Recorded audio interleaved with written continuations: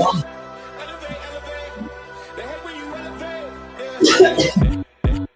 hate when you elevate. They stacking up losses, I'm handing them out, yeah, I had to go delegate. It feel like I'm floating, I'm lost in the moment, I swear I could levitate. They never believed that I would really fly, I had to go demonstrate. I had to set them straight. They hate when you elevate, elevate, elevate. They hate when you elevate, elevate, elevate. Yeah, they hate when you elevate, elevate, elevate. They hate when you elevate, yeah. I had to elevate. I'm way too fly. Yeah, I'm feeling myself. Ain't no chance I'm coming down, no. Got a soul view to myself, yeah. Why would I give it up? Why do they wanna come take my place? I work too hard for it, don't need a replacement. This my vocation. Remember the moments we trapped in the basement. Now the hard work is all taking me places. Started on bed like we trapped in the matrix. Bet on myself and go ball out in Vegas. Living a life like I'm rich and I'm famous. Don't see the grind that I know that it came with. I ain't make it this far for myself, yeah. I had to prove to everybody else. I had to set them straight, yeah. I had to ball, so I had to renovate. I know they hate when you elevate. They stacking up losses, I'm handing them out, yeah. I had to go delegate. It feel like I'm floating, I'm lost in the moment, I swear I could levitate. They never believed that I would really fly, I had to go demonstrate. I had to set them straight. They hate when you elevate, elevate, elevate. They hate when you elevate, elevate, elevate. Yeah, they hate when you elevate, elevate, elevate. They hate when you elevate, yeah. I had to elevate. Ooh, yeah. Why they wanna put me down? So much drip, yeah, I almost drowned in it. I can't come it down. Yeah. Good morning to you guys, man. Salute to you guys. If my sound's coming clear, let me know I'm good. I think I'm good. Shout out to you guys. Shout out to boxing. Shout out to the community. We are in the building, man. We are in the building. Great weekend of boxing. As usual, you guys know how we carry it. Tuesday is such a great day. It's our favorite day here at HCP Combat Media. Why? Because during the weekend, we're not around. We're doing things. We're catching boxing. We're working. You know what I'm saying? And we're doing what we got to do, provide for our families. But, during that time waits for no man. Things are happening in boxing. They're moving forward. And we all get to meet here on Tuesday to build on it, right? Get some real perspective as to what's going on. And you guys know this weekend, I feel like I got some cilantro on my teeth. I was eating some guacamole. Bear with me. I'm kind of paranoid looking at it. I'm good. Yeah, man. This weekend, obviously, we had a rematch between Alexander Usyk and Tyson Fury. Got to talk about that. We all went into that fight with expectations, so we'll talk about what happened. Right? Did what I thought was going to happen? Is that what happened? I think so for the most part. Right? Now, I did say to you guys that there was a chance that Alexander Usyk might even sit Tyson Fury on his pockets or stop him. Right?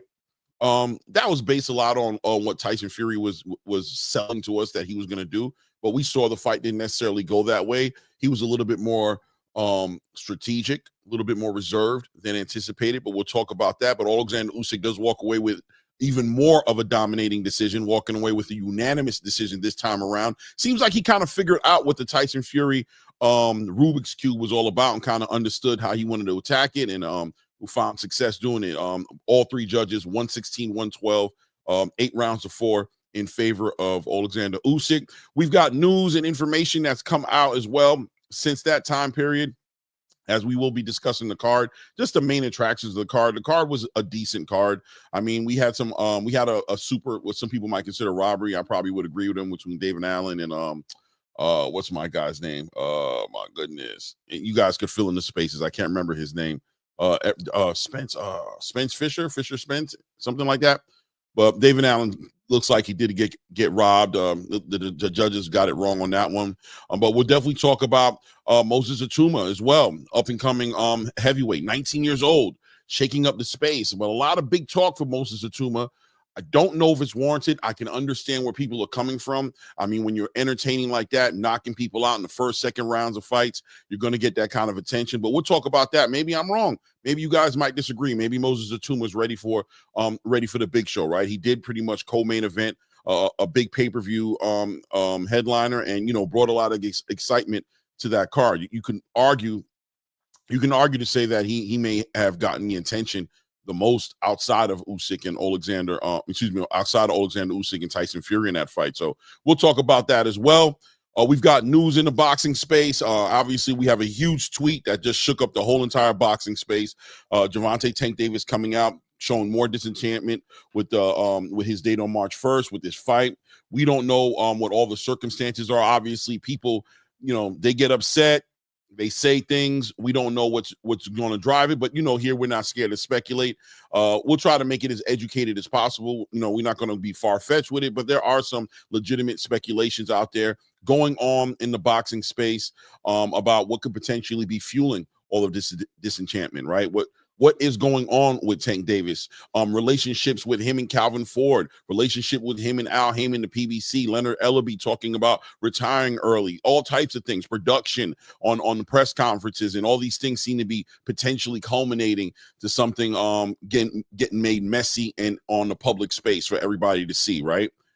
We've got news, Devin Haney and Teofimo Lopez negotiations going one way versus the other way. What's going on is Devin Haney ducking Teofimo Lopez, which seems to be the overall consensus across the boxing space right now. There's a lot of pressure being put on Devin Haney not taking this fight that Bob Arum said that he put out there for him, right?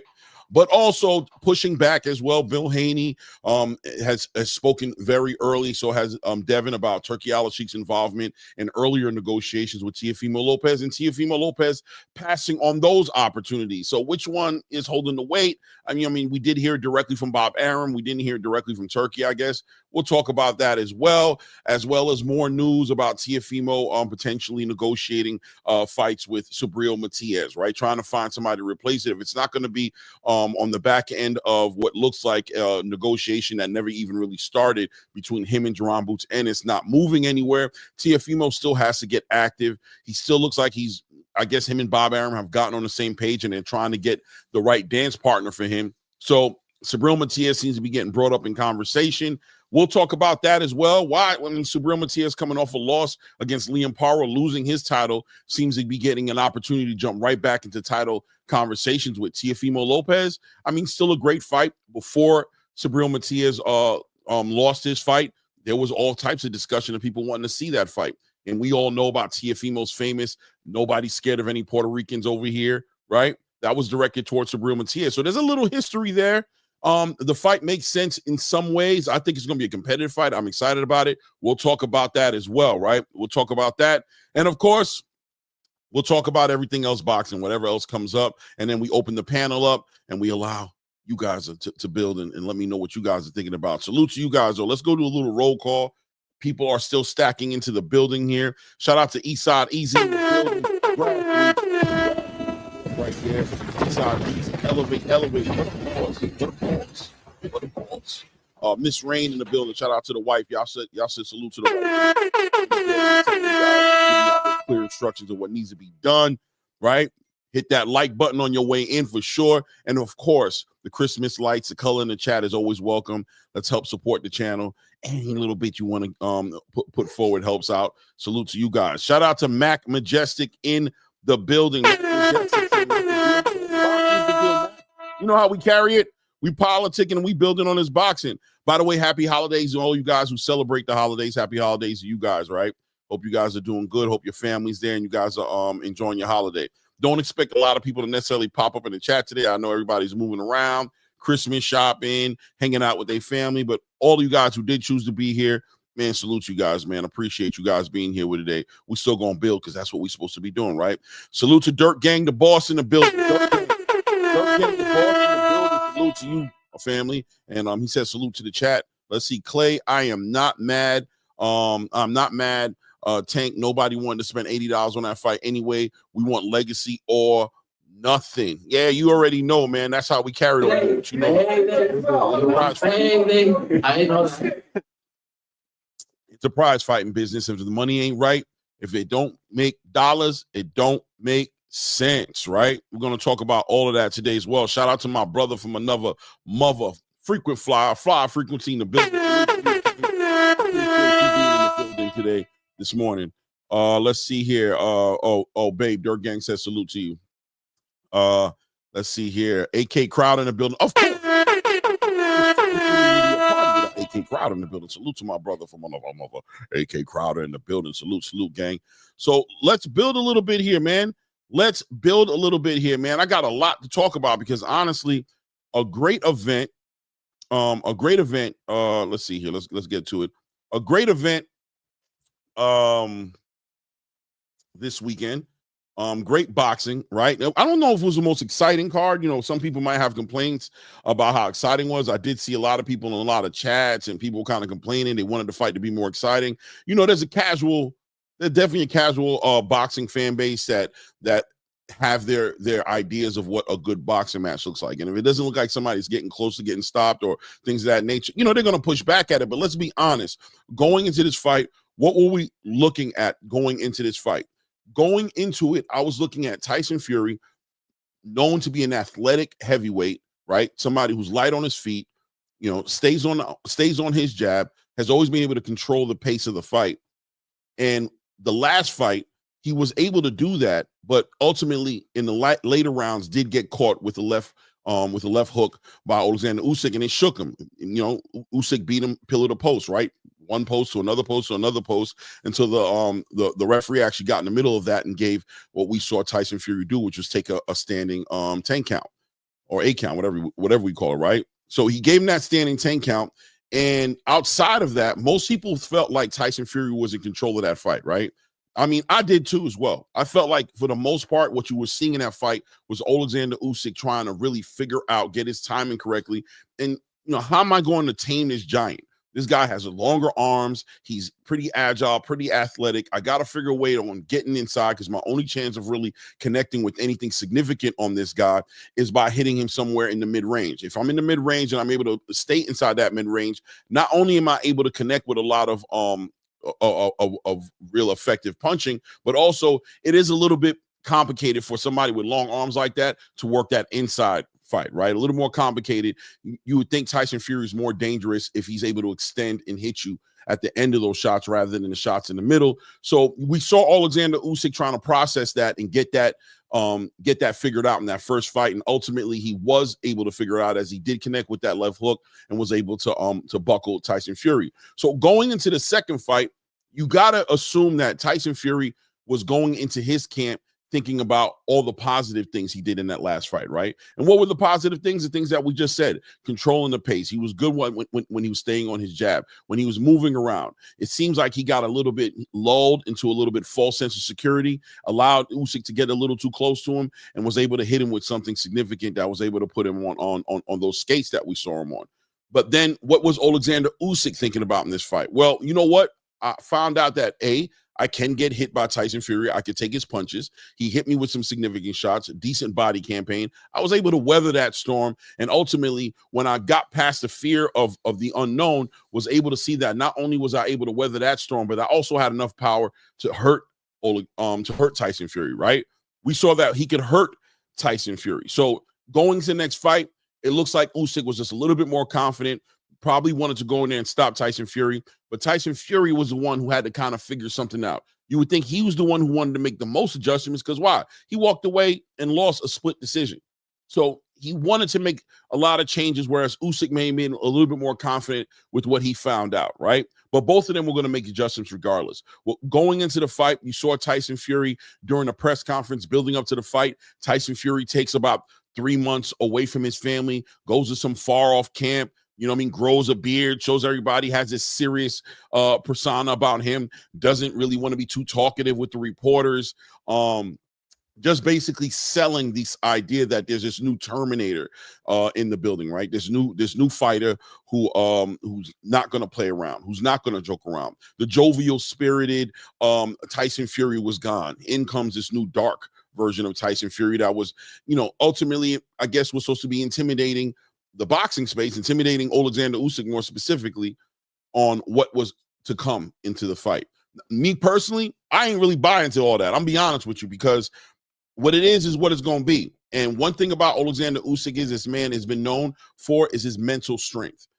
His will conquers all, right? Alexander Usyk finds a way to win the fight no matter what happens. No matter what happens, he's going to figure a way to win the fight. He doesn't fade away. He comes on even stronger in the second half of the fight. So all that determined to intimidate Alexander Usyk really, I think, fell on deaf ears. And I think it was clear in the press conference that Alexander Usyk wasn't really being faded or swayed left or right. Tyson Fury's objective of getting this man not focused or unfocused or focused on the wrong things didn't seem very effective even during a press conference. Now, one thing it did say, though, is that he took what happened in that last fight very seriously, right? He understood what happened in that last fight. He took his first loss very seriously. And that was going to play its part. That was going to play its part in this fight, because we were going to have to see if Tyson Fury was going to become very reserved, a little bit of PTSD, right? Was he going to be too concerned about the shots that were coming back at him, being that he did get hurt? And what was that going to look like for Tyson Fury? I mean, he's talking about being aggressive, but you guys know as well as I do that when you're punching, you're there to be punched. When you're offensive, you're probably pulling away a little bit from your defense. It's about balancing the game out, of having just enough defense and just enough offense to have that balanced approach to your strategy. But if he was too much in his mind about the shots that were coming back at him, how offensive did we think, or how effective was his offense going to be against Alexander Usyk, right? So Tyson Fury starts the fight off. He comes, he takes the middle of the ring. He doesn't go back. He fights on the front foot. He stays on the jab. He stays on the straight right hand coming down the middle. He was trying to catch Alexander Usyk with a lot of those check hooks on the way out, right? As Alexander Usyk was working his way, keeping his right foot on the outside of Tyson Fury's left foot, as he was trying to keep Tyson Fury moving in one direction. He wanted to keep Tyson Fury right on the line, right? He wanted Tyson Fury's head and his body to be right there in front of his left hand, as that he wanted that left hand to be the shot that was going to make the difference in the fight, and using his right hand to pretty much keep Tyson Fury's straight jab a little bit busy, as they were pawing at each other a lot, and also, bringing down those check right hooks to the body, straight left hands to the body. And he wanted to start that body campaign, probably anticipating that Tyson Fury was going to be a little bit more mobile. And also, obviously we're going to hit what's closest to it, what makes more sense. This is a 6'9" phenom of a heavyweight, and you're a 6'3" guy. You're not going to be aiming for his head the whole entire time. What's in front of you is his body, that torso, right? So that's what Alexander Usyk was aiming at. Looks like that impressed a lot of the judges. What were the judges thinking going into this fight? They were probably thinking, all right, we expect Tyson Fury to be offensive, and the more offensive we see him, the more we're able to see him move Alexander Usyk backwards. Maybe Tyson Fury was going to try to initiate a lot more clinching. I honestly believe that these judges always go into these fights having an idea of what it looks like for their fighter to win the fight, right? They always look at it like, all right, Tyson Fury, if he's winning the round, this is what it's going to look like. And if Alexander Usyk is winning the round, this is what his rounds are going to look like. And I think what you saw was Tyson Fury wasn't able to implement his game plan. And the more he wasn't able to do it effectively, the more it affected the judging, right? So Tyson Fury trying to initiate the clinches. He comes into the ring. He weighed in like 282 pounds the day before, which was heavy in comparison to what he did in the first fight. So obviously he wanted to be able to absorb shots a little bit better, maybe also use that weight to lean on Alexander Usyk. He wasn't really able to do that effectively, right? Alexander Usyk was always able to use his lateral movement to spin Tyson Fury around, keep the fight in the middle of the ring, and wasn't allowing Tyson Fury to get close enough to actually initiate effective clinching. He had his moments, but for the most part, it wasn't working for him. So Alexander Usyk, with his movement, with his athleticism, was keeping Tyson Fury moving around, keeping him guessing as he was attacking the body, and periodically would come up top with a left hand that Tyson Fury did a good job of catching, right? You could see he made the adjustments in his camp to stay away from that left hook. He knew that he didn't want to get hit with that shot, and he was catching a lot of those shots. But I would say about mid-round, you started seeing Alexander Usyk become more effective. Dare I say, Tyson Fury started to slow down a little bit. The conditioning started to come under question. He started to become way more flat-footed, even though he was flat-footed for the most part. But I think he ended up becoming a lot easier to deal with because he wasn't moving around as much as guys expected to move around, right, guys? Let's be honest. He just did not move around the way we thought he was going to move around, the way we thought he'd be effective. And I question that, him working with Sugar Hill. You know, the old Tyson Fury was needed in this fight to beat Alexander Usyk. And that guy, ever since he came back, ever since that first fight with Deontay Wilder, it seems like that guy wasn't back around anymore, right?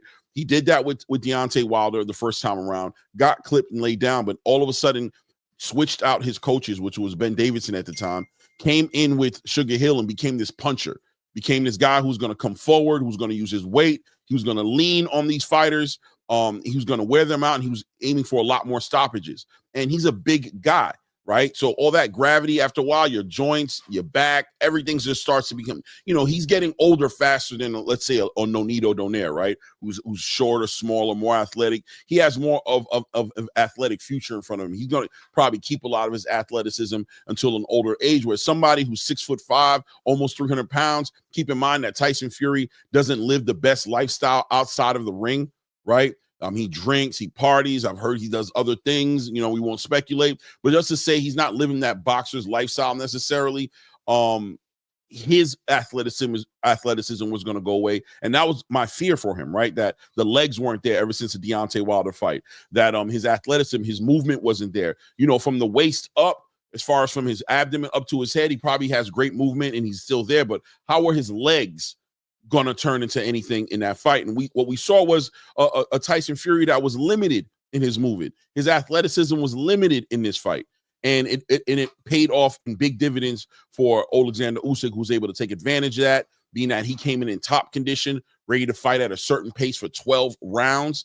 All of that started to wear and tear on Tyson Fury as Alexander Usyk started to move away with the rounds, take these rounds. Tyson Fury not having any answers, not having any adjustments, any way to kind of get in front of what Alexander Usyk was doing. But he was able to protect himself. He was able to stop himself from getting hurt or stopped or not, put on his pockets. But ultimately, the judges found it one direction, a unanimous decision for Alexander Usyk at the end of the 12th round, scoring it 116, 112 across the board.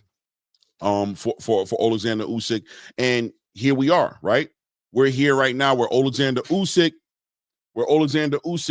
is two times, has beaten Tyson Fury 2 times, has beaten Anthony Joshua twice, has beaten Daniel Dubois. And we got to talk about what that looks like the day after, right?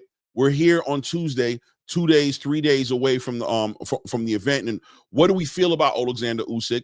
What's next for Alexander Usyk? And Tyson Fury, what's next for him, right? We got to talk about all these things today. Let me go ahead and do a little check on the chat. I know everybody's in the building, and I want to make sure I get everybody who's here. Let's see here. Where did we leave off here? Rusty Cage in the building. Salute. We'll talk about it, Rusty. We'll talk about it. Jesus, man, you guys are relentless in the building. DG0082, GG0082. What up? Don't waste your time with inactive flame boys like Tank and Spence. Let's talk real boxing.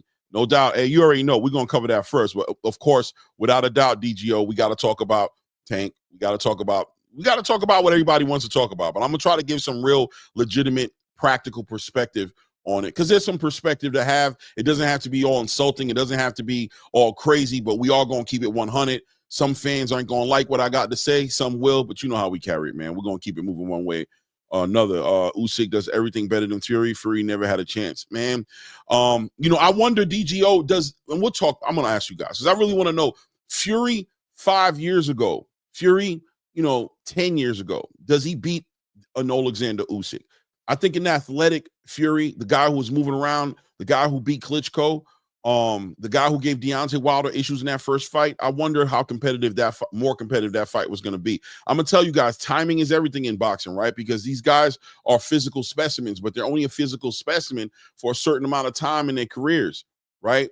And if you catch them outside of that box, outside of their prime time, it's kind of hard to judge it. But regardless, Usyk, that's not Usyk's fault. He still shines and does what he does, right?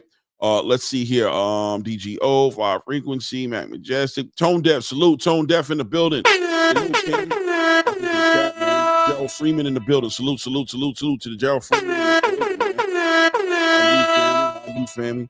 Let's see here. Didn't even watch the fight. Usyk wanted it more, and you could just tell Fury drinks off season. There has to be a design skill, not just skill. 100%, Tone. Like I said earlier, man, your lifestyle outside the ring, he's going to manifest in the ring. I said the same thing about Errol Spence and Terrence Crawford. These are the times they come and they bite you. They bite you at your most on the biggest stage, in front of the biggest lights, at the biggest opportunity in your life for legacy. When you're fighting somebody across the ring who's ultimately been preparing themselves for this show their whole entire life, and you've been just sleeping on your ability. And we're going to talk about it all, because honestly, we got to also speak about this heavyweight era that Tyson Fury was supposedly one of the best fighters in, a heavyweight division that really was lackluster, to say the least. A lot of, fat, out of shape, really not exciting. Heavyweight boxing is just now starting to have a resurgence, but we're seeing a new generation of heavyweights coming in. We're going to talk about Moses Atuma's performance, obviously, and Daniel Dubois seeming to be getting ready to reign as one of the most dangerous or the most dominant heavyweight in the division very soon, outside of obviously Alexander Usyk. So Tyson Fury reigned over a certain era, but here comes this, what people call a middleweight, but let's just say a cruiserweight, moved up to heavyweight division fighter, and he's able to dominate a lot of these fighters, right? He's able to dominate them. And we've seen Holyfield do the same thing at one point in time when he made his move up. But still, does that take away from Usyk's accolades to a certain degree when they're talking about a pound for pound best boxer of, of an era? We'll talk about it. Right? Let me continue to go down here. Mule. Salute to Mule in the building, man. Oh, he's talking to you, DGO. You guys figure that out. All right. Let's say no way. And salute to the GOAT 95. Yeah, man. So back at it. So here we are on the back end of this. Let's get into first of all, what's next for Tyson Fury at this point. Tyson Fury takes his second loss to Alexander Usyk. Doesn't seem to have any answers, but is he a bum? No, Tyson Fury is not a bum, right? But look, we can be honest and say that at the end of the day, he wasn't able, and he's not good enough to beat the best of the best, right? And that's what happens when a great fighter gets in front of, when a great short fighter gets in front of a good tall fighter. We see how that ends up being. And it turns out Tyson Fury is just good. He's not great, at least anymore. Maybe he was at one point in his life, but now with who he is, he has to deal with what God has given him, right? But is he done? What's next for Tyson Fury at this point, who's decided to go spend time with his family that he stayed away from for 3 months? I think the obvious challenge for Tyson Fury on the table in front of him is Anthony Joshua. That's where the money's at. It's a hometown fight in England. A lot of people will show up, probably sell a lot of pay-per-views. A lot of people are gonna want to watch that fight. You got to think at this point in Tyson Fury's career, he's not thinking about legacy that much anymore. He's probably thinking about his biggest paydays. Anthony Joshua seems to be the most realistic option in front of him. There's no more rematch with Usyk at this point, who has nothing left to prove. That's probably where I see Tyson Fury moving on to. Obviously, he's a little sour, feels like he won the fight, feels like he did enough to win the fight. I'm not going to say he's delusional. The fight was a very competitive fight. I know people would like to paint it as if it wasn't competitive, but ultimately, Usyk just knows how to win rounds, right? And this was a fight that was going to get one round at a time, and Usyk is able to do that. Tyson Fury still him, Anthony Joshua. That's how I'm probably going to look at it. That's probably what I'm going to see. Alexander Usyk, pound for pound, number one in the world on a lot of people's list right now, which I can't really argue with that much when you look at all that he's accomplished exclusively in this year, as well as his whole entire reign in boxing, being an undisputed champion in the cruiserweight division, coming up to heavyweight, beating the likes of a Daniel Dubois, even though there's some shade over that fight based on what Daniel Dubois was able to hit him with as far as that body shot is concerned, and the referee looking at that as a low blow. Most people, I think, agree it wasn't a low blow,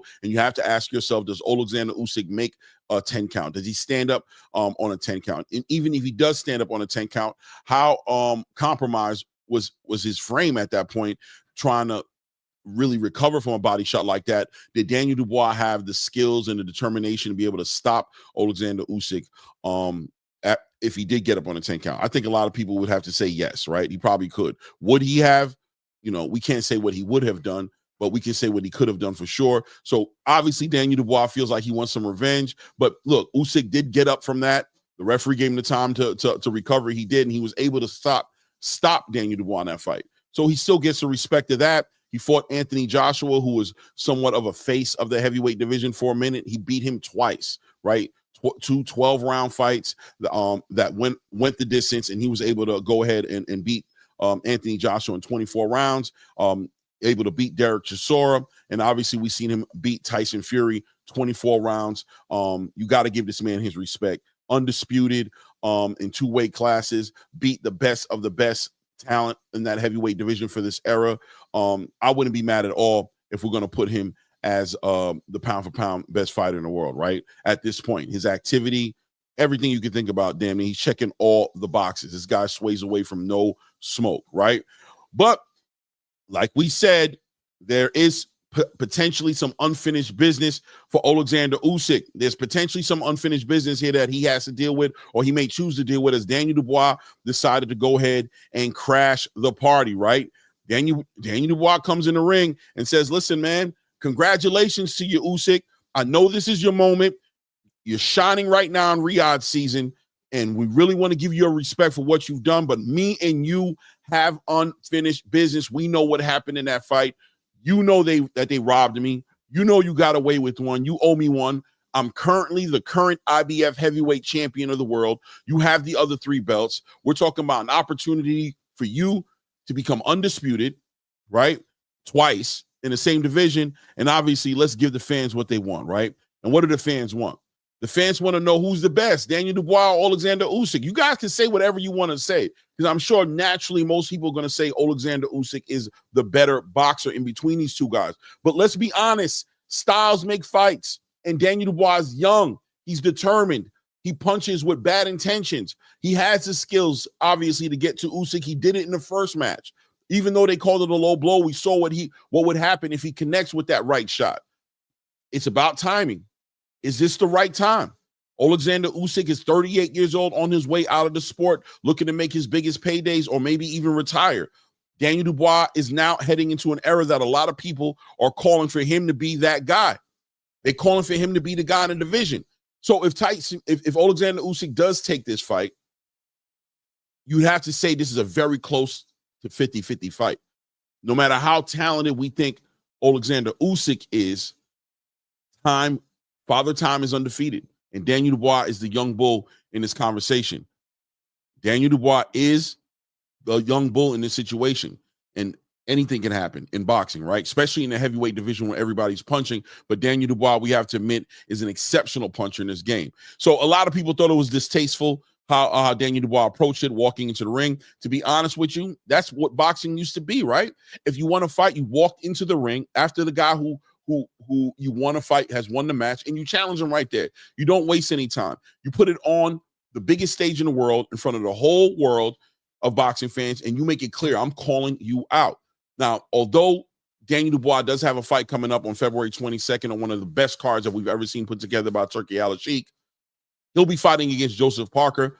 Joseph Parker having somewhat of a resurgence in the boxing game right now. Coming off with some great victories, Deontay Wilder beating Zhilei Zhang, seems to be heading in the right direction, training with Andy Lee, and obviously close friends with Tyson Fury as well. So he's really seems to be coming into a second breath of some sort, right? He's getting a second win in the sport, and he's not there to be slept on. And some people might say that Daniel Dubois deciding to jump in the ring and challenge Alexander Usyk, maybe he's overlooking Joseph Parker a little bit, right? Maybe he is overlooking him a little bit. I don't know, man. I'm gonna be real with you guys. I do question if his focus is where it's supposed to be. He has a great corner, a great camp as far as his father's concerned, as far as his trainer Don Charles is concerned. But one fight at a time, Daniel, right? But there is time. I mean, Alexander Usyk is looking to get back to his family, get back to what he does. Daniel Dubois has made his intentions clear, but we can't even think about Daniel Dubois fighting Alexander Usyk until he gets to Joseph Parker. Let's see how that one ends up turning out, right? Moving forward on the undercard, of course, there was some great fights. Serhii Bohacek dominates Ishmael Davis in a WBC eliminator fight, ends up stopping him in the late rounds. Look, Ishmael Davis looked pretty good in this fight in the beginning. I thought he did a great job at controlling the distance, attacking the body, moving, spinning Serhii around, understanding he didn't want to get in that mid-range melee with Serhii Bohacek, where he seems to be the most dangerous at.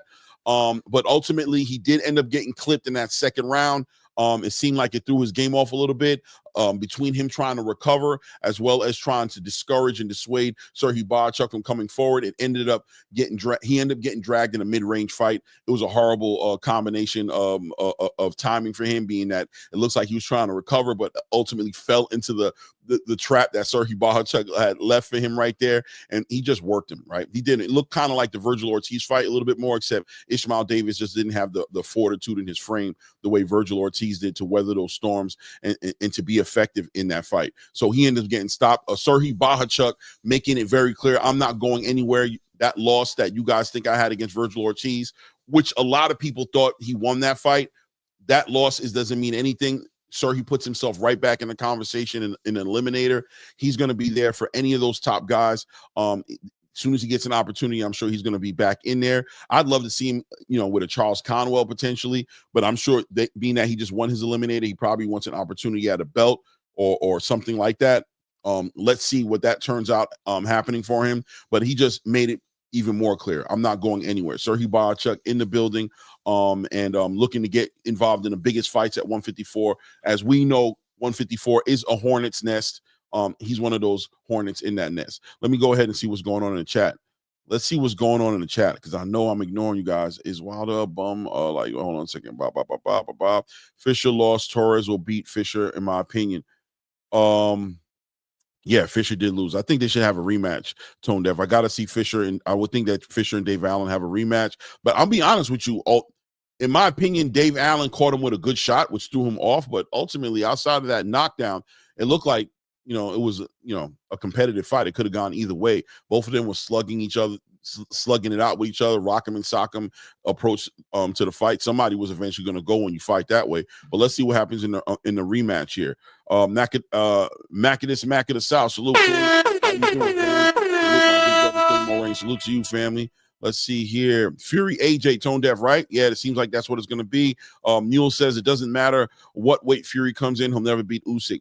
Yeah, man, he came in heavy, though. It definitely doesn't look like it helped him. It looks like coming in heavy like that may have helped him on his ability to absorb shots, potentially. But for the most part, yeah, it just seemed like it slowed him down for the most part.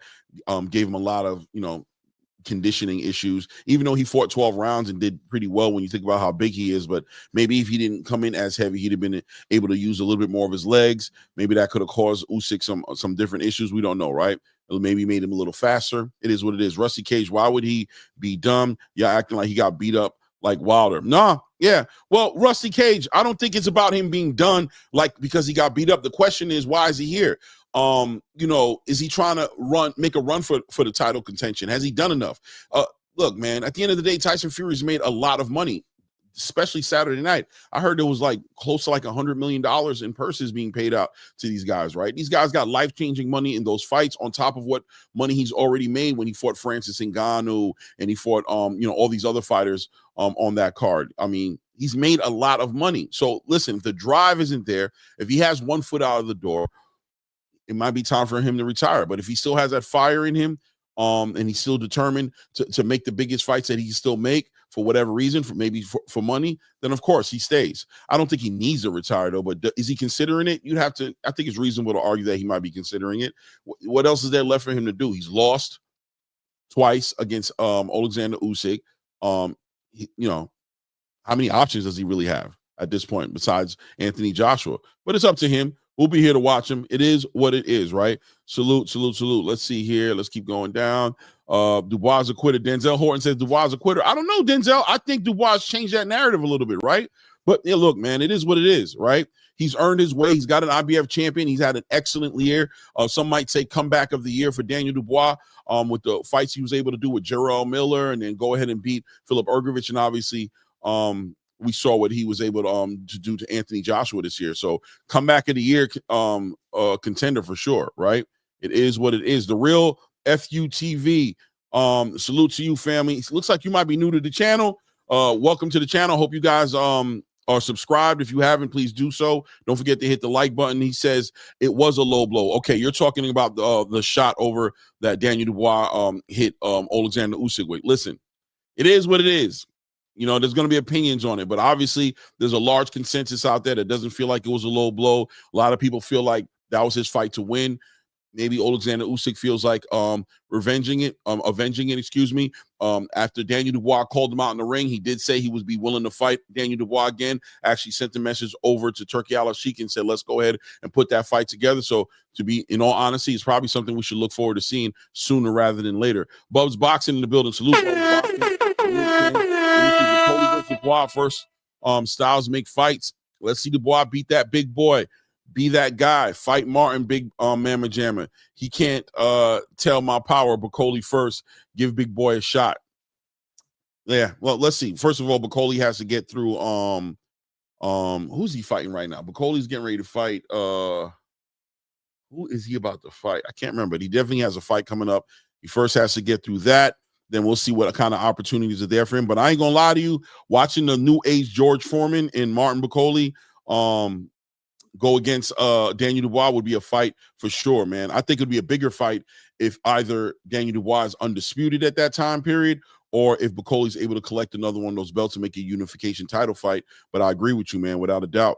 Let's see here. Let's scroll down. Bub said, oh, so now we know why Haney wants to come in 165 against 135 pounders, so he can have advantage to absorb their punches better, and people make excuses for these weight bully tactics. It's possible, Buzz Boxing. I ain't gonna lie to you. You know what I mean? Look, man, there's no secret, man. This is the boxing game. They say everybody who's not a heavyweight is a weight bullying boxing, right? Because the heavyweights don't have a certain weight to make. But when you're dealing with all these lower weights, they have a certain weight to make, and most of them are cutting weight to get there.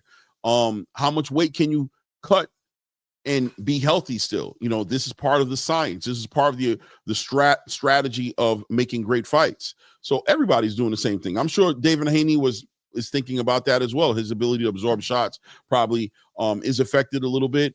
But at the same time, we saw what happened with him and Ryan Garcia when he had a bad weight cut. So when he has bad weight cuts, his ability to take the shots actually diminish a lot, right?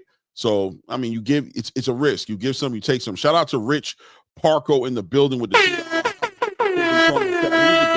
of era. Usyk, Nello, or Bud. Usyk, Nello, or Bud of the era. What do we mean by the era? We talking about like past 10 years? I mean, who's the best fighter of the era? Man, I probably got to go with Bud, man. I'm not going to lie to you, man. I just think, you know what I mean? I just got so much respect for that man's journey and his legacy and what he's done up to this point. I think that Errol Spence victory was significant. There's not a lot of people, none of those guys mentioned had victories like that. I didn't see Canelo had an opportunity to do that with, I guess, maybe Floyd Mayweather at some point, but didn't do it. Like he's pretty much been the favorite in most of the fights that he goes into. And I think Bud was a favorite as far as like the gambling lines and everything in Vegas was concerned. But a lot of people didn't think that fight was going to be as one-sided as it was. Him stopping Errol and putting him down 3 times, you know, amazing fight. I don't know, something I have to think about. Just off my hip, though, I'd probably go with Bud. Usyk did some significant things as well. But once again, we can talk about the heavyweight division and where it was at. It seemed like primed, right time period for somebody like Usyk to come in and take advantage of a division with a lot of old fighters that weren't in their prime, out of shape. You know, Derek Chisora old, out of his prime.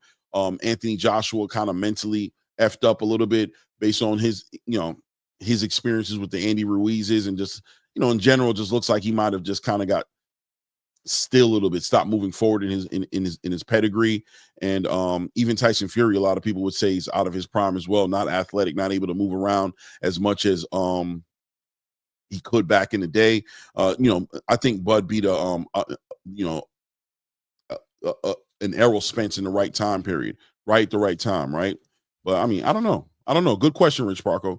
Thanks for the love. Thanks for the call in the chat. You know what I mean? Appreciate you, man.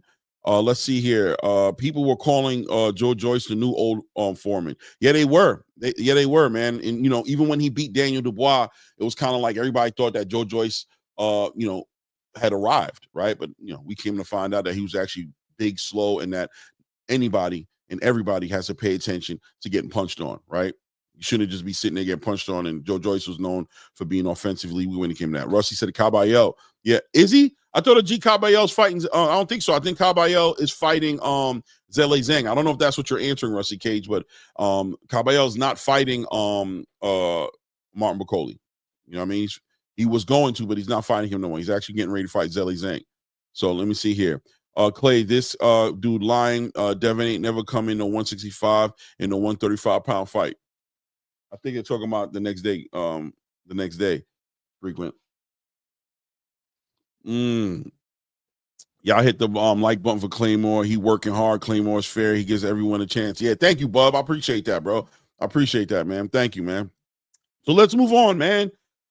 Let's move on here. Hold on a second here. Let's go ahead and take this off the screen. Bop. Let's get back over here. Moses Atuma wins and impresses again, man. He does it again, ladies and gentlemen. Moses Atuma, he was favored, 19-year-old phenom coming out of the UK, really showing his ability to deliver, obviously, a lot of knockout power. We love to see that in the heavyweight division. Fast, and doesn't seem to have anybody who can really do anything in front of him. And then putting down, I can't even remember this guy's name, to be honest with you right now. Off the top of my head, I really can't remember his name. I'm kind of embarrassed a little bit. It is what it is, though, right? But at the end of the day, Moses Atuma ready. Is he ready for the top 10 heavyweights? Big talk coming out of that camp over there. Moses Atuma's camp talking about they'd love to see him in front of a Joseph Parker. Styles make fights. There's opportunities up there for him. He's a young heavyweight, developing and doing well. Anybody who they put in front of him, he's able to pretty much get rid of them. But is he ready for the top guys? Most of the time, I would say that fighters need that time to develop, but in the heavyweight division seems to be a unique division. He's a strong, ready to go, fast, somewhat athletic puncher of a heavyweight fighter. I don't know, man. Is he ready? I don't know. I'll be honest with you. But there are fights there for him to get into, right? You got Frank Sanchez there. You got Jared Anderson. You got Jarrell Miller. You got Andy Ruiz. There are fights out there. Does he need to get in the ring right now with, let's say, like they said, a Joseph Parker or Zhilei Zhang or Martin Bakole or Daniel Dubois? I don't know if he necessarily needs to do that just yet, but I can see where people are at with it. It's going to be interesting to see how they move him because he is getting a lot of attention. He pretty much co-headlined a big pay-per-view card, got a lot of attention there, was able to step up and perform, show the whole world what the Moses Atuma business of boxing looks like. And I think a lot of people want in. You got to think Turki Al-Sheikh wants in. He probably doesn't mind testing him and putting him in a fight with a big heavyweight, right? But the heavyweight division is a unique division. Everybody's punching. And if you catch this kid the wrong way, you could change his whole career. You put him in front of a Martin Bakole, if it goes good, it goes good. But if it goes bad, ouch, right? Ouch. So let's see what they decide to do with him. I don't know if I'm ready to see him in there with top 10 heavyweights. Well, let me pull that back. I'm ready to see him wherever he wants to go because he's an exciting fighter. And if Moses Atuma is on the card, you already know what to anticipate to see. So I'm definitely ready to see him do that. But is he ready yet at 19 years old? Is this kid ready? Is he like a Mike Tyson? Mike Tyson was a unique kind of boxer, right? He was just ready. He was just a heavyweight. He was just a puncher. Came in with no legitimate reason on paper to believe him that he was going to be who he was. He was short. He was light, smaller than everybody he fought against, but he was just a puncher of a puncher, right? Does Moses Atuma bring that X factor in yet? Possibly. We'll see how that turns out for him. You know what I mean? Let's see here. Oscar De La Hoya and Eddie Hearns talk 6v6. Guys, you guys know how I feel. You know how I feel about what Turki Al-Sheikh is bringing to the table right now in the boxing space, right? You guys understand how I feel about it. He's bringing all the promoters together, right? That's what he's doing. He's bringing all of the promoters together, and that's a great thing for boxing. As you guys know, Top Rank, Bob Arum, rumors going that this will be his last year, their last year with ESPN, and that the Top Rank company is supposed to be going over to DAZN, joining the likes of Golden Boy, joining the likes of Matchroom, obviously, right? Joining other boxing promotional companies, and all of them being on the same platform, the Zone, to go ahead and put boxing out there, which is great. Why? Because now it's going to be easier for the cross promotion, for fighters to fight each other, being that there's no longer any network wars going on. Obviously, we have one company who's sitting on the outskirts, the PBC, who hasn't made up their minds how they're going to move. Well, I mean, maybe they have. They decided they were going to go with Amazon Prime. Looks like that relationship's a little bit shaky as far as their ability to put out as many shows as they want. We'll see what they do in 2025. But, you know, Oscar De La Hoya and Eddie Hearn has had what looks like at this point, with hindsight, looks like to be a friendly little rivalry going on, right? A rivalry where Oscar De La Hoya has been holding Eddie Hearn accountable for his fighters losing, and that you know, he's not properly matchmaking his fighters, and you know, basically saying that his stable is better than what Eddie Hearn brings to the table. And, you know, Eddie Hearn's obviously going to push back at it, but ultimately they were able to meet at Riyadh season, and this is the beautiful thing about what Turki Al-Sheikh brings to the table. These guys are able to meet up, have lunch, talk business, and chop it up, and understand that there's a lot of great business that there is to be made between us. The boxing space wants to see our fighters fight each other. We are boxing promoters. We want to make the biggest fights. Nothing that was said was below the belt. I mean, I think Oscar De La Hoya did kind of speak a little bit about Eddie Hearn maybe having some outside, you know, fraternizing issues with some of the female fighters that he may be representing. But, you know, he pulled that back. At the end of the day, no harm, right? No love lost. They're able to put together something big, and it looks like right now they are in current negotiations for a 6v6. You know, we know about the 5v5 that Eddie Hearn and Frank Warren did. Well, they'll be doing a 6v6 between each other, and I'm hearing rumors as high as Ryan Garcia potentially fighting Jerome Boots Ennis and things of that nature, right? So big fights. Anticipating to see that in 2025. Want to see what that looks like, as they both confirmed in an interview that they are working on it. They're both on the same page at an interview on Riyadh season. So this is not a rumor. This is legitimately in the works. Can't wait to see what that ends up looking like. Great boxing ahead. And, you know, you got to segue into Turki Al-Sheikh, continue to show improve, right? He's showing improvement to the whole boxing space, despite all the hate, despite all the narratives that people are trying to push out there. Doesn't change. This train is not going to be derailed. He plans on bringing boxing back in rare form, right? Bought Ring Magazine earlier this month. You know, actually issued and gave Alexander Usyk the Ring Magazine belt. And says that he's going to stay out the way. He wants to keep Ring Magazine independent. He just wants to be a dependable source of information in the boxing space. You can't. If you are a real boxing fan, you got to be excited to see that somebody with the resources, right, to invest into boxing, because that's what this sport has always needed, was the ability for somebody to go ahead and invest in it. Boxing is a sport that without money, it can't drive. We got a whole entire stable of fighters that are prize fighters. And Turki brings that element into the conversation. And that being said, you know what I mean, you got to be excited about what Turki Al-Sheikh is doing. You got to be excited to see what he's going to be doing in 2025 as he brings the sport in, right on the back end of obviously Gervonta Tank Davis complaining about what he got going on over there. PBC coming off of 5 events. I mean, look, man, Turki Al-Sheikh is a welcome breath of fresh air for boxing fans who want to see the best fight the best. You got to keep it 100, right? So let's move on to some of the drama that's going on in the boxing space right now. Salute to everybody in the building. What's going on here? Easy Walters in the building. Salute. YG Knight in the building. Salute, King. How you? Oh, non-fingers in the building. Shout out to you, Bradley. What's good? Big brother from another mother.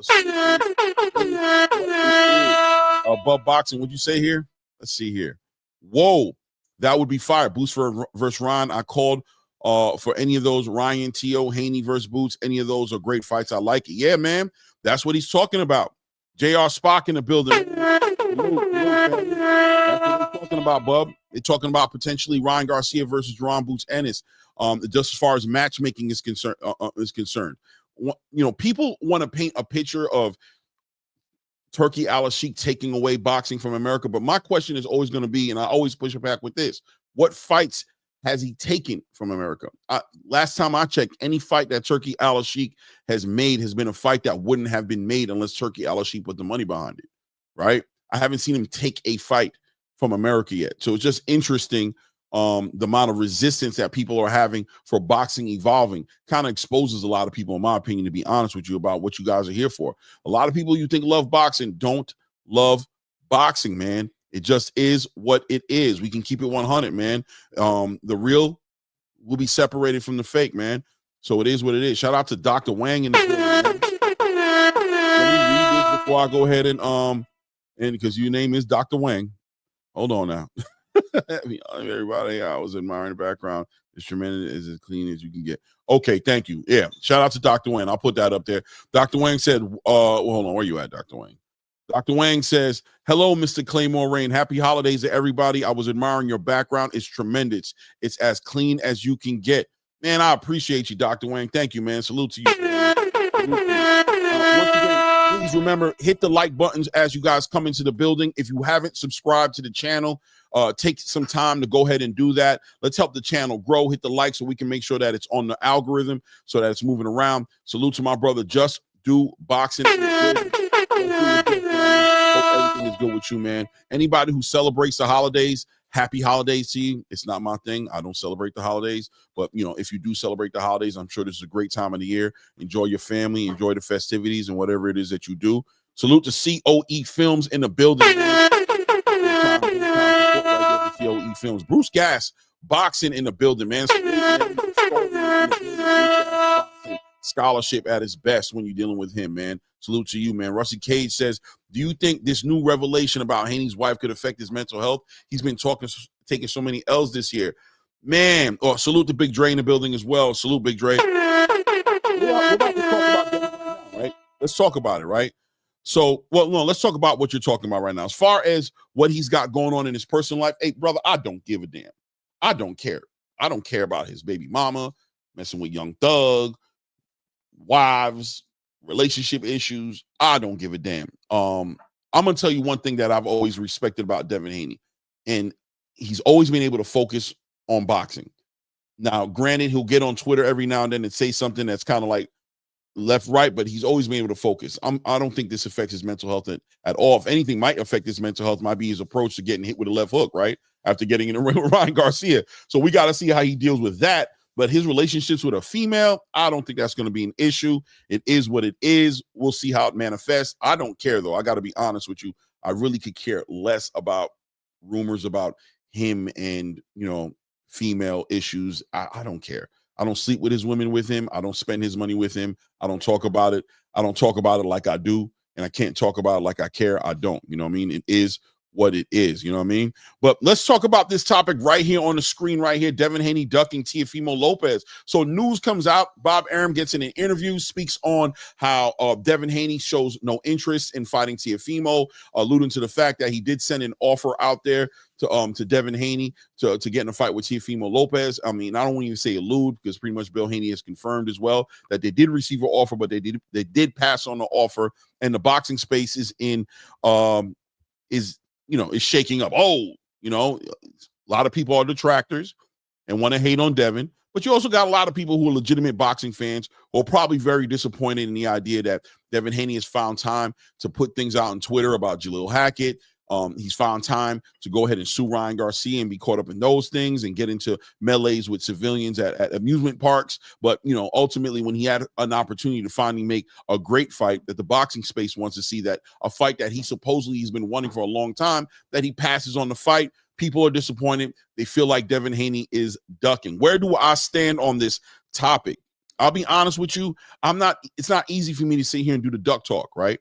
I'm not going to say it's duck talk. I can be honest and say that at the end of the day, the business of boxing doesn't involve us. You know what I mean? It is what it is, right? And what do I mean by that? It means that there's also rumors going around, circulating, saying that Devin Haney had Turki Al-Sheikh offer Teofimo a huge offer to make a big fight between them and Riyadh. Well, we know that Devin Haney was going to make obviously a lot of money, and obviously Turki Al-Sheikh as well was going to, not Turki Al-Sheikh, Teofimo Lopez was going to make a lot of money. He passed on the opportunity. Why? We may never know. Was Teofimo ducking Devin Haney? A lot of people said that Teofimo was ducking Devin Haney back in the day when Teofimo was a unified 135-pound champion, and Devin Haney was holding a WBC belt and was trying to unify. to go to Undisputed, and that he refused to fight him. Then he ended up fighting a George Kambosos that ended up beating him in a split decision, right, where he lost all of his belts. People thought that Teofimo ducked there. It all depends on how you look at it. Look, guys, at the end of the day, business is a very important part of prize fighting. And when you get to a place where Devin Haney is at right now, where he's used to making millions of dollars, you obviously can see Devin Haney hasn't been in the ring and hasn't even mentioned who he plans on fighting next because of rumors going around that they're trying to shortchange him, that they don't want to pay him as much money as they paid him before he fought Ryan Garcia.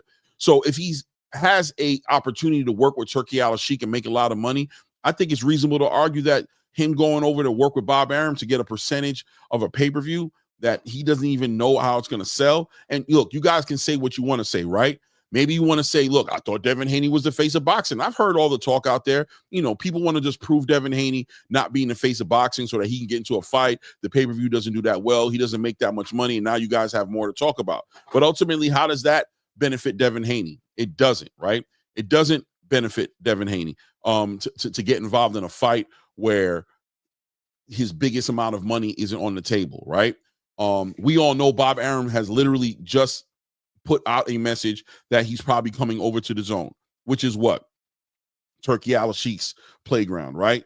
Why would Devin Haney sit there and take a deal right now for a certain split on a pay-per-view when he could probably wait for either Bob Arum and Top Rank to come over to the zone, or where, you know, he can honestly wait for the real offer to be taken advantage of, which is Bob Arum and Teofimo actually agreeing to come over on a Riyadh season card and making the most money that they can make. So I don't know. I'm not here to discuss and do business with them, but is Devin Haney a duck for not taking an offer to fight Teofimo Lopez on Top Rank? I don't think he is. I don't think he is a duck. I think it's business over everything. And I think sometimes you guys got to wait and be patient to watch how these things develop negotiation-wise. It has to make sense money-wise for these guys. They're big prize fighters before they get in the ring. Teofimo really has no real legs to stand on. He hasn't even made over $1 million, supposedly. That, according to what he said on the It Is What It Is podcast, right? He's never brought home $1 million. So, you know, for him, it's an opportunity, obviously, to put his name in the conversation of being a big prize fighter. For Devin Haney, he's been doing this, right? Whether you think he deserves it, whether you think he warrants it, it doesn't matter.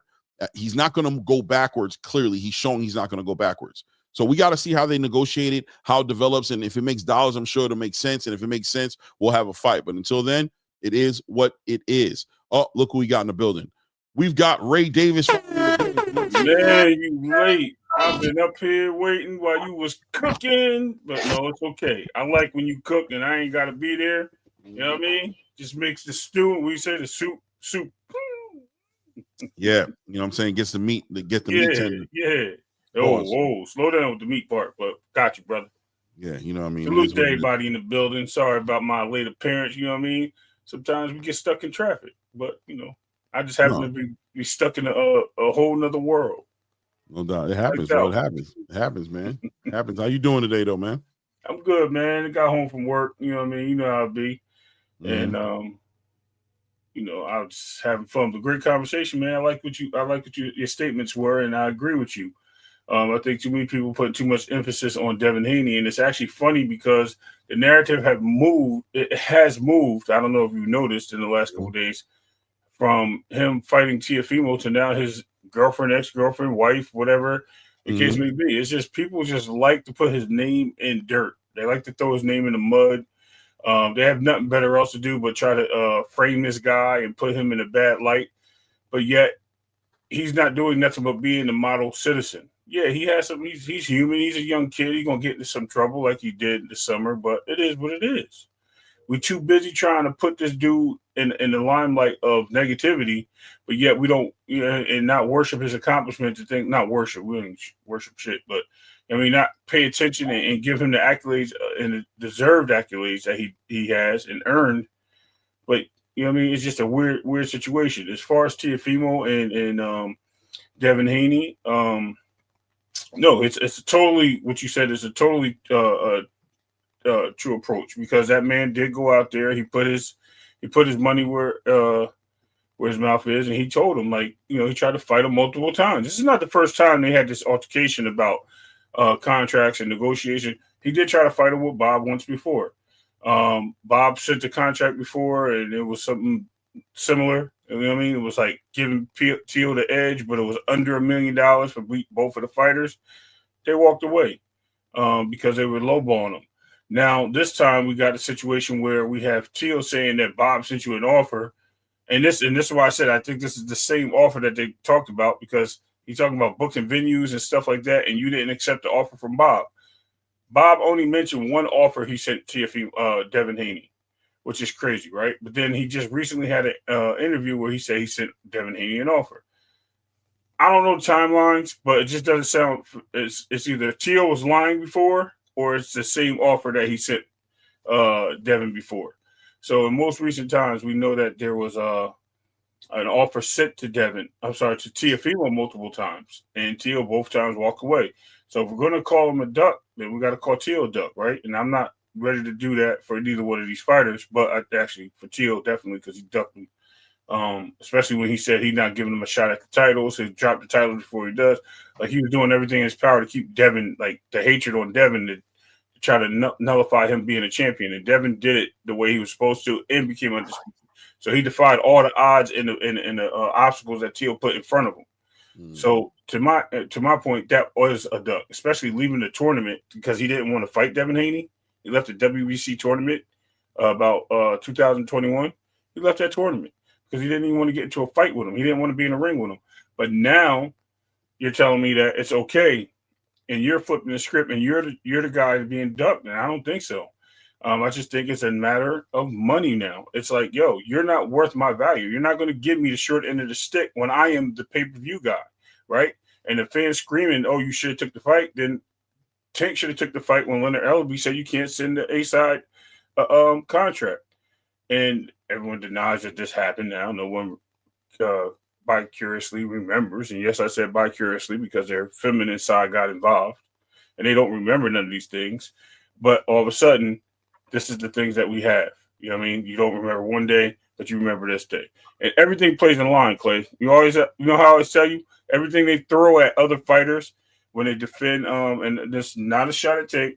This is just the fans. When they throw stuff at other fighters based on Tank and it comes back and bites them because the shoe is on the other fighter's foot. And then you go back and you're like, well, hold on. Didn't you say this? But Tank did this. When did he say this? When Teal did this? Did you say this? Because Boots and Virgil is in the same situation, right? Boots called out Virgil multiple times at 147 before he got ill and all these things happened. But now we get to a point. Salute, CEO Films. I heard Bill in Turkey had more moneyed on the table, and that he don't trust some of the things Top Rank do. The numbers, Devin is A-side. Yes, he is the A-side, exactly. And if you're the A-side, right, according to the fan base, if you're the A-side, you get the money. Am I right or am I wrong? You know, like, it's just crazy, ludicrous, and stupid. I mentioned yesterday on the channel, Clay, about Earl Spence in the same situation, right? Did he not just come off a terrible loss? Did he not just come off a long layoff of the ring? Are they not clamoring for Earl to get back in the ring, right? Like they're clamoring for Devin to take a fight? Oh, we want him to fight. And it did change, by the way. Oh, we don't want him to fight anybody. We just want him to get back in the ring and make a good fight. What are you talking about? You literally said you just want to see him in the ring. Oh, no, it's just for Ryan Garcia. Which one is it? Because I heard two different stories. No, y'all did the same thing, and it shouldn't be that way. Let these guys do what they do. You know what I mean? Yeah, do I think he's worth $6-7 million anymore? No, his value will go back up. But damn, you're not going to lowball this guy to give this guy who never made $1 million the cream of the crop. Hell no, don't work like that. I agree. Yeah. Sorry, my bad. It's all good. Yeah, man. Yeah, COE, it is what it is, right? You know, as far as the money on the table, and Bill's going to be intelligent about it, right? He's going to say, listen, you know, as much as we wanted these fights, and certain fights are going to have to happen a certain way in Devin Haney's career right now, where he's at, the chapter he's in his career, the money has to make sense. And the fight isn't more important than the money at this point. For us as the fans, the fight is more important. There's a lot of boxers in the space who put the money. Most boxers put the money before the fight. But, you know, you guys are going to try to push back. And I have to agree with my co-host. You know, what's good for the goose is good for the gander. You know what I mean? You guys will say that Tank Davis shouldn't fight Devin Haney. in a certain way because Tank is the A side, because he puts more butts in the seats, because he's more proven to sell. And you won't push for the fight. You won't make the fight the priority. You'll make Tank's business position the priority. You'll say his A side position and what he leverages is the biggest priority for you guys. It's not the fight. But then you'll see Devin Haney use his business savvy, and his father uses business savvy to say it doesn't make sense for us to fight on a Bob Arum card. Bob Arum doesn't have the amount of money or the resources that Turki Al-Sheikh does, who's already shown interest in the fight. Let's make the fight, but let's make it make sense. The money is over there in Riyadh season, right? So no, we're going to pass on this offer with Top Rank. This fight is supposed to be over here, not over there. That's where the money makes sense. But, you guys do get caught up in your fanatic mindset, and you make arguments. And I'll be honest with you, a lot of content creation spaces, I've lost a lot of interest in these platforms. A lot of them I don't watch at all anymore. And it's not that I'm trying to make this statement or boycott. Nobody knows I'm not watching them. But the truth of the matter is you guys ain't really bringing no real content to the space. You're bringing narratives, and you complain and you say that Turki Al-Sheikh's coming here to take boxing away from America, but you throw shots at your fighters. You celebrate one fight and raise them above the rest, and then you tear down all the other fighters. You tear down fights. You fuel the energy of these promoters, these casual promoters who are coming into the space trying to figure out how to make the most money, and they realize they don't have to give you guys the biggest fights because you guys don't even care about it, because you discredit the fight in every single way. Attack the fighter, and do all these different things like what you guys are doing with Devin Haney right now. And I'm not a Devin Haney fan like that. It really is awkward at times for me to be on this side of the conversation so that people can go ahead and put me inside of a box and say that I'm somebody who I'm not. But I got to speak to truth to power. I got to speak truth to power to say that it is a double-edged sword. You know what I'm saying? It is ridiculous the way you guys kind of push these narratives and make your content off of making a bunch of money tearing down one fighter and then, bigging up another fighter, and then complaining when Turki Al-Sheikh brings what he's bringing to the space, which is the best fighting, the best competitive boxing and unbiased respect for all boxers across the space. It is what it is. So yeah, Devin Haney right now making a business move, as in the negotiation between him and Teofimo Lopez, he is arguably the A side. And why should he forfeit or concede his A side privileges, which involve getting a lot of money, to sit there and prove to a boxing space that's been tearing him down for God knows how long that he's not scared to fight somebody who he's been calling out ever since years ago when this guy was a unified champion at 135 pounds. What does he have to prove to you guys? No, the business has to be done right. And when the business is done right and it makes sense, at that point, I hope to have some well-given confidence in the area that fight will be made when the business is right and all parties get what they want out of the situation. It is what it is, right? You guys can take it for what it is, though. Let me see here. Tank is the A side, so he calls the shots. He fight at 135. So what's all the discussion? Go to 135, make the fight, or shut up and fight Alberto Puello in your weight class. I mean, I hear you, Bub. I think that's a legitimate argument, right? I think that Tank is an A side in the conversation and a negotiation with Devin Haney. And why should he have to go to 140 to fight Devin Haney? Why, if he doesn't want to give Devin Haney that advantage, if he feels like he's going to grow up and be way too big, if he thinks he's going to be a weight bully and he's an A side, if Devin Haney wants to fight Tank, those are the terms and conditions. Come to 130 fight Tank, or come to 135 to fight Tank, or the fight doesn't happen. No pushback at all from me on that. So where's the pushback on Devin Haney operating and executing his A-side privileges on Teofimo Lopez by saying that, no, I'm not going to go over the Top Rank and fight you over there. You're going to come fight me over here with Turkey and Riyadh where I want to, because I'm the A-side. I'm the one giving you the opportunity.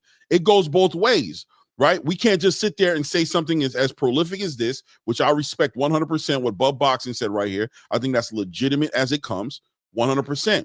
But now when Devin Haney has his opportunity to push his A-side privileges, it's kind of hypocritical to start calling him a duck if Tank wasn't a duck for not conceding to Devin Haney's wishes for him to come up to 140 and fight over there at Turkey. You know what I mean? It is what it is. But I agree with you 100%, Bub. I'm not going to hold you, brother. Like, I'm not going to push back at that. I think that's legitimate as it comes, bro. I know you do, but you know what I mean? I don't push back on the idea. I think it's I think what he's saying right there is legitimate. These people work hard for the accolades that they get. You know what I mean? And for the privileges that they earn. If there's going to be an advantage in the fight, it's going to be my advantage because I bring you your payday. I bring you the recognition that you want. I'm the one who facilitates that. So you'll fight me on my terms and my conditions, or we don't have to fight. And as we can see, Devin Haney walked away from it without crying, right? And said, I'm at 140, bro. I'm going to fight Regis Prograis, become a champion up there. I'm not even talking about fighting that guy like that no more. The space kept it in his face and asked him questions every time he got in front of a microphone, every time he sat down at a table and asked him about it. So he spoke on it, but he wasn't pushing it for more. He understood. I'm done with 135, bro. When that man wants to leave 140, 135 and come to 140, we'll be back in conversation. But until then, you guys see it. He's not going to fight me unless I go to 135. I'm not going to 135. I'm moving on my career. It is what it is. And I'm glad you said what you said because that's actually where I was going with it. Look, I agree with the statement. But here's the problem with that. He had 5 years to fight Devin Haney at 135. I'm going to say 4 because I think he came up at 121 in 2021. So when he came up, he had 3 years to fight Devin Haney. He never wanted to fight him at 135. So guess what? I don't really give a shit. I mean, at the end of the day, he didn't want to fight him then, and he don't want to fight him now. And if he wants him to come down and go backwards, that to me, that's weird. I mean, like you had your opportunity then. Why do it now? Especially when you're calling guys at 140 that you want to fight and make catch weights and all these different things. So obstacles are illusions. And if you're going to be delusional enough not to see all the obstacles and illusions in front of you, then we're just talking nonsense. But I do agree ultimately on both takes that you both said. Like, you know what I mean? He can't be the A side. If he's going to be the A side, he has a privilege. I agree with that. He has the right to wield his privilege. If, you know what I mean? Yes, I do agree with that. You know what I mean? We might be like, damn, it kind of leaves us out in the dark because we kind of don't get what we want to see. But ultimately, that man worked hard to get his, you know what I mean, his privilege. And that's how he's going to wield it. It is what it is. You know what I mean? What's good for the goose. What's up, Ross Clark? Is definitely good for the gander. Salute to Ross Clark. Salute Ross Clark in the building. Salute King. Salute Champ Ross as well. We got a new guy, the King Boxing. And I don't think I've ever seen you in here. Welcome to the channel, man. Hope you did subscribe, man. And definitely hit the like button as you come in here. Hold on, let me see what he said here. King of Boxing said, and I agree with Devin, with Tank outside of New Jersey and diehard fans, there is little value. Okay, no doubt, man. It is what it is, right? So yeah, man, that's the take on this whole Teofimo situation with Devin Haney. We'll see how that plays out. I've got no horse in the race. I definitely want to see the fight. I think it's a fight that I think will inevitably be made.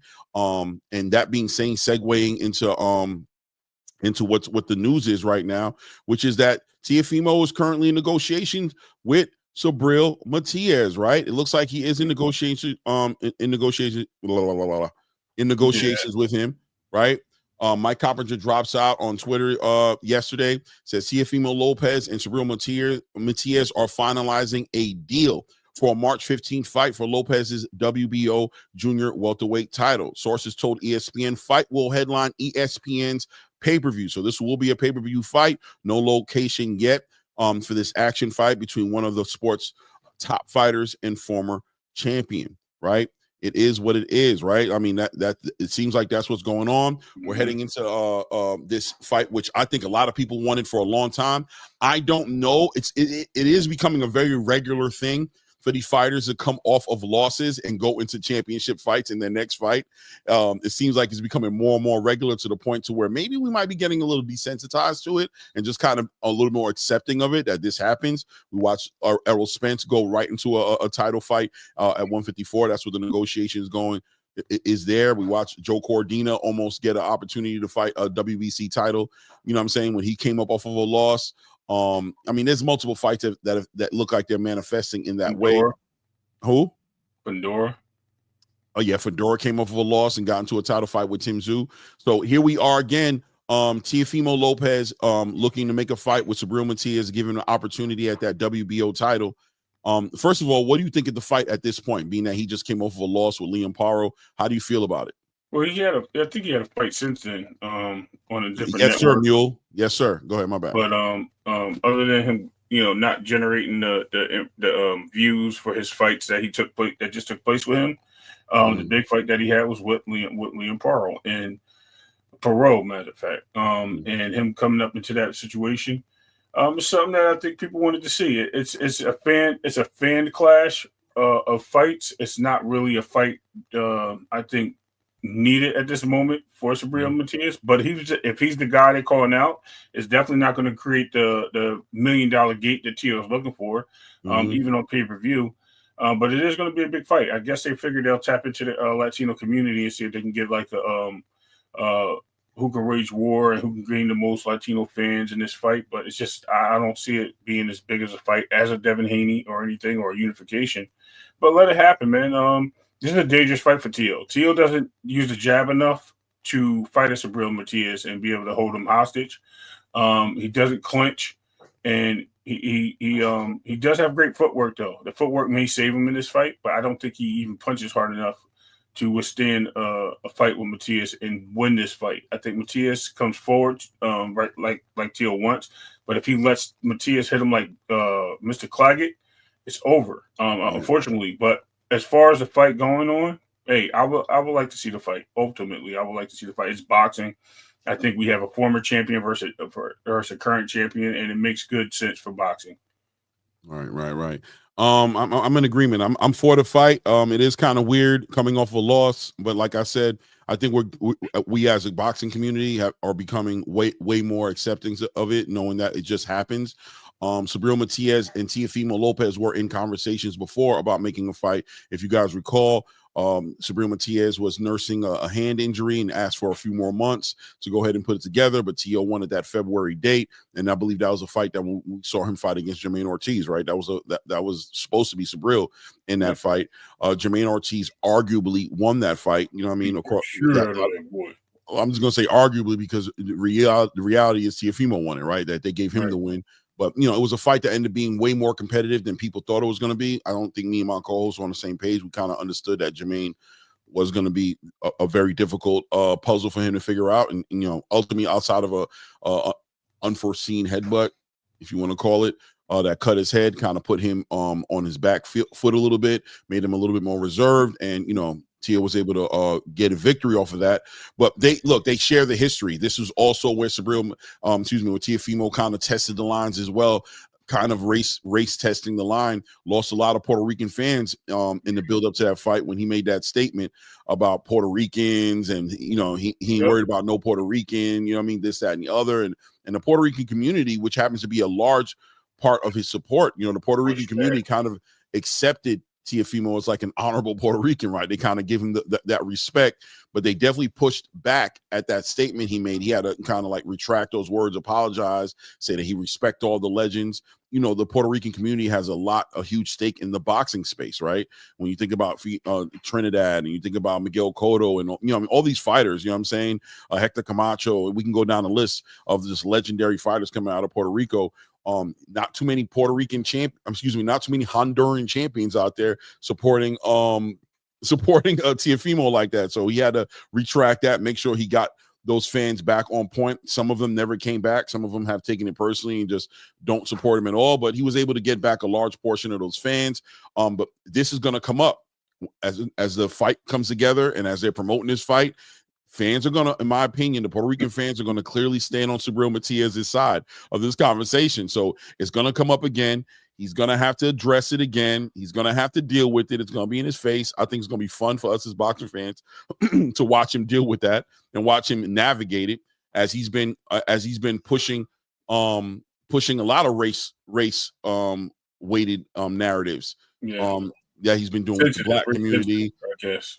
Right, with the Mexican community, with even said the white boys, he called the white community, and obviously what he said about the Puerto Rican community. So it's going to be interesting to see the press conference and the build up to this. I think that was all taken into consideration. I bet you this fight probably happens in Madison Square Garden. I think it's a great area for it to happen in. A lot of Puerto Ricans in Madison, in New York, are going to come out for that fight. And you know, Tio is also from New York, a Brooklyn native. So both of these guys, you know. The Puerto Ricans in New York will adopt Subriel Matias very easily, the same way they did for Miguel Cotto, the same way they did for Felix Trinidad. They'll do that for Subriel Matias.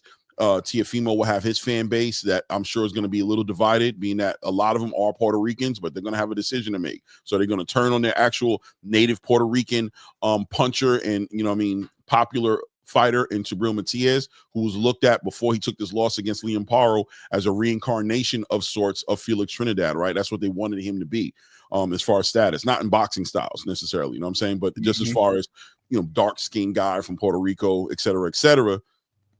I think it'll be a great build-up, man. I think pay-per-view is a gamble, but I think it's a good gamble. I think they are throwing the dice, but I think it's a good gamble. Let's see what happens. I'm actually interested in seeing how the boxing community embraces this fight as far as the pay-per-view sales are concerned, because this will be a competitive fight, a good fight between both of these guys. Yeah. And I think back before he lost to Paro, I was saying there's a lot of fighters that would beat him, and I said Tio will give him trouble. Mm-hmm. But I just don't see at this point. I think we got an angry Matias, a very angry Matias, and we got Teofimo, who just hasn't found himself since he fought Josh Taylor. Like once he lost to Kambosos, he only found himself one time. So as many, the guy switched trainers, right? And he's still doing the same thing. He still hasn't found the jab. When he switched trainers? Yeah, he went to he just went to Reynoso, like just Reynoso, now. Like him and Reynoso haven't been in the ring together yet though. We haven't seen that version. That's what I'm saying. So he had his daddy, right? And now he's over there. So now salute to here for boxing with the what's up? Salute. And I don't know why we saying it like that. That just sound it was crazy. Salute here for boxing with the $5 hour. No more pause. Even in the chat. Salute to you guys, man. Salute to for putting some color in the chat. You know what I mean? If you guys forgot to, don't you know what I mean? Feel free to do it anytime you feel like doing it too. Show some love, man. Anything, everything counts, man. But yeah, go ahead. What you were saying, Ray? Yeah, so I just think that I think what you said, like the battlegrounds in New York, that states a lot. That's going to bring a big crowd. That's going to be huge for the tempo of the fight. That's going to bring some big players.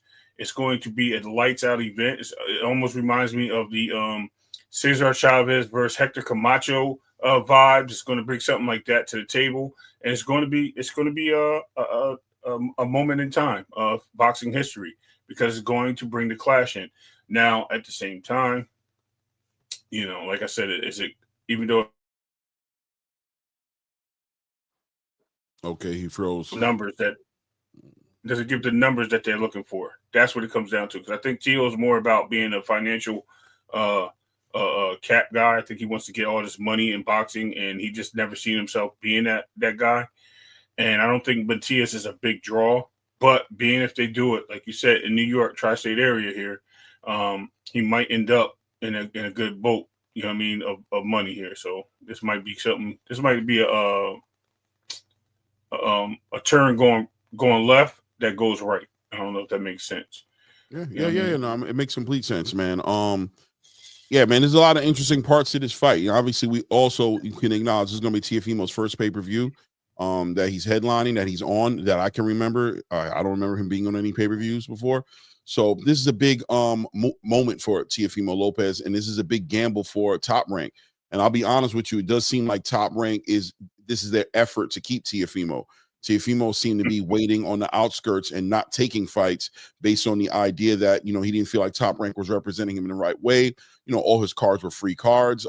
He did decent in the building, I guess, when he threw his events, but, he didn't really deliver. Like when he had that big event with Claggett, he didn't deliver, right? When he went in there against Jermaine Ortiz, he didn't deliver. It was a good fight, but Jermaine Ortiz, kind of made him look more than human, made him look, amateur at some points, watching him chase Jermaine Ortiz around, not being able to cut the ring off.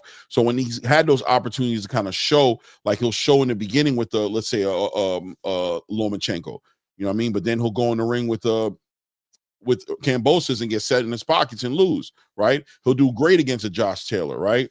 Look great, but then he'll go in there with Santa Martin and get set on his pockets again, right?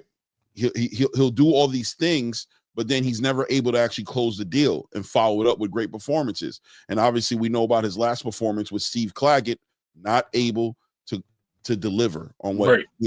what he said he would deliver on, giving a fighter who's going to stand in front of him, pursue him, give him all these opportunities to counterpunch and be this exciting fighter, and he ended up getting knots on his head, right? So now going into this fight with Subriel Matias, does he deliver? But I think Bob Arum, putting his money where his mouth is, says, listen, Tio, you think that you're this guy, you think that you're this star, and you saying I'm not gambling on you and I'm not putting the resources behind you like I am these other fighters. You're right. You have a legitimate argument. I bet on Shakur Stevenson. I put money behind him. He had lackluster fights that, just didn't never turn out to be something that was going to transition him to be the pay-per-view star that we wanted him to be. We bet on certain fighters and it didn't work out. Bet on Terrence Crawford, even though I think Terrence Crawford did deliver, but however they were marketing him, it didn't seem to translate into something that Bob Arum was able to profit on. As he said, the money that he lost on Terrence Crawford's fights, he could have bought 2 mansions. That's what he said, right? He could have, you know what I mean? That's him saying, I gambled on these talented fighters. It didn't work. But you're right. Look, you've been doing a lot of promoting. You've been in the social media, not necessarily for the right reasons, but still you're buzzing. You have support. You got people, certain platforms like Punch Drunk Boxing, salute to Punch over there, who keeps his name relevant and always, highlights the best versions of Teofimo. Let's bet on him. Let's go ahead and bring another fighter who also brings a lot of excitement, who a lot of people want to see fight. Although he's coming from a loss, people know Subriel Matias to never be in a boring fight. Let's put you across the ring from Subriel Matias. You'll defend that WBO title, and we'll make it a pay-per-view. Don't let us down, champ, right? If you let us down, this might be the end. This might not, this might be it as far as, giving you these type of opportunities, because pay-per-view money, you're expecting a lot of things to be sold. I would think that Teofimo's probably not taking the biggest guarantee on this. He's probably going to bet on himself, make it a little easier for Bob Arum. I bet you there was some concession in the negotiations, right? Like, all right, man, just give me like a $2 million guarantee, $1.5 million guarantee. I'll earn mines on the back end. I doubt Subriel Matias is pushing back a lot on whatever he's getting. He's probably getting the biggest payday he's ever gotten, but in comparison to what is Bob Arum come out of his pocket like that? I think it's a great fight. I think it's a great opportunity for everybody involved. Let's see what Teofimo does with his opportunity. You know what I mean? Let's see what he does, man. What's going on here? I was reading a few things. I'm reading it too. I'm kind of looking at it too. Damn it. Sorry. Hold on a second here. Damn it. It's all starting to make a little sense now. Oh, every day and try hard to convince us, Tank. Yeah, XL. It is what it is. It is what it is, right? I see y'all talking about the OG. I hope he's doing all good, man. I hope he's doing good whatever he's got going on, man. Hope that's working out for him over there. You know what I mean? Yeah, hopefully. Yeah, man. God bless him, man. I hope everything works out, because I know the candy stopped growing in Candyland, bro. No, the uphill battles can be uphill sometimes, man, and sometimes it's more personal than we all know. And we pray that he's finding his way, man. He works it out. I'm sure he'll be back sooner rather than later. So let's move on to the next topic here. Tank tweets shake up the boxing space. We save the best for last. I know people act like they don't want to hear about Tank, but you gotta tell the truth. When Tank tweets, the boxing space listens, even if it's only a few words, right? Even if it's only a few words, when Tank tweets, the boxing space listens, right? And what does he put out there? He put out something just as simple as this, guys. Nothing crazy. He just put out a picture right here and said, listen, the fight is effing canceled, ... Now, I think those ... may be more significant than people want to acknowledge. Mm-hmm. Out of that whole entire statement that was made here, I think that ... is probably the most significant part of this whole entire conversation, right? And I don't think people aren't talking about those 3 dots at the end as much as they talk about everything else, right? Because 1 dot would have meant it's an absolute statement, right? It's a statement that's absolute. ... lets you believe that there's more on the end of this to come, and we don't know what it is yet, but maybe we should hold our horses, but we can speculate on what he's given us, right? And I try to be fair. I really try to be fair, Ray, on this whole situation and not make it an absolute one way or the other, right? Right. We can acknowledge that Tank Davis has shown some indifference with the way things have rolled out as far as his brand is concerned, as far as what the PBC's been able to what the PBC's been able to provide him in comparison to his counterpart. And when I'm talking about counterpart, guys, what am I talking about? I'm talking about face of boxing counterpart. I'm talking about Canelo Alvarez, right? This is a face of boxing. And I won't say unfortunately, but at the end of the day, Tank Davis has been put in that same conversation. But we can all be honest to say that he hasn't been treated like Canelo Alvarez. And I think it's fair to say that him and Canelo Alvarez aren't the same people. They're not both on the same level. If Canelo Alvarez is the face of boxing, then Tank Davis is not being represented by his promotional company as a face of boxing. This being one of his biggest, PBC's biggest stars right now, a lot of people think that the deal that they have with Amazon Prime was literally on the back of Canelo Alvarez and Gervonta Tank Davis, and he doesn't seem to be getting the attention that he wants. He expressed indifference with the promotion of even the first event with him and Frank Martin. He thought it should have been bigger. He felt like more resources should have been invested in promoting his fight, even though I thought it was a decent investment of resources to him in at MGM. His name was on the biggest posters all throughout the city, but people told me that the city wasn't necessarily jumping as much as they thought it would in comparison definitely to how Canelo Alvarez was jumping. So it just shows that one guy definitely has more pull than the other guy. We saw press conferences roll out that were honestly not Tank worthy in comparison to how we've seen him historically been promoted for his fights and how his fights have been promoting. There's a big contrast in what we saw in the New York press conference and in the DC press conference. But here we are, right? We're here in a moment right now where what was announced was him and Lamont Roach meeting on March 1st. Let's not forget that this fight was supposed to be December 14th at first, right? It was supposed to be at the Toyota Supercenter, and that the fight got pushed out. People said it was venue issues. Obviously, I had different ideas of why I thought it happened. Platforms disagreed. It didn't matter. It's all speculation. None of us really know what actually happened. But ultimately, what we do know happened is that Tank did think the event was going to be put together. He told everybody the fight was still on. It turned out that they canceled the event, moved it out to March 1st. Interesting. Rumors circulating about the PBC's position as far as their ability to facilitate these big fights.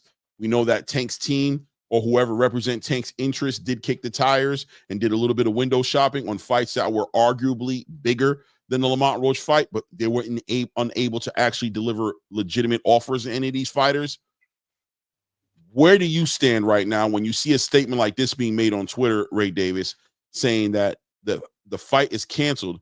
Just being honest, give your best version of how you feeling. At this point, where do you stand on what's going on with Davis? This was like when I first seen it, I got the Mike Tyson losing to Buster Douglas vibe. Like, this guy's done. He's really done. Like, this is an era coming to an end. What does it look like without him? His coach just put this out there not too long ago. Salute D1, salute Toya. I don't think so, but it's cool. We're gonna move on from that because we're not doing drama. But as far as Gervonta, man, I was just hoping it wasn't true. Like, say it ain't so. At first, I thought it was a troll. Initial thoughts was a troll. But it's the sentiment of the photo. You know what I mean? It's speaking a lot of words. And as much as people don't want to see or say things, I mean, it's just sometimes people just had enough, man. He already said that he wasn't happy with the business. So, if he's not happy with the business, it might be time for him to just maybe hurt. Go away. I've heard that he was hurt and was in the ER. I don't know if that's true or not. I'm waiting for the answers because I don't want to report anything. I want to hear the facts. I want to hear what's going on. If it's a troll, it's sad that it's a troll. I mean, I agree with KO when he said this is not a way to play with the public. You got people spending their money, their life savings or whatever to be at these fights, and you're playing with them. That's just a negative way of doing it. And if that's more the Ryan Garcia alley of demonstrating this fight value, and is the fight big enough for that type of atmosphere? You know what I mean? Is it gonna be a payoff? I just think it's ridiculous. But here we go now. It is what it is. We'll have to wait and see as everything comes through, and we'll go from there. And again, yeah, Toy. Just to touch on what you're saying, I don't want to distract you. No, I don't touch on. Nobody cares about no damn baby mama bullshit. Exactly. That's what I was going to say. We don't care. That's I already addressed it earlier. I want to add to it and say that, and say at the end of the day, it does look weird, and people don't want to address the elephant in the room. The elephant in the room is that the PBC's business has been shaky, to say the least, for the past year. I don't know, you know. I hear a lot of people saying a lot of crazy stuff. I think yesterday I heard somebody say, or is this him promoting the fight? Guys, stop it, man. You know what I mean? Like, you know what I mean?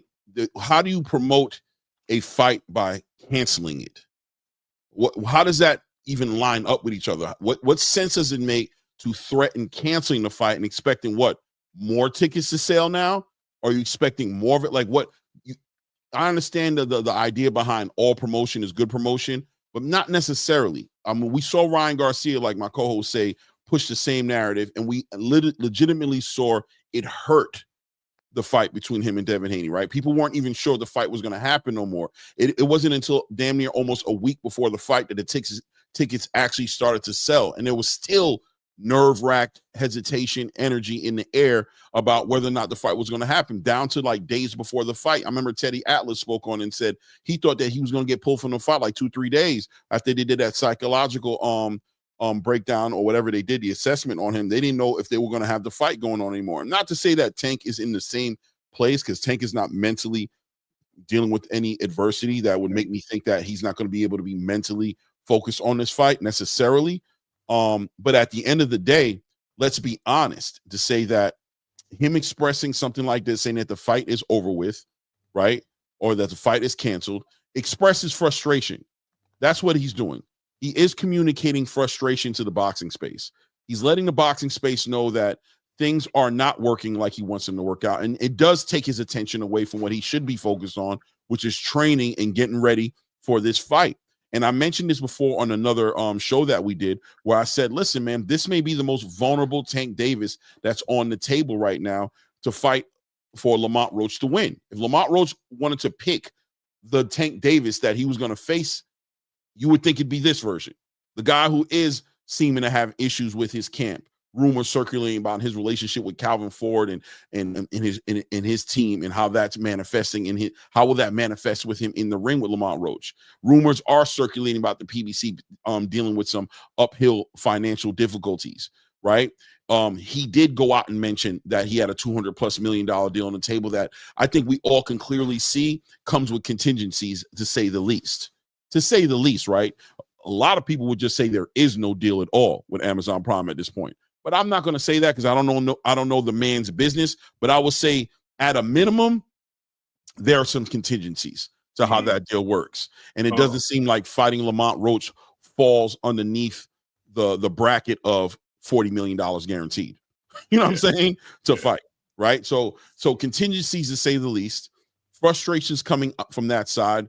Frustrations with what he saw in the press conference, coming out 4+ hours late on his own press conference, showing you that he right there had issues with the way the rollout is happening.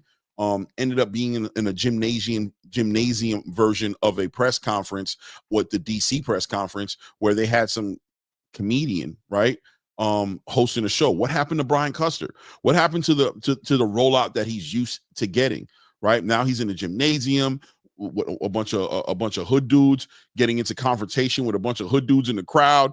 You know what I mean? Like it's a lot of things that's happening that you would have to think somebody at Tank's stature, where he stands right now, as far as all the accolades he's earned, as far as the A side of all these negotiations and making the most money out of all these other boxers, that these press conferences were arguably beneath him, right? Beneath him. And you have to point at the PBC when you're talking about the production of these press conferences. Leonard Ellerby not showing up to either one of the press conferences. Granted, he said he was sick, under the weather. That's why he didn't show up. All right, that's convenient, right? But then he talks about how he's going to be retiring once Tank retires, that he'll be retiring from boxing. Not he's going to retire from the whole boxing space. I thought the PBC was like this perfectly oiled machine that was on its way to go back up. Why would Leonard Ellerby walk away from boxing completely? You know what I'm saying? After Tank Davis, that doesn't shine light. That it doesn't look like he's walking away from a profitable company. It looks like he's walking away from a burning home. a burning house, right? That's on its way to the ground, and he's moving on to what? WNBA, recruiting college girls going to WNBA. He feels like that's a more profitable thing to be involved with. Yeah, man, something's going on over there. I think it's fair to say that. I think something is going on over there. Is it so bad that this fight will be canceled on March 1st? Time will tell that story. Do I think the fight is canceled right now? Not necessarily. I don't think it's canceled until the PBC says it's canceled. But I'll add one more interesting caveat to this whole situation, and I'll pass it over to you, Ray Davis, and say, up until this moment right now, I have not heard a legitimate undercard that's been confirmed by the fighters announced. Right? I haven't seen Gary Antoine promoting this fight with Rayo. I haven't seen Rayo promoting his fight with Gary Antoine. I haven't seen Stanionis did an interview saying that he hasn't gotten confirmation on his fight where he's supposed to be defending his title on that card. I haven't seen a lot of the fights that were supposed to be happening on that undercard announced, nor were they part of that press conference. So is everything set in stone? Is everything final yet? I don't know. And according to Tank Davis, he's comfortable enough to say that the fight is canceled. Why is the fight canceled? Is it because of money? Is it because of venue issues again? Is it because of, you know what I'm saying? What is it? Something's going on that has this man comfortable to go ahead and make an announcement like that on his Instagram. And one thing about Tank Davis, Ray, that I've noticed about him is he's not a man who is scared to communicate how he feels. They try to keep him away from social media and all these places, but usually what he says sticks. But maybe he is just blowing a lot of smoke and trying to get some attention. Maybe he's a diabolical marketing genius that we're just not acknowledging. Maybe that's what it is. I don't know. Just payday ain't the payday, right? I mean, unfortunately, and I'm not going to take that accolade away from him, but it seems to be what it is. Shout out to Big Herm at the Let me see here. Cinco, and my words of blue blood. Go ahead, Clay. Yeah. Hold on here. Big Herm 499 says Tank doesn't move the needle like Canelo, who hit 700,000 pay-per-views at a time. Every time they stretch Tank's numbers to 300,000 miles apart. Maybe the numbers say this. Yeah, listen, man. There's a yesterday, somebody was in Blue Blood's chat who works close with the PBC, right? I'm not going to say his name, but he works close with the PBC, and he was commenting in the chat and ultimately saying that it's a reality check that PBC is letting Tank know what he actually does. You know what I mean? They're paying him based off what he does. They're not adding his numbers anymore. They can't afford to. They have to be more transparent and truthful about the returns that they're making on this man's fight, and that the pay-per-view numbers and everything that everybody's been saying may not necessarily be the numbers that's actually been happening. And where the PBC was able to get away with, yeah, we're pushing this man's product and we're going to turn him into the superstar, they've been actually trying to ride the momentum that they thought they built on the back end of the Ryan Garcia fight. But what ended up happening, let's be honest, guys, at the end of the Ryan Garcia fight, he ended up having issues with the law. He took a 14-month hiatus. They didn't get a chance to capitalize on that momentum they wanted to the way they wanted to do, because he was on lockdown. So when he came back with Frank Martin, it was a big anticipation for him, but somewhere the numbers didn't line up as well as everybody thought they did. They were telling people rumors of 300 to 350,000 pay-per-views were being sold and that it outdid all his last events. But the PBC is not reacting as if that's what happened. They're not reacting as if they're coming off the back end of Tank's biggest pay-per-view event outside of Ryan Garcia. They're acting in another way.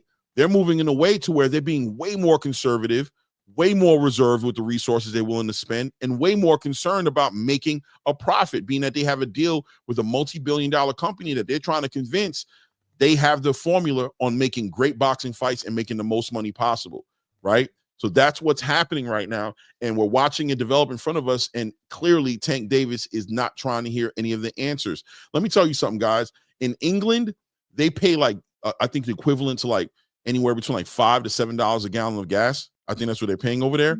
They're paying a more honest amount of money. We don't pay an honest amount of money over here. We're not paying an honest amount. Us paying $3, $2.89, $3.50 doesn't represent the value of our money the way it's supposed to be, which is why our dollars it keeps inflating and losing value. And we just print more money to kind of close the gap, but at the same time taking away the value. I don't want to get this into a deep economic or political conversation, but just trying to say at the end of the day, if what I'm hearing is true, that Gervonta's numbers were being inflated and that he was being overpaid in many ways for certain fights, and they weren't bringing back the money as far as the network side of the money, making money. Because don't get it twisted, PBC made a lot of money, Tank Davis made a lot of money, but one would argue that the network Showtime didn't make as much money as everybody thought they did, being that they got out of the sport, right? With this deal with Amazon Prime, they're not going to play that game. And it looks like they're being a little bit more transparent with Tank Davis, and Tank Davis may not like what he's hearing, and he may not like the way the PBC is handling their business at this point. All right, Clay. Also, keep an eye on the back. We might have a special guest come up. Just to let you know, they hit me up and they want to deliver on some information here. Just to let you know. All right, am I aware who they are? Yeah, you know who it is. Somebody from that camp. Oh, okay. Word. Yeah. Just they might jump in. So, all right. Give us some real answers. You talking about Rich? Yeah. Yeah, he hit me up too on Instagram. I was actually trying to get him to like. Yeah, I just talked to him. He said he's going to join. So. Yeah, no doubt. Yeah, but so at the end of the day, there's a lot of things going on. You know what I mean? Tank putting out that message. Listen, man, I don't like to be the bearer of bad news, man. We don't know what's going on, but time will tell the story, man. Do I think the fight is called off? I don't think it's officially called off yet. I don't think a fight gets called off on Twitter. You know what I mean? We don't need to act like that's what happens. But all the people out there fueling this idea of this is marketing and this is what he's doing, he's trolling to get attention. This is beneath Tank. And I'll tell you what, the Tank fan base has become very comfortable with putting words in his mouth, dismissing his point of views when he speaks plainly and frankly to you guys, dismissing it for what he's saying and turning it into something else that he's saying and trying to redirect and project your own ideas of what's going on this man while he's speaking directly to you is it's obviously we all can understand why Tank does not communicate. He doesn't come to any of you guys' channel. He doesn't support none of these platforms. He doesn't do any interviews because one thing that somebody like Tank doesn't want to deal with is his words being twisted against him. You know what I'm saying? Or twisted in him saying other things. He's consistently pushed back even to the people closest to him, as far as Calvin Ford, as far as Kenny Ellis is concerned, push back at their stories when they're talking on his behalf. He pushes back on everybody. You know what I mean? And it's for situations like this. Here this man comes out and puts out legitimate, clear words. The fight is effing canceled. And people are sitting out here saying that it's a positive thing, that he's doing this with some positive motive to promote the fight, to make the fight get attention. How do you guys sit here and do that? How do you guys sit there and hear him say that, not show concern, and just change it into, oh, Tank is actually saying, buy my fight. Tank is actually telling you the fight is actually going to happen even bigger than it was, than he thought. Like, what are you guys thinking when you're saying these things? It's crazy. It's diabolical. Shout out to Showbiz, man. Diabolical. It's diabolical. Yeah, must be energy.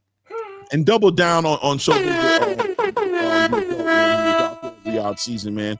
Opening the door for content creators, showing the content creation space what it can be if you polish your product the right way and present it the right way. That the content creation space has been given and recognized for their role in pushing the sport of boxing forward, and how important we are in the space, that they take us into consideration now for the biggest events, man.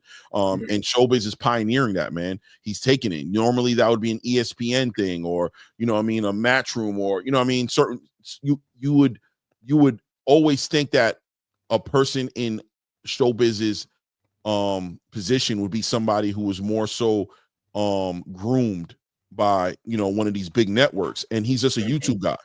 You know what I'm saying? He's just a YouTube guy who put together a channel, who loves the sport, pushes it. Not everybody agrees with everything he says, but he tries to keep it as clean as possible, and he gets recognized for it. That's opening a door for people like myself and Ray and Blue Blood and Punch Drunk and, you know, Coach Malachi and all these other content creators who push boxing on their platforms to know that, you know, there is no ceiling. It's just about how much effort you're willing to put behind your craft and how committed you're going to show the world that you're going to be, man. So, man, shout out to Showbiz. Congratulations to him, man. I was loving every minute of watching him, you know, get that opportunity to be ringside and calling the fight like that and getting all that access. Man, I could only imagine, man. Just it motivated me even more to want to push this to wherever it can go, man.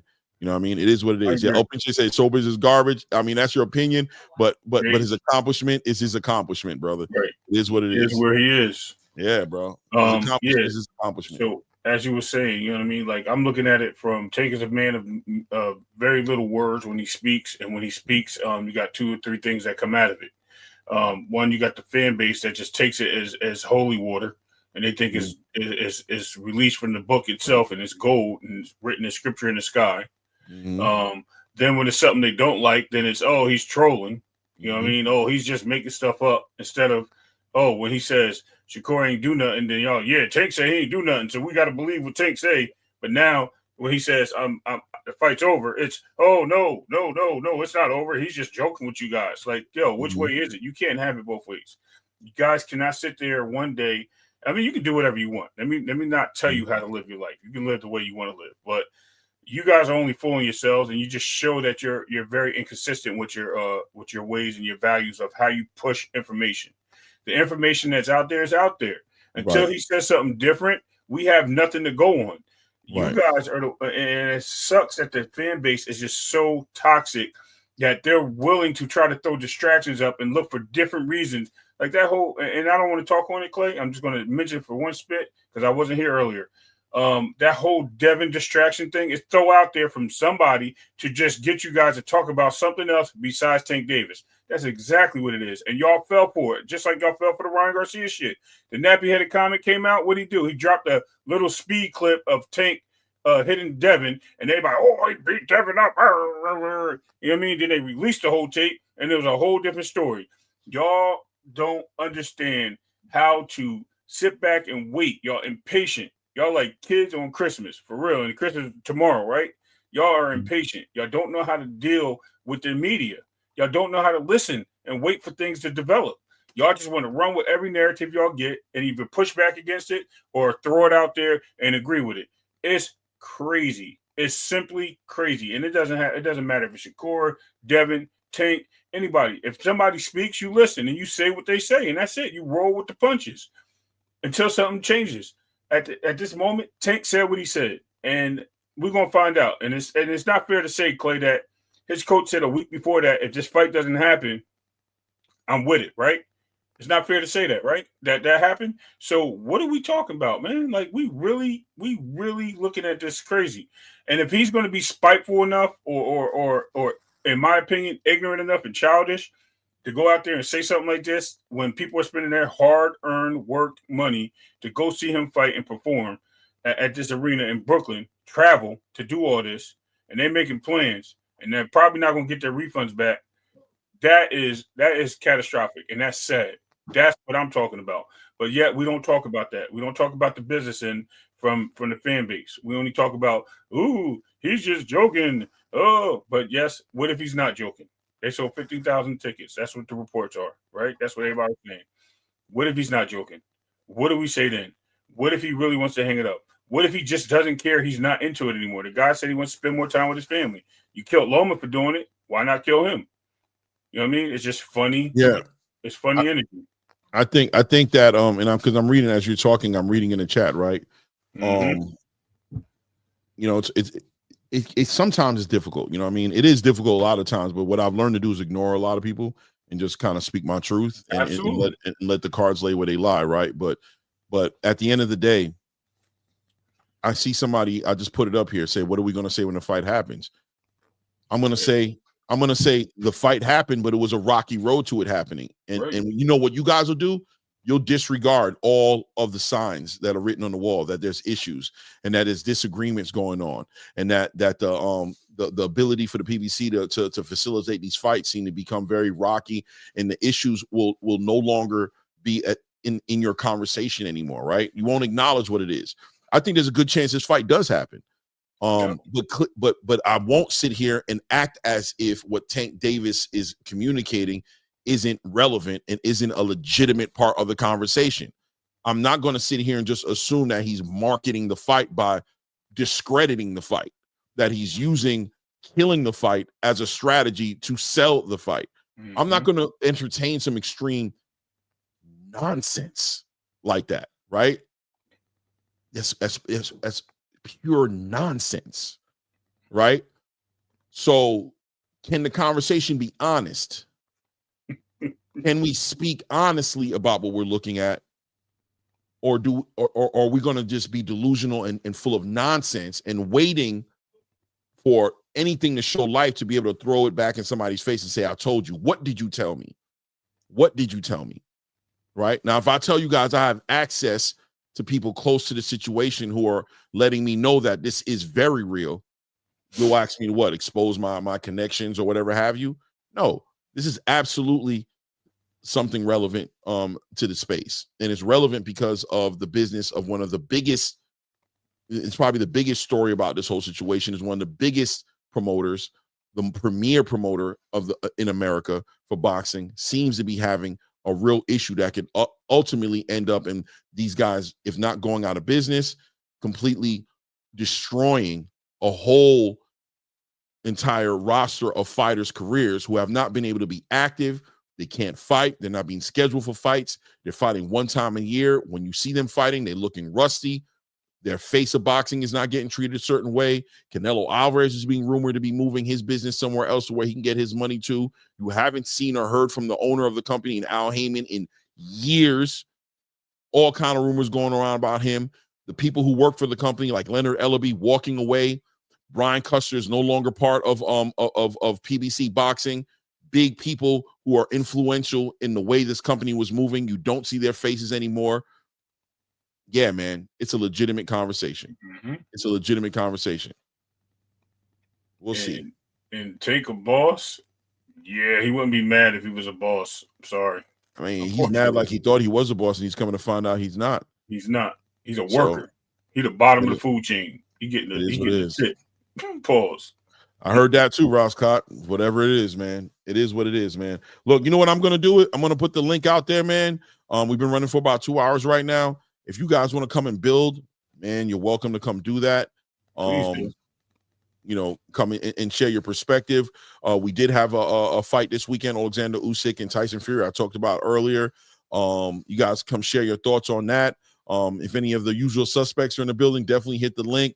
Feel free to express yourselves. What do you think about the Tank Davis tweet? Do you give it any weight? Do you give it any type of acknowledgement, or are you part of the it's trolling and part of marketing the fight?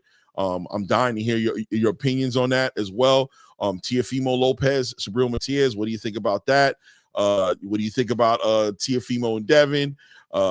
Try please not to come up here and talk about Devin's girlfriend. I don't know how you guys. You know what I mean? I think we'll leave that for academics. I think that's high school shit, Clay. I think academics is doing a good job covering that. You know what I mean? He is the king of shock jockeying and clickbaiting for the YouTube content creators. He does a great job at that. Even I get caught up sometimes in what academics is doing. He's a talented guy, but I'm not on academics level, so I don't care to act like I am. So I won't be talking about academics topics. The topics for that academic cover. I'll leave it for academics, but let me know what you think about why y'all some clowns. Well, why you mad at Toya? Get up in the chat and just shaking it up. I can't act like I'm mad at her her energy though, man, because she shake it up. She get the room going. You know what I'm saying? She shake it up. Yes. He ain't a boss though. Is that a girl or guy? That's Toya. You know Toya. That's Toya, right? A girl. Yeah, that's Toya. Oh, I thought you said he. No. I said he ain't no boss. Oh, talking about Tank. He not. That's why he looked. That's why he looked like. That's why he was mopey on the stage. Salute to Toya. She up here. Yo. What up, Toya? Yo. Nothing but love for you, but you're being diabolical, why queen. Why y'all gotta do that, man? Why y'all gotta do that to Tank? Like, why Hold on. First of all, if the man said the fight is canceled, only he knows that. And how y'all know it got something to do with promotion, PBC? Y'all making up all these, you. I'm not gonna say you. I'm gonna say most of the people who are pro Devin are anti-Tank. So whatever Tank does, it always becomes, it's his money, it's his promotion, it's this, it's that. Y'all have no idea what the man is going through. But if, on the other hand, if it was Devin, y'all would praise what he does, or another fighter. How can y'all hate on the most exciting boxer in history right now. Tank is the most exciting fighter out today. Tank is the only boxer who can give you a different look in every fight, no matter what opponent he faces. Tank is the only boxer who has faced different styles in the ring. Tank is the only explosive boxer who is a great finisher. Name one fight of Shakur's that was great, that he finished him well. I'll wait. Okay, so let me I'll wait. This. I'll address this real quick. I'm gonna address it. Fight. Why are you waiting? How are you waiting and talking? You waiting or you going to keep talking? I was waiting. I'm waiting. I was talking. Okay. All right, I'm just saying. Number one, we're not saying anything. The man put the tweet out on his own. Number one. Number two, what Devin does is what Devin does. And we just criticized Devin last week, including me, who supports Devin. And I support Tank. And I literally punched Devin in the back and kicked him while he was down. Trust me, I did. Now, on the other sense of things, we're talking about Tank Davis, who put a tweet out. We have legitimate conversations with people that are in his camp and said that something's going on over there, told us that we were right about some of the things we were talking about, literally said it on air. Said yes. Oh, y'all played the audio? Where's the audio? You want the audio? Yeah, what you said, you talked to someone and some people. He was on the channel. Hold on a second. Who's this? Oh, I didn't see it. Wait. Hello? I might have to hang up on him. I don't know if what's up, y'all? Oh, Ross Clark? What's up, y'all? Oh, what's up, Ross? You got L Rose. Of course you come up here, you know what I'm saying, under some other name. What's good with you, fam? I'm just chilling. I'll go on mute. No doubt. Go ahead, Ray. I think you were talking to Toyo. As far as Shakur and all these other guys, they're not doing this stuff like this. They're not sitting there creating. And when he fought Clark, or what was it, Cordina? You know what I mean? The people was kicking his back in for taking a fight with Cordina. But then the same thing happens with Tank. He's pulling a guy from 30. No one kicks his back in because he's a champion. No, that's not it. But that's hold on. Let me finish, right? Because of this situation. But yet the apples are apples in this situation, right? There's still two guys that came up for 130 fighting for 135 for a title. So at the end of the day, it doesn't matter. There's many people fighting for off of losses, fighting for titles currently. It's been an ongoing thing. So we can't really knock that.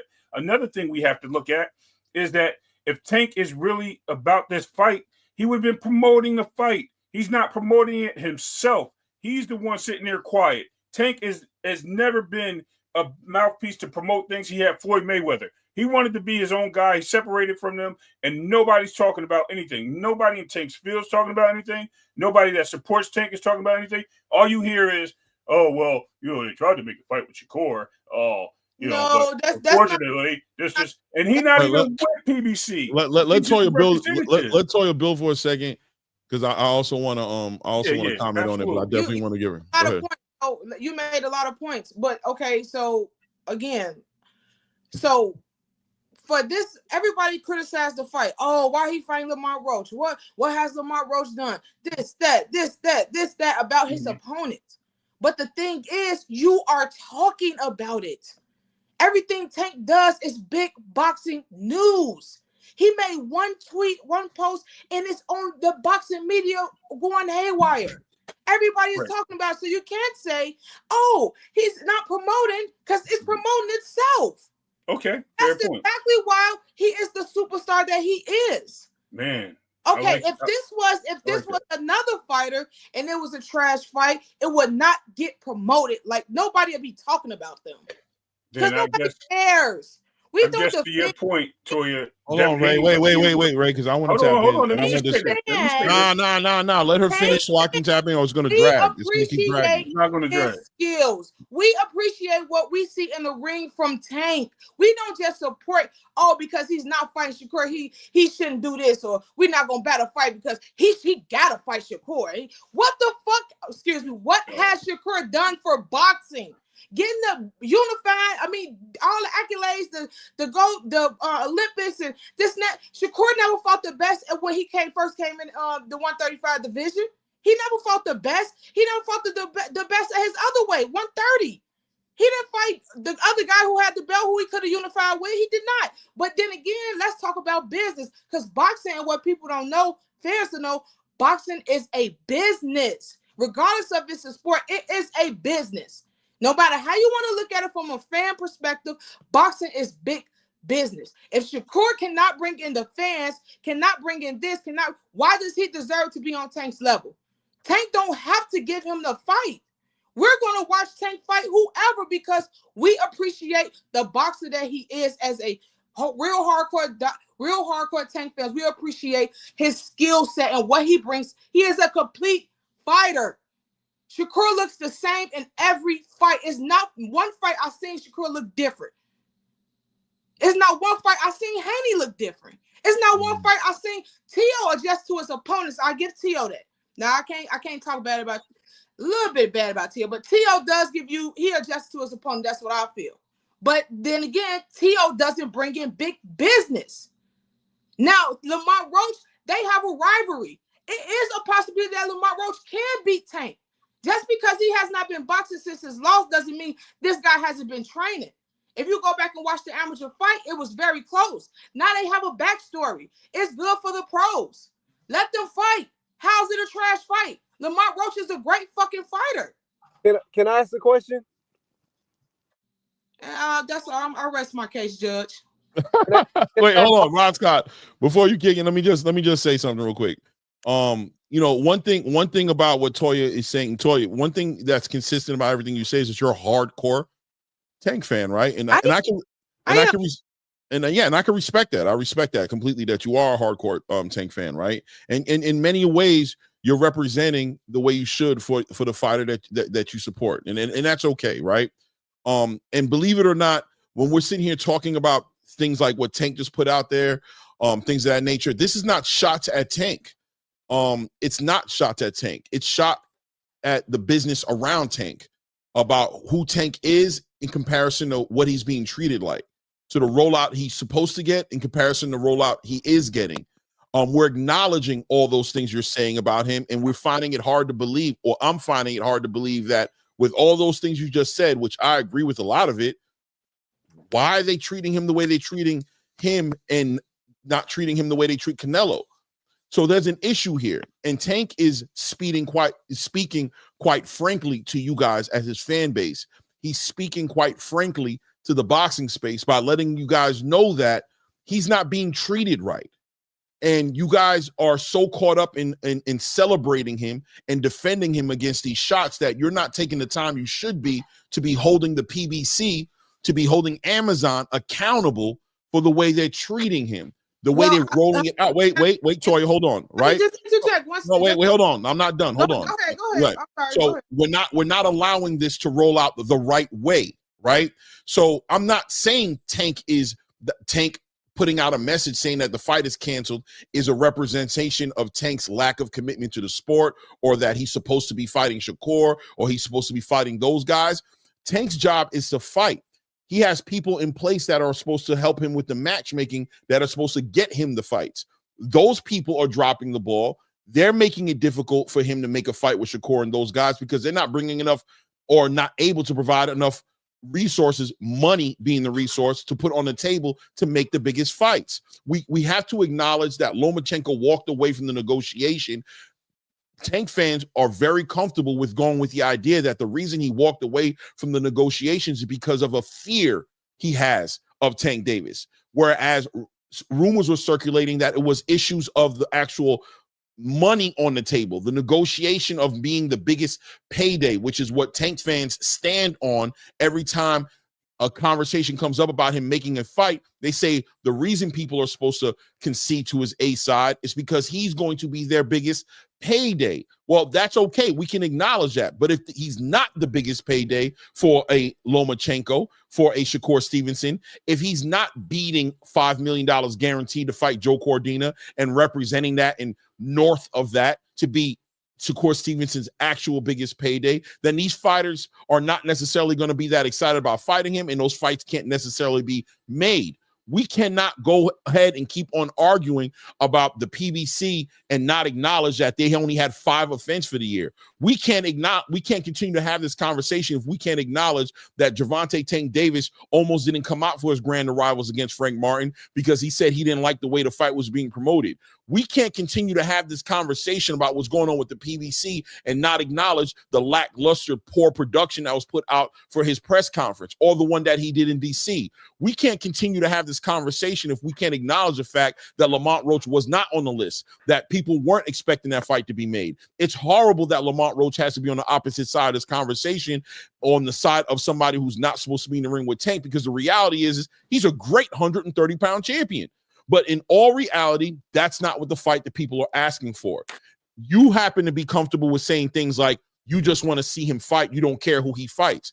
Real hardcore boxing fans who don't have that loyalty to Tank that you have, who just want to see the best fight the best, cannot stand by and sit here and work under your mantra of Tank is such a great fighter that we should just be happy to see him fight whoever he fights. No, that's not how boxing has ever worked. It will never work that way.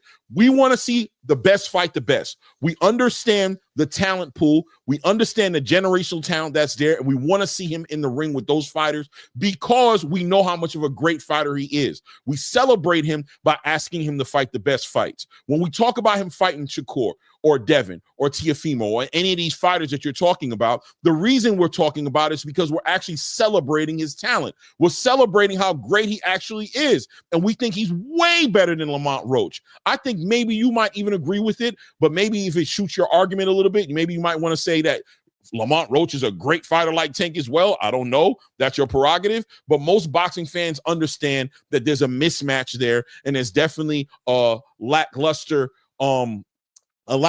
excitement about this fight, on top of the fact that you're going to charge us $70 to $90 for the pay-per-view to watch the fight. So you guys don't need to be so resistant and so indifferent with the conversations that are being had about this topic. You guys could be a little bit more open and open your ears and understand that the reality is, in my opinion, most of us are real Tank fans by calling out Tank for making out the biggest fights and calling out the PBC for not rolling out. You guys aren't real fans of Tank Davis because you think you're celebrating him, but here is the guy that you're a fan of is showing how disengaged he is, how disenchanted he is, how much he's having a hard time dealing with the PBC, and you guys won't even call out those guys. You're speaking as if you heard this directly from Tank's mouth that he's having problem with PBC. Have you heard this out of his mouth? No, listen. It's not about him saying he's having a problem with that. But you're speculating. Is he having a problem? What problem is he having? Problems with PBC. You're speculating. Who's he having the problems with? Disengaged from the fight. You're speculating that he is disengaged. He says the fight is off. You're speculating that. He said the fight is canceled. He just okay, it's canceled. We don't know what's going on behind the scenes until Tank says this is why it's happening. Lamont Roach posted that he don't know what's going on. That he's still training. So why would Tank say he canceled the fight but not contact Lamont Roach and tell him, all right, man, the fight is canceled, bro. We're not doing this. So obviously y'all spectate a lot for the people who say they're real Tank fans and a fan of boxing. Y'all spectate and put a lot of stuff. We're not spectating, we're speculating. But on top of everything else. Hold on, can I finish, sir? May I please? I mean, honestly, you're kind of like kicking a dead tire. Like it's what you're saying is that we don't have any right to we have no right to express our opinions on what we're seeing. It's all opinions. Everybody, the same way that we're expressing our opinions, you guys are expressing your opinions the opposite way, saying that everything is great. And that Tank is, how about people saying that Tank saying that is promoting the fight? You just went on a long rant about Tank actually marketing the fight, that when he's talking, everybody's talking about it. It's boxing media. So you're speculating. Who are you to sit here and say Tank would, who are you to say that Tank, who are you to say that Tank would market, that Tank would market, that Tank would market this fight by threatening to cancel the fight is ridiculous. Be honest. You sitting here saying Tank is marketing this fight by threatening to cancel this fight is a speculation in itself that is crazy.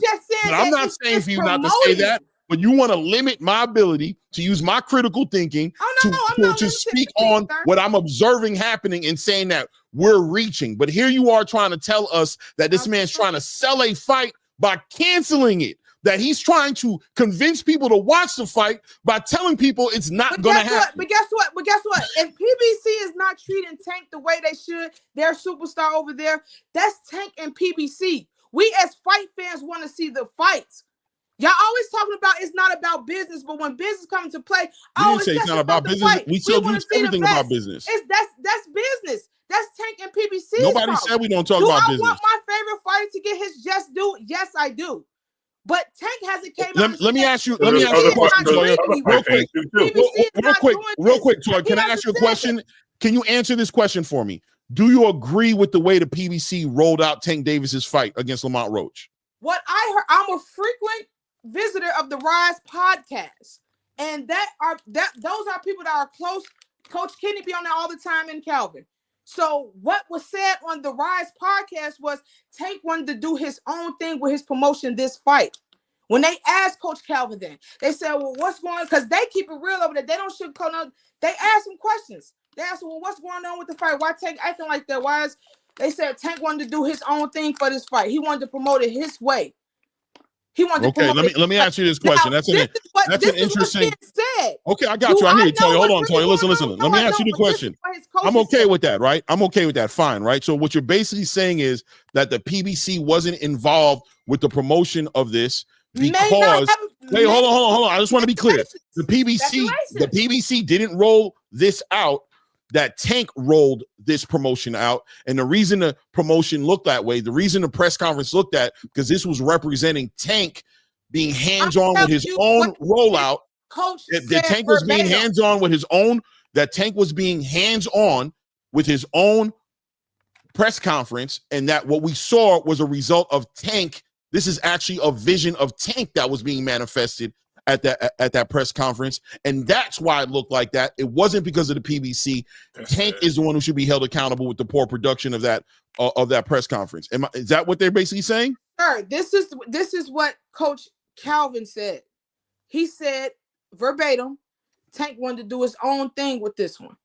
So whatever that means, I'm not spectating. Okay, I will tell you that it would have. I will tell you that it would have people believing. That's what his coach said. That's the closest person. Okay, I hear you. I'm okay with that. I'm okay. I'm not pushing back. I believe all this happened. I don't put my own spin on things. I just take that's what cool. I heard. That's cool. I respect it. Right. So what I'm going to say is that if people from the outside listening in, from me hearing you, it sounds like Tank took control of it as a boss of his own press conference. The PBC may have or may have not been instructed to fall back and allow him to do his quote unquote, as you said, own thing. And that press conference that we're looking at was a result of Tank Davis's vision coming to reality. That's what he wanted, right? That's what people are going to think. That's what it seems like. That's what you thought as well, because what you guys aren't going to think is that what you're not going to factor in is, let's look at the Tim Tszyu and the Bakram fight rollout. Let's look at the David Morrell and the David Benavidez rollout. They were very similar. At the end of the day, most people would be in disagreement and say that press conference is beneath Tank Davis's press conferences that he has rolled out. Maybe it is something going on with him and PBC. Maybe it is. Maybe that's why he want to retire. Maybe he want to get out the box game because they're not letting him do what he want to do, and now they're taking things away from him. Who knows? But you can't just blame the fighter. Who blamed the fighter? You guys blame the fighter. We're holding the PBC accountable. You're blaming the fighter. You said Tank did it. And Tank and Calvin said Tank did his own thing. We're sitting here holding the PBC accountable and holding Amazon accountable, and you're saying that their coaches literally just said that it's not their fault, that it's Tank who did his own thing. No, I agree with that. I agree with what you said. You said PBC should be held accountable. Amazon Prime, everybody who's supposed to be backing their superstar boxer should be held accountable for why his promotion looked the way it do. If that is the case. I just told you what his coach said. What the meaning behind that, I don't know. I'm just saying what was said. But I can factor in everything you said. I can agree with you on that. I can agree with you on that. But what I'm telling you is, from my love for the sport of boxing, because because I'm a diehard Tank fan don't mean I don't love boxing, and I don't love all type of fighters because I. Is Hill Richard? Yeah, I don't know. Skank Davis, is this somebody I know? Or is this Ross Clark? Oh, this me, Ross. Okay, yo, Ross. I'm gonna put Toy on hold and everybody. I'm gonna let you build because you jumped in here and you kind of had to go out and come back in. So it's all good. Go ahead and contribute. I don't. Oh no, y'all go ahead. I'm just listening. Okay. I have nothing to say about Tank Davis. Shout out to Lamont Roach. We're gonna talk about this fight, man. Shout out. Is Hood Rich there yet? He's not there yet because he said he might here. be clicking in. Okay, cool. He is in the building. That I know. But anyway, Toya, with some of the things you're saying, and what I take from what you said, I'm going to take a different approach. Is that Tank wanted to do his own thing without his coaches being there on stage, without the people that represent him being there. He wanted to be the spotlight. Nobody really talking to Kenny or anybody else. It may be the case, but the eyes don't lie, right? So our eyes are going to tell us what we see. And as long as we see that the PBC have put him upstage with his manager and Lamont Roach and his coach, right, in a small venue, a high school gym or college gym, and in a small venue in New York, a hotel, and it looked like that. It looked. Hold on. I got you. Listen, I got you. Let me just cook for a second, right? I'll let you cook for like 20 minutes, and Clay did too. So let me cook. So I'm gonna be quick with it. So what you're saying is, with all this being said, as Clay said, that Tank wanted to roll out the carpet for himself. He wanted to be his boss. He wanted to go out there. He wanted to make the moves that he wanted. He didn't want no involvement from the PBC. He didn't want no involvement from whoever else, right? But now he's out there, and people have questions. And then he says the fight's canceled. So did he put on the whole fight? Did he put on the whole venue? Is he canceling the fight because the fact that he's not getting the results that he would have got if PBC or Floyd Mayweather had backed him at the time? This is what I'm trying to now get from you, because you as a fan are telling us that Tank did all this, and Tank is the reason why all this is going on. The reason why he is throwing stuff out there in social media, telling us things that are making us feel like, okay, this guy really doesn't want to fight anymore. He said it in his own words. He said it and he typed it on Twitter. And now it's actually coming from you that he wants to move the way he wants to move because it's his decisions to put these things out there. So if that is the case, I had to say, this doesn't look good in your defense and the things you're saying. And we keep making things irrelevant to the conversation, bringing up Devin Haney and other things that are distractors. To the point, no distraction. hold on, they're irrelevant, right? Just to try to confuse people that are concerned. Listen to the word. We are concerned with the whereabouts of Tank Davis. With Tank, I know. And if we're concerned with Tank Davis, we're going to talk about it just like the people that support him 100%. We're supporting 50-50. We're supporting him, yes, 100% out of our thoughts, but we're going with what's in the media. We're never sitting there kicking his back in. We're never saying this or that. We're simply reporting what is being said, right? Just like anything else. And that was the topic that we were on. And that's all we're asking. Just, you know what I mean? Like, we don't have to go extra 200 feet in the air to climb this mountain just to come back down to say, oh, shoot, I guess they told me. Just let things develop. That's it. Me personally, I'm just saying that I want to see the fight. What I'm saying is, it's a good fight to me. Everybody else has been down. It's a good fight to me. If the fight happens, it's a great fight. That's what I was speaking on. I wasn't speaking on that the semantics of what's going on with the rollout of the fight, this and that. Yes, it was downgraded from what we've used to seeing from Tank. But like I said, he said he's want to retire. Everybody heard him say that. Who knows? Maybe he's just done with the sport. Maybe he's done with all the bullshit. Who knows? Maybe Floyd got something to do with this. Who knows? Who actually really knows what's going on behind the scenes? Unless he comes out and say it. So spectating and all that, I don't care for that. That's not my business. But again, I'm not trying to distract nobody with what's going on just because I said something about Devin Haney. The thing is, when it's Tank's in the news, if it's something bad or good, everybody talks about it. It seems like other fighters, when things go on in their life, it's not being talked about as much.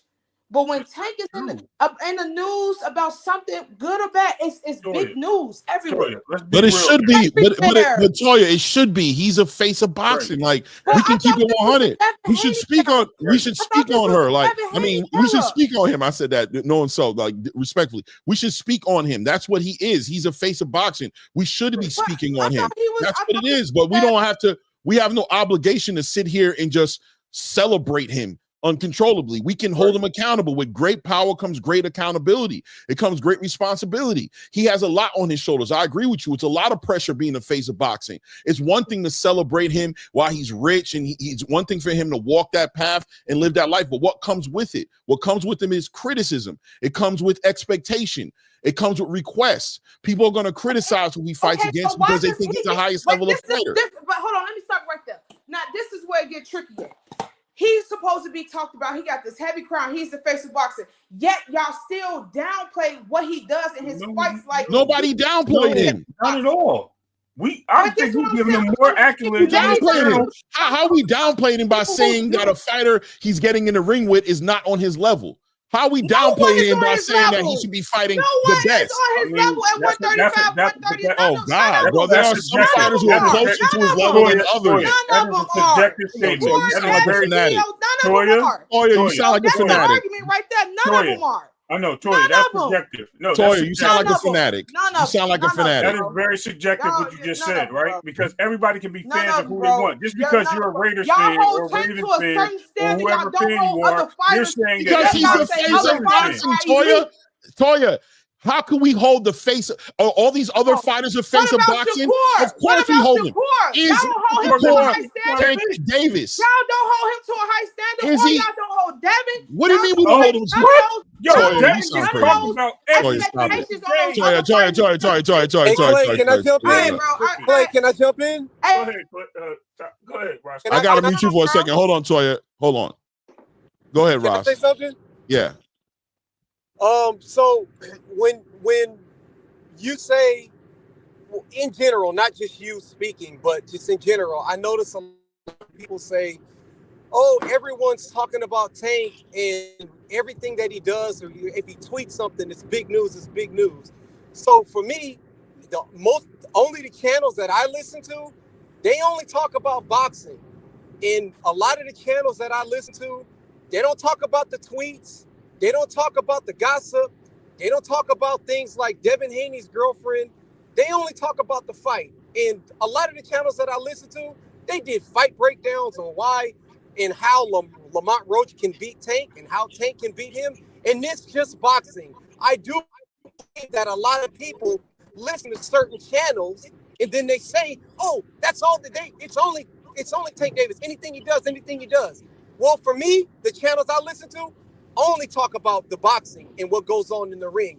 And I think that's what most people should focus on. And if Tank Davis is the best and claims he's the best and he is skilled, we'd like to see those skills go against someone on his level. And if those guys aren't on his level, we're not going to know it until he proves it.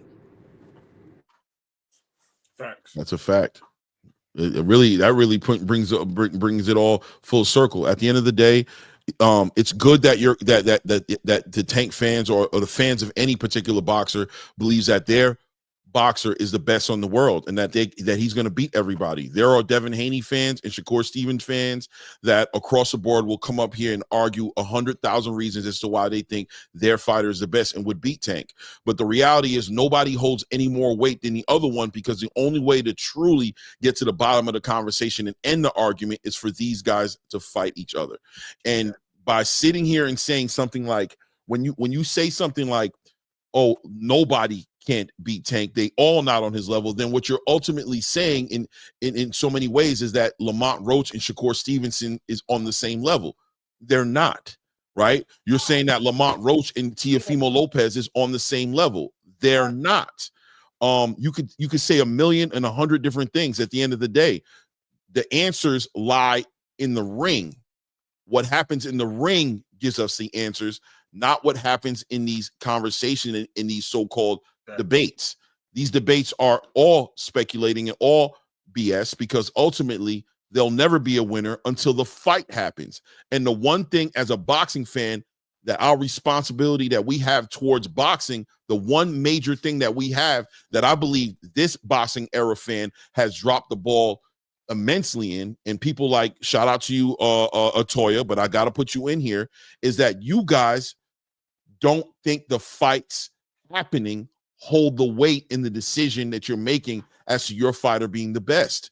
And so your fighter will sit there and get into a fight with a Lamont Roach, and you'll say that's a fight you're excited to see, not because of the competitive nature of the fight, but because you just want to see your fighter perform and knock somebody out. And it hurt the sport, and ultimately is hurting Tank right now. It legitimately is hurting Tank right now, because it's reasonable to argue that what's got him disenchanted with the sport right now is the sport's willingness to pay him the way he was getting paid before, when he's not giving the fights that the fans are asking for. It's hurting him now. It's hurting him in a way to where he's been used to and been conditioned into being treated a certain way, and his company is not treating him the same way, because the reality is gas is $7 a gallon, not $3.50 a gallon. That's the reality.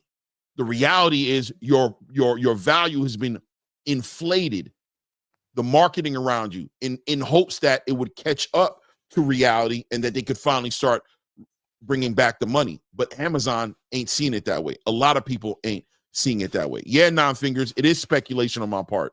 I embrace it, and I tell you guys I'm speculating, but it's reasonable speculation based on my observations of what's happening in the space. It could very well be wrong. We don't know. But at the end of the day, we're all speculating, aren't we?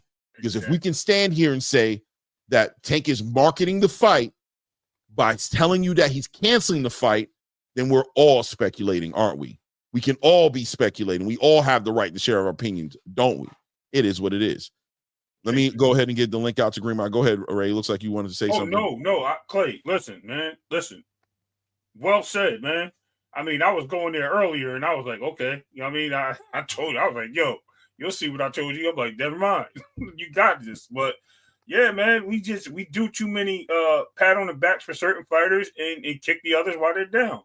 And and I think on this channel, we have been very profound on pushing. I'm saying we've been very, very fair, yes. And making these acknowledgments to both fighters. Again, I support Devin Haney. What did I do last week, Clay? Something that you probably never thought I would do. Did I? Yes. Right? So these things happen. I support Shakur Stevenson. And I've had my criticisms of him in conversation with you. I support Tank Davis. And I actually try to tell people I support Tank Davis. And I think and I tell him he's like one of my favorite fighters today. And people will start laughing at me like, yo, you don't like Tank? I'm like, yes, because I'm holding him accountable means that I like him. It's just like my kids. I'm not going to let my kids go out there and steal candy bars and not hold him accountable just because he's my kid. And then yell at the other kid and snitch on him. It don't work like that. Or yell at the store owner and try to make excuses as to why if you didn't make the candy expensive, you wouldn't have stolen it. You wouldn't have done that if you didn't. Exactly. And that's what I'm doing. So when we're sitting here talking about these fighters, Clay, we're talking about them all on an equal playing field. Until they fight, they're equal.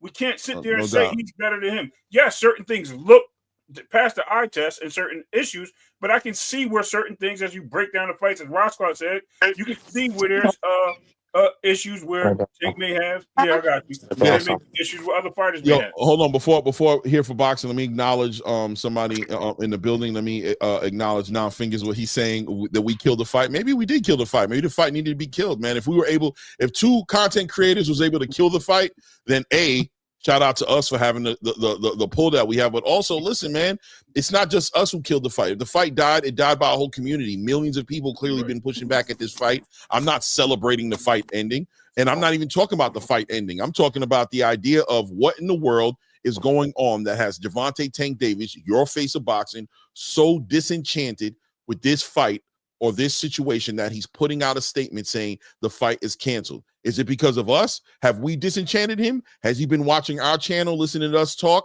And have we convinced him that not to fight anymore? I mean, that's what you want to say. That's okay. We're just sharing our opinion, right? But is it more than likely? Can we be honest and say that it's more than likely beyond what Ray and Clay said on a YouTube channel? That it's actually the representation of his experience that he's having with boxing right now. And we can start to build from there. We can start to build from the foundation of his disenchantment with what boxing is offering him, not Ray and Clay, not a bunch of content creators, but things that actually move the needle for his pockets. We can start there and we can start building from there. Maybe we can get somewhere. All fueled by speculation, of course. Shout out to you guys on here for boxing. Isaiah on here. What's up, bro? We got 62 people in the building. Please be sure that you are hitting the like button. Please show some love, and you know what I'm saying, let's keep this channel on the algorithm. And also, if you haven't subscribed to the channel, take a moment to go ahead and do that. We can bring in here for boxing action. You can build. Yo, real quick, I ain't gonna be long. Mhm. So this is what we see with Tank right now is the result of Floyd Mayweather being out the picture, the result of Leonard Ellaby being out the picture. These dudes have spoke for him and protected him for years, and everybody said that Floyd was holding him back. Floyd is out the way. He's actually started moving backwards in his level of competition, and his behavior has been more erratic on social media and in the public.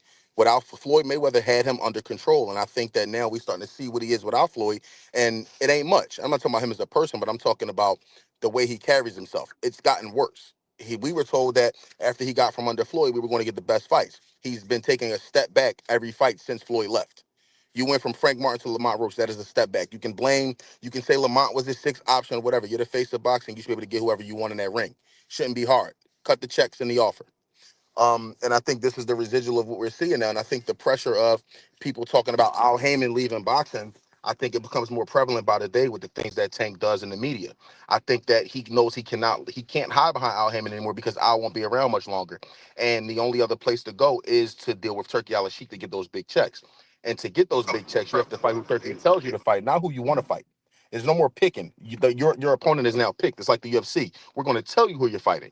And those options to fight over on Turkey card is Shakur, Devin, and Teofimo Lopez. He doesn't want to fight either three. This is why you hear the retirement talk now. It's all by design. This is not an accident. He doesn't want to fight. He doesn't quote unquote want to be told what to do. And to get those required checks that he wants, he has to fight higher level competition. And there's nobody left to do it at the PBC with. There's nobody at 130. There's nobody at 135. Every big fight is either outside of the PBC or it's at 140 in the PBC. But he already said he doesn't want to go to 140. So what do you have left? You got nothing. Y'all make it a thing of like, oh, we're attacking him personally. No, he's the face of boxing. He gets those big checks. Yes, he's held to a higher standard. Just like the CEO of a company is held to a higher standard than the janitor. You get more money, you get more responsibility. It's the way life works. To the victor goes the spoils. You got those spoils. Now you got to stand on that. You got to get the people what they want. And if you ain't gonna get the people what they want, it's time to go, bro. That's all. Or we just gonna ignore you. And that's all Baby, I got. are you saying right to what he said? And with that, I'm out. And that's Wifey said you cooking. I do a Wifey little said you bit. out here grilling, got the rotating the chicken. You know what I'm saying? Got the ribs cooking slow. She said you cooking right now. Shout out to you here for boxing. Aim. Let me bring in Isaiah in here as well. I'm gonna jump off, man. Pause. I got my little one with me. I just wanted to get that off my chest real fast. I was over here fuming, man. Good point. All right, brother. Good All right, points. Good points, man. I appreciate you. All right, fellas. Right, I'll hit you later. All right, man. All right, bro. Isaiah, are you there? Isaiah? Isaiah going once? Going twice? All right, then. I think she lost again. Shakur, you here? No, wait. Shakur's gone. I think somebody trolling, man, and just occupying the space. Shout out to Greenville and Mike in the building. What's good with you, family? How you doing, man? Man, I'm good. Clay, what's happening, Ray? Salute to y'all, man. Hey, man, well, Clay, you kind of just touched on what I was really fit to say, but I just feel like, man, I'm a Tank fan. I'm gonna tell you that. I'm a Tank fan, but salute, man, you gotta hold his feet to the fire, though. You know what I'm saying? Like, a lot of people don't want to do that, but you gotta hold that dude feet to the fire, just like people held Canelo feet to the fire when he didn't want to fight David Benavidez for whatever.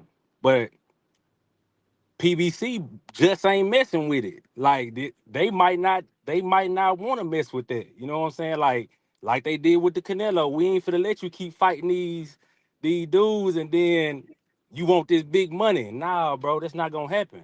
And you gotta hold his feet to the fire for that. But at the same time, you can't force dudes to get in the ring with the dude. They can say what they want to say on camera and say, oh, I want to fight Tank, but then behind the scenes they say, oh, I want this, I want that, I want this, I want that. You know what I'm saying? But at the end of the day, we keep saying the Lamont Roach thing, but you got to keep bringing up that was his fourth option too. You know what I'm saying? That wasn't even his first choice. And of course we gonna say, oh, Lamont Roach is trash and everything else, but same time, that wasn't his first option. And maybe the retirement talk is coming from frustration or whatever. It could be a lot of things. It could be the money. It could be him saying he want to be with his family because he said that too. It could be a lot of things. Like you said, Clay, it could be all speculations. And everything is speculations until the facts really come out. But at the end of the day, you gotta call it how you see it. And that's basically what some people doing, but all Tank fans is not doing it.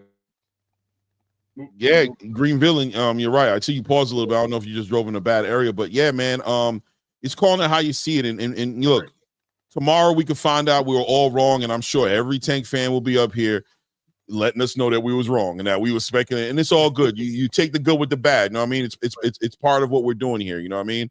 But hold on one second. Yo, Papoose, you're in the back room. I need to see your face, man. I got a couple people coming up here acting like they somebody and they're not who they are. Even if you want to block your face at first, after I see you, but if I don't see you, you ain't coming up here, bro. But yeah, so at the end of the day, you know, it is speculation. It's always going to be speculation. You know what I mean? But yeah, if you're a fan of boxing, if you're a fan of your fighter, don't be scared to hold his feet to the fire and ask him to give you what you want. And I keep telling you guys, the day we see him in there with Shakur or Devin Haney or Teofimo or whatever great fight that people are asking for, you're welcome, bro. Because I'm going to tell you right now, all you fans out there who was okay with seeing him fight whoever who said that, we don't care who he fights, I promise you, he ain't making that fight for you because he knows you don't care about it. If he makes a fight, he's making it for me. He's making it for Ray. He's making it for Green Villain. He's making it for those guys who are asking for the fight. You know what I'm saying? It's like if we have a party and there's ribs and burgers and everything at the party, it might be regular. But if you see something special on the menu, it's probably because somebody asked for it. I know you're going to eat it like you asked for it, but you know you didn't. But you can enjoy it anyway. You're welcome. Right. You know what I'm saying? We know who he's up here feeding. Is that Ross? Because I see Bum. Is that Ross? Yeah, that was me earlier. That was me, Papoose. Oh, the Papoose? Okay, cool. All right. Yeah, and just to touch back on what he said, and this is not a critical thing. This is just something I really wanted to put out there like weeks ago. So apparently Lamont Roach was not the fourth choice or fifth choice. He was the third choice. If you listen to Steven Espinosa, right? Because we take everything that he said for granted. I mean, with a grain of salt, and we said, he said everything that was true. He said it was his third choice, third option, right? That's number one. Another thing that they said is that and from Roach himself is that this fight was being planned 2 years ago. Like this was something that was supposed to happen. They always had him in line for a fight. Now, with that being said, this is not a knock. Again, it's not a knock on Tank Davis. This is just saying that when the fan base is saying that he picks who he wants and he wants to fight, he doesn't want to fight the top guys. This is when we come in and say this is what he's doing. This is what he wants. And regardless if it's pushback or not, these are the things that are being said by the fighters, by the promoters, by the people that support the promoters, and people that work in that field. And they're reporting these things. So we're not really going out of our way to say things and draw a conclusion to things that are illegitimate. We're only taking what's put out there and we're reiterating it to the fan base so that everybody's on an even playing field and have the same acknowledgement of what's being put out there. Because if we don't do that, we're going to end up in the same boat arguing and saying things that are meaningless, and then holding another fighter, and you guys know what I'm saying, holding another fighter accountable for things they do, say, or people say about them, and not hold Tank, which they don't, because they hold him in such a high praise, which is okay. I'm pretty sure other people hold other fighters in that same sentiment, but we also have to understand that that's where it really comes down to. So we just need to accept everything as what it is, not as speculation, but as a fact. And then when the speculation or opinions come, we have to be open-minded to these things because we don't know everything that's behind that door. And that's all I gotta say. I'm good. Can I respond to that? Just piggyback off of Ray. Mm-hmm. What like earlier, what I heard, what you noticed, because a lot of these overly obsessed Tank fans listen to the same group of YouTube channels, they start to regurgitate the exact same things, and we hear it over and over again. What has Shakur done? This is a good fight. Lamont, they've been having beef for a long time, or whatever the case may be. He's skilled. You hear the same thing, but you never hear them say, I actually want to see Tank versus Shakur. They don't say that. All they say is, I'm talking about the overly obsessed. All they say is, he's not on this level. You just said Shakur is not on Tank Davis's level, but we're supposed to believe that Lamont Roach is. And then, Shakur hasn't fought anyone. He's trying to. The anyone is Tank Davis. So I don't know what's going on. All I know is a lot of these boxing fans need to start listening to boxing channels like this one and other channels that talk about boxing. Not Devin Haney's girlfriend, not Tank Davis's car, not Floyd Mayweather getting jumped by a bunch of blokes. None of that. Only talking about boxing, period. Yeah. Yeah, I agree with you. Okay, that dude disappeared in the back. Cool. There was somebody in the back. I ain't doing it. So like Rollo the Sweet. No, I ain't playing all those games. Anyway, that being said, though, you know, guys, it is what it is. You know what I mean? The Tank Davis conversation, the interesting conversation, but you know, it does get kind of dead. It falls on deaf ears after a while because we don't know what's going on. As far as I know, the fight is still happening. Tank's tweet doesn't cancel the fight. It's a tweet. Or it's an Instagram posting. It's just representing the way he's feeling at the moment. He can change his mind. Let's see what ends up happening. I do want to move forward, though, now that I have a panel up here and kind of speak about the boxing that's been going on in the past couple of days.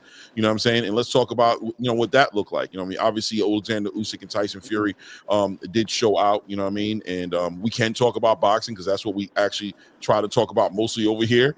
These conversations get weird, especially when you open the panel up for certain people to come up and kind of like get it off their chest. Shout out to Toya. She got it off her chest. But let's get back to boxing. Alexander Usyk, Tyson Fury. Alexander Usyk walks away with a unanimous decision this time, 116-112 across the board. First of all, how do we feel about the scorecards on this fight, guys? Are we in agreement with that? Do we feel like it was a little biased? Is it the judges kind of showing How do you feel? Words. Yeah, short words. I agree with it. I think it was unanimous. Yeah, me too. I agree with it.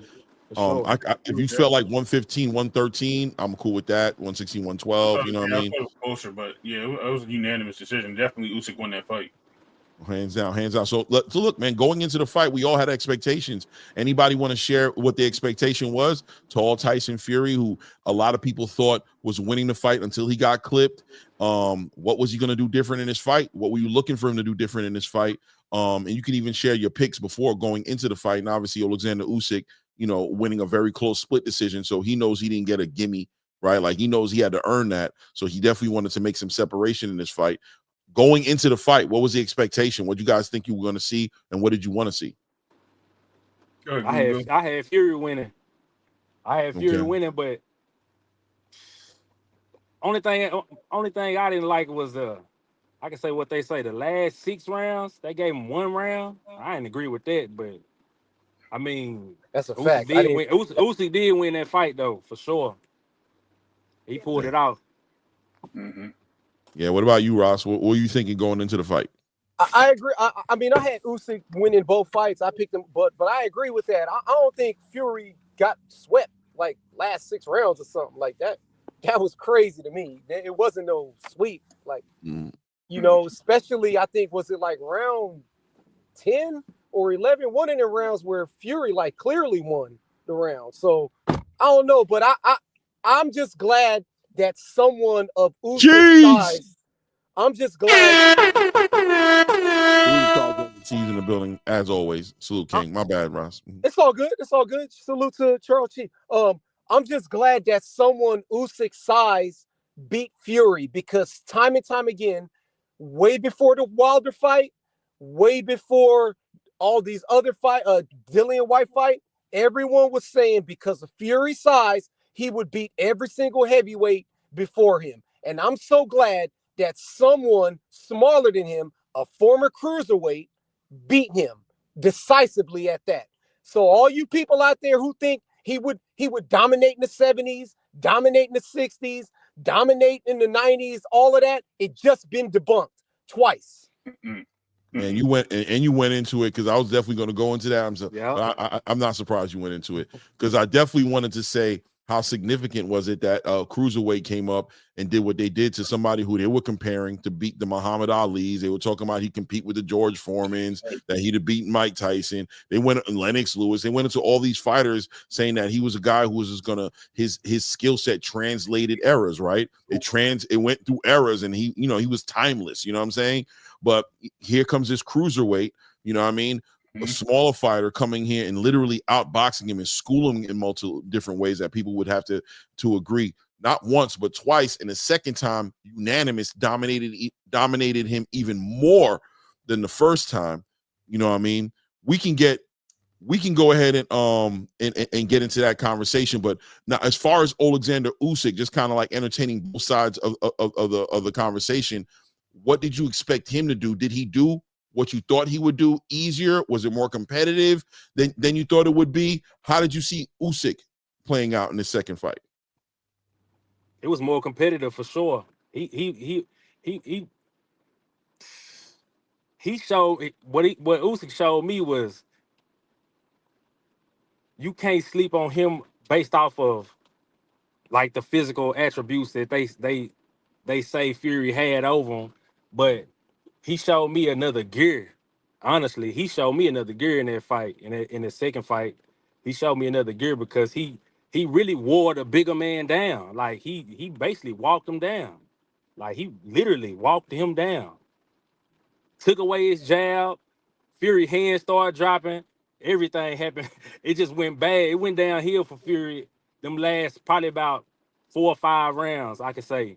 But at the end of the day, I had Usyk winning the first fight. I had him winning the first fight, but the second fight, I thought Fury was gonna do a little better. But man, Usyk showed me he really was that dude, man.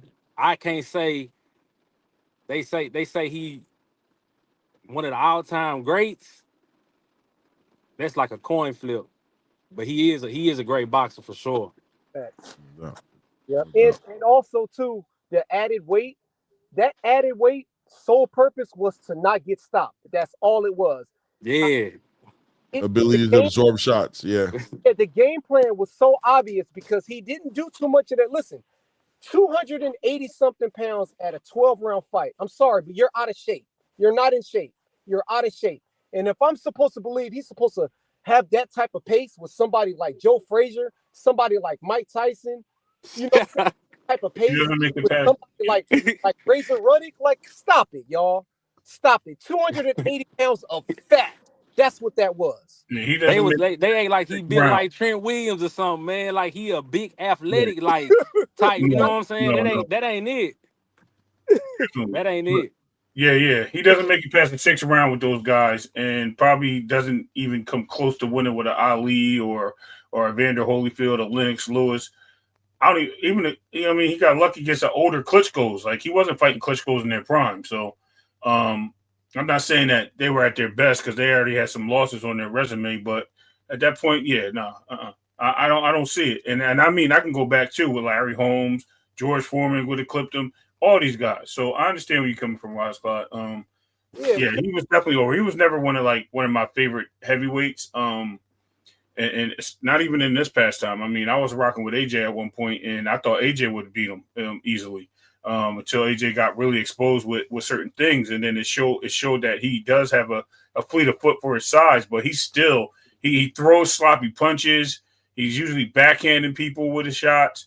He's just never been a clean boxer to me, and he take advantage of his ways of getting over on people. I did have Fury winning that fight. I thought he was going to use his distance, and when the range closed, he's going to use body shots to try to cut down on Usyk approaching him and coming inside to eliminate those close combat situations, and then utilize the jab to win this fight cleanly. But apparently, he stayed at a mid range, and Usyk was able to jump and hop in and get those nice clean shots, and he was able to push the pace, which I understand, and I see how it went. Yeah, I agree with you, man. I think I knew that people wanted that game plan to work, but I always told you guys that the athleticism was going to be the vehicle that was going to allow him to deliver that type of performance. And the question has always been, ever since the Deontay Wilder fight, to be honest with you, even on his coming back, off his hiatus, where did the athleticism go? He showed it in the first Deontay Wilder fight, but every fight after that, he became this, almost flat-footed guy who would, depend. A lot of his movement was really being smokes and mirrors, was just his waist, his ability to sit in the corner and do this thing where he's moving around and looking like he's doing a lot more moving than he's actually doing in reality, right? That his legs weren't there, but Alexander Usyk was going to make him use his legs, because Alexander Usyk, in his 38 years old that he is, and Father Time being undefeated, still had a certain athleticism a certain athleticism about him that Tyson Fury was going to have to deal with, and he wasn't going to be able to play the games. If you notice in the first fight, I'll never forget when Tyson Fury was in the corner and he kind of like backed up into the corner, grabbed the corner, and kind of did this thing. And what did Usyk do? Usyk backed out of that corner and was like, "Nah, bro, we're not going to play that game. If you're going to be athletic, it's going to be in the middle." Tyson Fury was in the corner. I'm hearing myself. Backed up into the corner, I'm hearing myself. Grabbed the corner and kind of did this thing. And what did Usyk do? Okay, it was you, Green Villain. I think the volume is too high over there. I can hear myself. But what did he do? He backed out of that corner and let Usyk, let Fury know, like, we're not going to play that game. If you really are athletic like that, you're going to show your athleticism in the middle of the ring. You're going to be athletic. You're going to use your legs. You're going to move. You're going to see your footwork. I'm going to challenge you in a way to where the only way you're going to get me caught up in these traps is by cutting the ring off, is by being athletic, is by showing the world that your legs is still there. And we found out that his legs wasn't there. Then ultimately, Usyk was able to take advantage of that, attacking him to the body, scoring consistently, and eventually taking advantage of that weight. That 281 pounds started to manifest into some conditioning issues as we got into the later rounds. And Usyk was able to get an offense off even more easily once that happened, right? So he got exposed. And I agree with Roscott. The whole perspective of his talent being transcending and that it was able to go through era to era to era definitely got debunked. And matter of fact, one might argue that Tyson Fury was able to take advantage of a very lackluster heavyweight division with a lot of out-of-shape big guys who weren't necessarily fundamentally sound as him. But as soon as somebody came up in that division with some real pedigree, he had a hard time dealing with it and wasn't able to walk away with a win. He wasn't able to show and prove about who he was or who we all thought he was. But let me ask you guys this question. Going on and moving forward, we saw how the fight ended as far as post-fight. We saw Daniel Dubois come in the ring and ask for his revenge. How do you guys feeling about that? Does Usyk take this fight with Daniel Dubois? Does he have anything left to prove? Is this a legitimate fight? Or, has Usyk done enough at this point? And does Daniel Dubois just need to move on and worry about Joseph Parker and making his own legacy in the boxing space? How did you feel about that? Is it on me or it's on you, Ray? You go ahead, Roscott. Okay. I think, Clay, you said it right the first time. I think he should worry about trying to beat Parker first. Right. Because I think that is a difficult fight that he possibly could lose. And if Parker wins against Dubois, I would love to see Parker versus Usyk. I ain't even going to lie.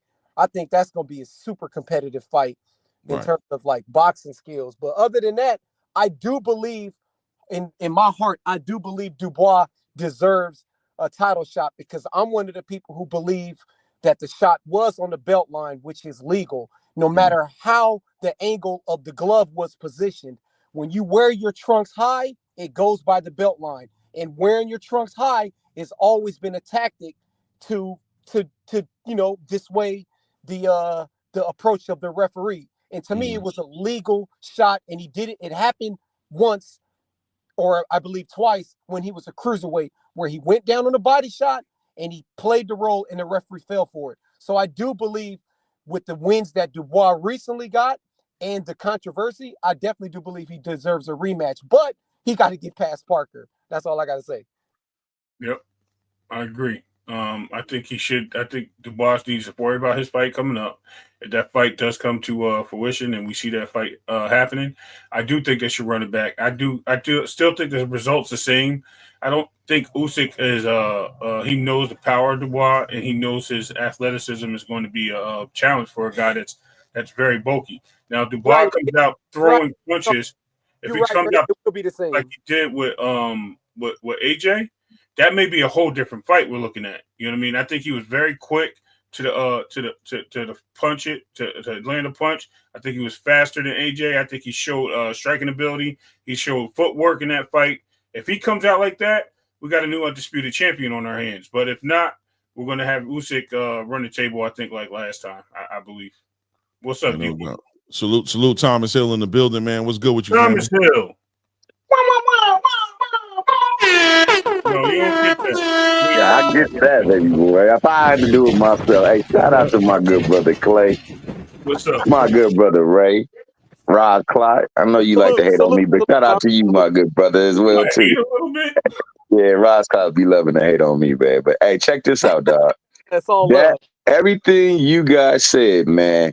More importantly, that man, when he got up in that press conference and said he hit me below the belt and he hit me in my balls, it wasn't a clean shot. He know he was lying because when you get hit in the jewels, it's a different reaction you'll have when you're on that floor lying down. He got hit like I got hit by football one time when the ball punched me dead in the gut, took my breath. Everything he did on that floor replicated what I did that day on the field, bro.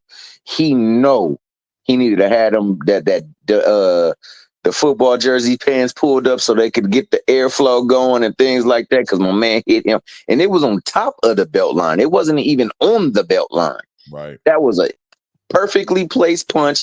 It took his wind. He was immobilized, could not move. He was writhing in pain from the sting of having his wind taken from him. And they gave him 9 minutes to get himself together. That means that man himself knows that he needs to run that back. And if he don't want to run it back, then that truly right there is the definition of a duck. Not some weird behavior by somebody, but what we saw in the ring, and that man know he didn't get hit below the belt. And he said it. That was the coldest part about it. It was a hit on the balls. Nah, bro, when you get hit on the balls, dog, you know it happens a different way when you react. Everybody, every one of you Mickey Freakies on this panel will react the same way when you get hit in the nuts, dog. So that man, though. But yeah, besides all that, public perception says, hey, let's run it back because we think it was differently. You know what I'm saying? He's the only person that he really needs to really truly convince us of a clean victory because he done handled everybody else, man. We got to shout that man out, man. He don't duck no smoke. He get in there and he, for the most part, man, he go in there and handle people. Like everything that he did in that fight, I said he would do. Yeah. And yeah, another thing I will say, your boy Tyson Fury is not transcendent with his talent. He would have got dominated by them guys back in the days. Matter of fact, I think a lot of these guys would have gotten dominated by those guys back in them days. I think Chris Bird would have had field day with these people. Talk about underrated heavyweights, man. That dude definitely had skills. Didn't have knockout power at all, but that boy would put them things on you all fight long. So man, yeah, man, I'm just so glad that we could get off of this Tyson Fury and they could talk about him and maybe AJ fighting because they on their way out or something like that. Yeah, that would be. It seems like that's a legitimate option for Tyson Fury. It seems like Turkey's motivated to put that together. A lot of people say Anthony Joshua held off on the Daniel Dubois rematch off the strength of hoping that Tyson Fury to win that fight, that he probably get an opportunity to unify or make a big fight in England. It seems like that's a fight that that's probably going to get put together. Usyk, Daniel Dubois, legitimately on the table. I mean, we saw Usyk did accept the fight. He didn't shy away from it. You know what I mean? He screamed out to Turkey, let's put it together. And that's that Ukrainian, Eastern European spirit, right? Like they're down to challenge themselves. They don't seem like they're really into running, right? They're down to meet the challenge head on. And it seems like this fight, as long as Turkey's on board, that it could happen. But obviously, we can't look past Joseph Parker. We know that fight is a real deal fight, a potential obstacle, train derailer of sorts. You know what I mean? As far as Daniel Dubois is concerned. Now, do you guys feel like him walking into that ring and making that a priority, is he looking past Joseph Parker in any kind of way? Is this a bad sign? Is this not a good thing? Should his focus not have been to go in the ring and take Usyk's light at that moment? You know what I mean? And issue that challenge? Does it reflect anything that you feel like could throw him off his game where he needs to be going into this fight against Joseph Parker? Nope. In my opinion, go ahead. Y'all go ahead. I was gonna say that's boxing, man, and that's actually what we miss in boxing. Those are the things, with social media, everybody just talks back and forth through chats and through their fans.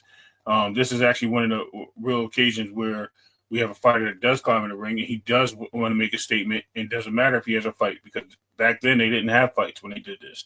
I mean, they would have a fight on the table when they did this, and they would try to make this and promote it for their next fight. I think he's doing the same thing, and I think he's trying to make it a relevant statement that, look, what you did last time was a fluke. It was, you know what I mean? I got you, and you know you escaped with a narrow victory. This time I'm coming to decapitate you, and when I do, you're going to understand who I really am. And I think that's his statement and what he's trying to make to Usyk, and I think Usyk took that with the challenge accepted approach. That, I mean, I have no other way just to say no. I don't think it takes away from the Joseph Parker fight. Anybody else want to jump in? That was pretty much spot on, man. I mean, like, I could treat it to regular day life, man. You might got a bill you got to pay absolutely right now. It's urgent, but you got one coming around the week. You still thinking about that one coming around the week, but you know that one that's coming up urgently, you got to handle and attend to right now. And that always going to take precedence. So, man, I just think that, he want to make sure, because there's other cats that people probably want to see him fight, or that he probably might want to move if he still is going to fight. And he don't want to miss out on his opportunity to get that get back. So he just letting it be known. And that, my friends, is the way that you're supposed to challenge for a fight. You're not supposed to do it on Twitter. Back in the days, these ninjas never Twittered anything. I know they wasn't out. They didn't call phone calls and say, look, I want to fight you. They would show up to the event. That's what needs to happen. You need to show up to the event and say, look, man, you did your thing in that ring, but you still can't fade me, man. Let's go. Let's run this thing up. Let's build it up. It was like this, to be accurate, right? It was like, hey, Mike Tyson, you got to collect call from... Right. Hey, shout out to my good brother D1, the family. Shout out to Rick Timms the third, the great guy. In the building. And shout out to my main man, Hunter Young, man. Also Greenville and Mike, man. Much love to you guys, bro. Yes, sir. No doubt. So we've discussed Usyk Fury.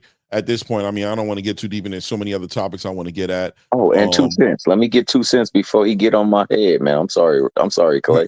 I No didn't doubt. see 2 cents. Oh yeah, shout out to 2 cents. So holler him out. You know what I mean? Let me get a link. I want to give y'all flowers. All right. D1 don't come up here trying to chop people's heads off. You know what I mean? D1 give it up. You know what I mean? We already had a session like that. I like this right here. This laid back boxing talk right here. I'm very comfortable with it. You know what I mean? Yeah. So look, man. So yeah, Alexander Usyk, Tyson Fury, great fight. Ended up being what it is. Tyson Fury exposed to a large degree. Oh yeah, let's just close it out. This part of the conversation with pound for pound number one, or is he? Yeah, is Usyk pound for pound number one? Man, you know what? I mean, look, I'm gonna be like this, bro. I'm about to come right now. I never really push accolades because some people might not get the chance. Let's take Josh Gibson. I used this the other day. Right. So Josh Gibson was every bit as great as any baseball player there was, yet he couldn't get the opportunity nor the recognition to do what he would have done to those pitchers that were in that league that they said were far superior than him. So he never had the opportunity to. But if you look at what he did on the baseball diamond, you could not deny that he is truly one of the greats. So I know because he fights at heavyweight, they didn't make that list for him because, honestly, heavyweights are supposed to beat everybody, and you can't put anyone in the ring against a heavyweight. This dude is a smaller heavyweight.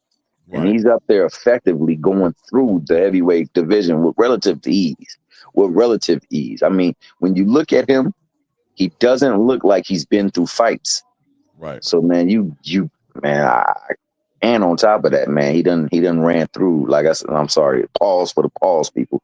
I see flyer frequency and frequent flyer up in here. The same guy be pause. But for those who are not mature, pause. Those who play games, pause. But I seen him run through the whole dang heavyweight division, and I don't think that you can question his skill set. What he does in the ring tears him apart from everybody that's in his division. So I think, yeah, he could be listed, either him or with Bud Crawford. But those would be my two that you would toss one or two. I mean, I gotta put Inoue in that picture too. Until one of those guys really. Oh yeah. I would put Inoue there too. I mean, I know y'all don't like this because y'all call him a duck and say he's scared to fight big fights, but I think Tank's skill set is great as anyone's is too, and I would put him up in there. Heavyweights on the pound for pound, it don't go together for me. See, I'm an old school boxing fan, but I just wanted to come up here, Clay and Ray. I know y'all probably see me freaking out and spaz. It's most of the shit is for entertainment. I ain't got nothing but love and respect for He's anybody just an angry white man. The that same here. You comes. know how it is, D1. Same Yeah, here. I no always doubt, come no to show doubt. you love, bro. You guys like who you like, you believe who you believe. This is what we do. This is boxing nowadays. You know what I mean? So I just wanted to say salutations to you fellas. I don't know who that is in the top corner there, but I Ross think it's Clot. 2 cents. Ross Clot. Salute to you, man. Salute, Appreciate you. salute, salute. Can y'all hear me? Yeah, Yeah, no, yeah. we hear you. Yeah, Oh, definitely. all Yeah, right. we hear you. Thomas Salute, Hill, salute. you already know what it is, bro. I got nothing but love and respect for you fellas, bro. Both sides of the argument is always needed for an entertaining live stream, especially when you do it how I do it. So, you know what I mean? I ain't got nothing but love and respect for you. That doesn't change the fact that I'll be pushing back on everything. It's what we do as boxing fans, man. I appreciate y'all. Y'all needed, just like I'm needed, just like Thomas Hill and everybody else in the chat. Yes. Salute to everybody, man. Salute. Keep doing y'all Salute. thing, fellas. Yeah, Be man. good and Salute, safe. salute to you, Merry man. Christmas and happy holidays, bro. Same to you, man. Same No to you. Yeah. doubt, no doubt. I'll see Shout out y'all. to Buffalo, bro. Salute. Yeah, Listen. no doubt, homie. Peace. Be Yeah, good, man. fellas. Yeah, All right, peace, D. I Go think ahead, Ross. I think for me, like I would put Usyk in there in the pound for pound, just because the level of I mean, right now the boxing is like it ain't super great. So yeah, Usyk could be in the pound for pound, but always keep this in mind. He beat Fury, in my opinion, because no one talked about this. This is why I picked Fury to lose. Fury is not the same fighter, and neither is Wilder after that third fight. Them dudes, if you look at that fight, them dudes is done. Right. That their whole career done that night. And so for me, it's like, okay, you beat AJ twice. That's a good win. You beat a mentally drained and beat up AJ, but you get credit. Then you beat up Fury, beat up. Like, you know what I'm saying? You beat Dubois with the detached retina from the Joe Joyce fight. So it's a lot of things you could break down about Usyk and the people that he did fight. Because now that you undisputed, I want to see you defend this title. I want to see you fight the winner out of Dubois and Parker. I want to see you fight somebody like Bacoli. Anybody out there, I need to see you start defending it, because what we have in this situation, in this generation, people become undisputed and they don't defend that title. Marvin Hagler became undisputed and then he commits to clean out his division. So keep in mind, Usyk only fought like 5 heavyweights since he became heavyweight. So, and everybody's saying he's the ATG, he's the ATG. Imagine if Muhammad Ali in the 70s fought Joe Frazier twice, Ken Norton twice, and then fought Jerry Corey and then Jimmy Ellis, and then left it at there. Everybody would be like, well, what about Foreman? Well, what about Ernie Shavers? What about Ron Lyle? All these names would have popped up. And in my opinion, because I don't go by that, oh, he haven't did this, he haven't did that. In my opinion, now that you undisputed, and if you still active, I need you to defend it. Yep. I agree, man. I think, and once again, putting everything in perspective to say that, it doesn't seem like Usyk's ducking any smoke. It seems like he confirmed everybody. He's got a lot more in the tank, and he also didn't turn down Daniel Dubois and let it be known, hey, Turkey, man, you ain't saying nothing. He did look a little. I mean, I want to put up the picture because I think it was a significant picture, because Usyk was definitely trying to do his thing. You know what I'm saying? He was definitely trying to accept his accolades. He was being celebrated, and here we have a picture right here where you see, Daniel Dubois wasting no time. Look, and I don't fault Daniel Dubois. Like, I think this is part of boxing. This is what the game is. You know what I mean? But ultimately, you see Usyk kind of look at him like, really, bro? You can't let me get my moment?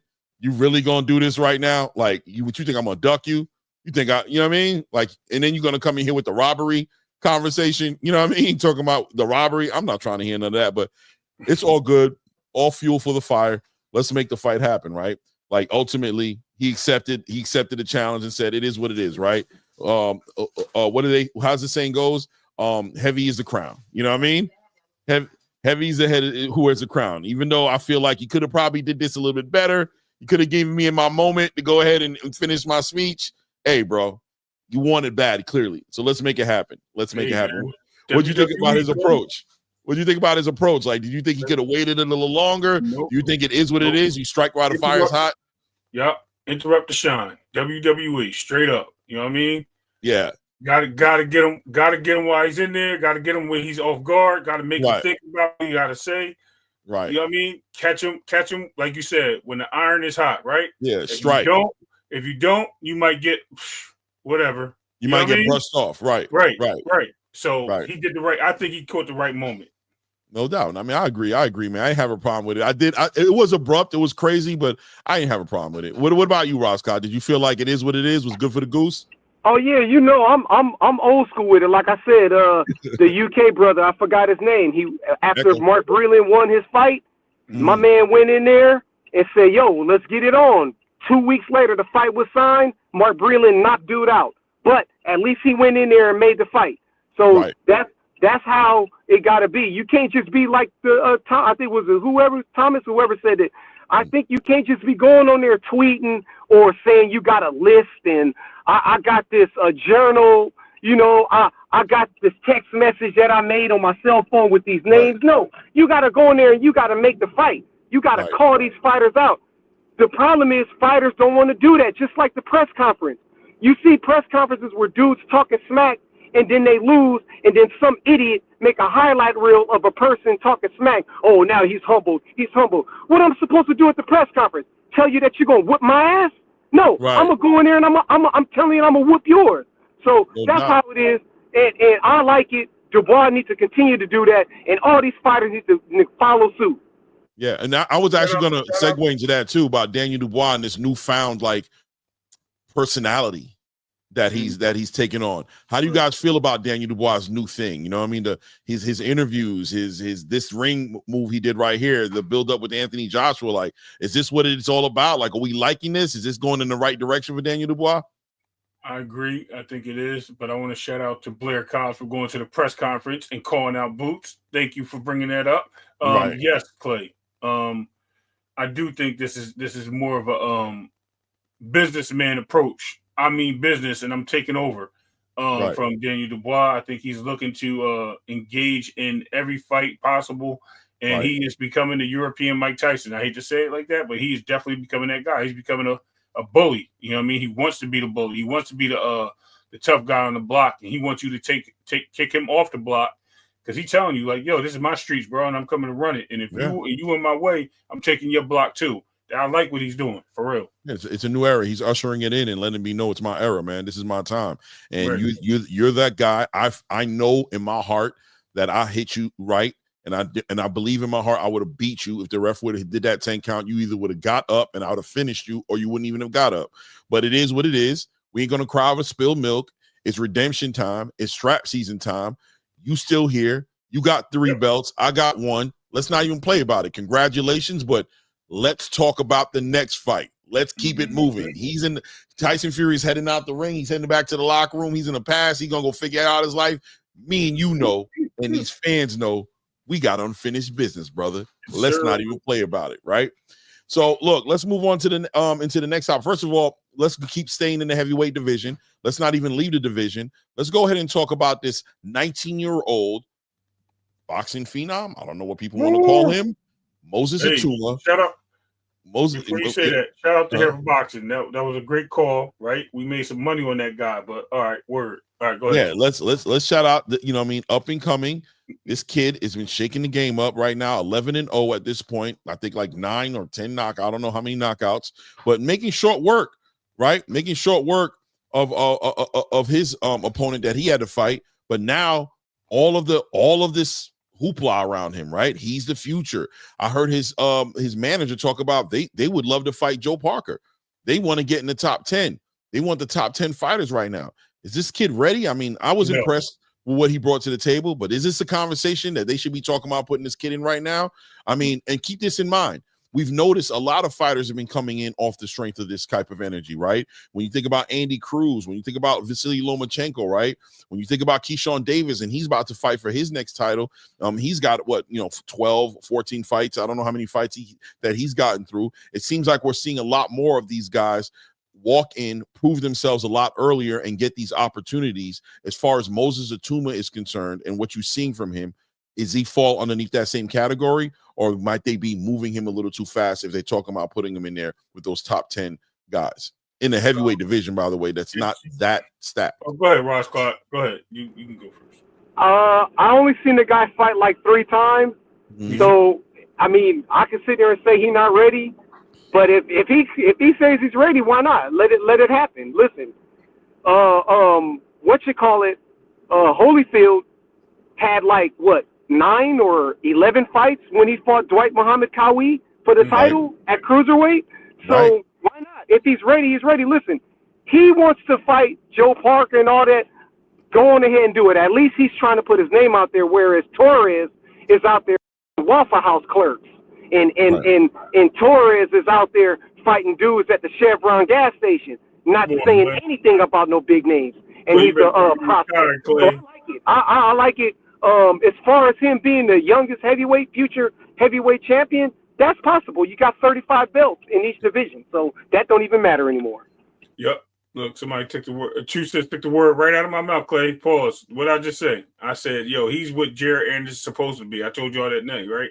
I said, look, this is what we expected from Jared Anderson. This guy is definitely a sharpened tool in the toolbox. You know what I mean? He's somebody that can legitimately fix the problem.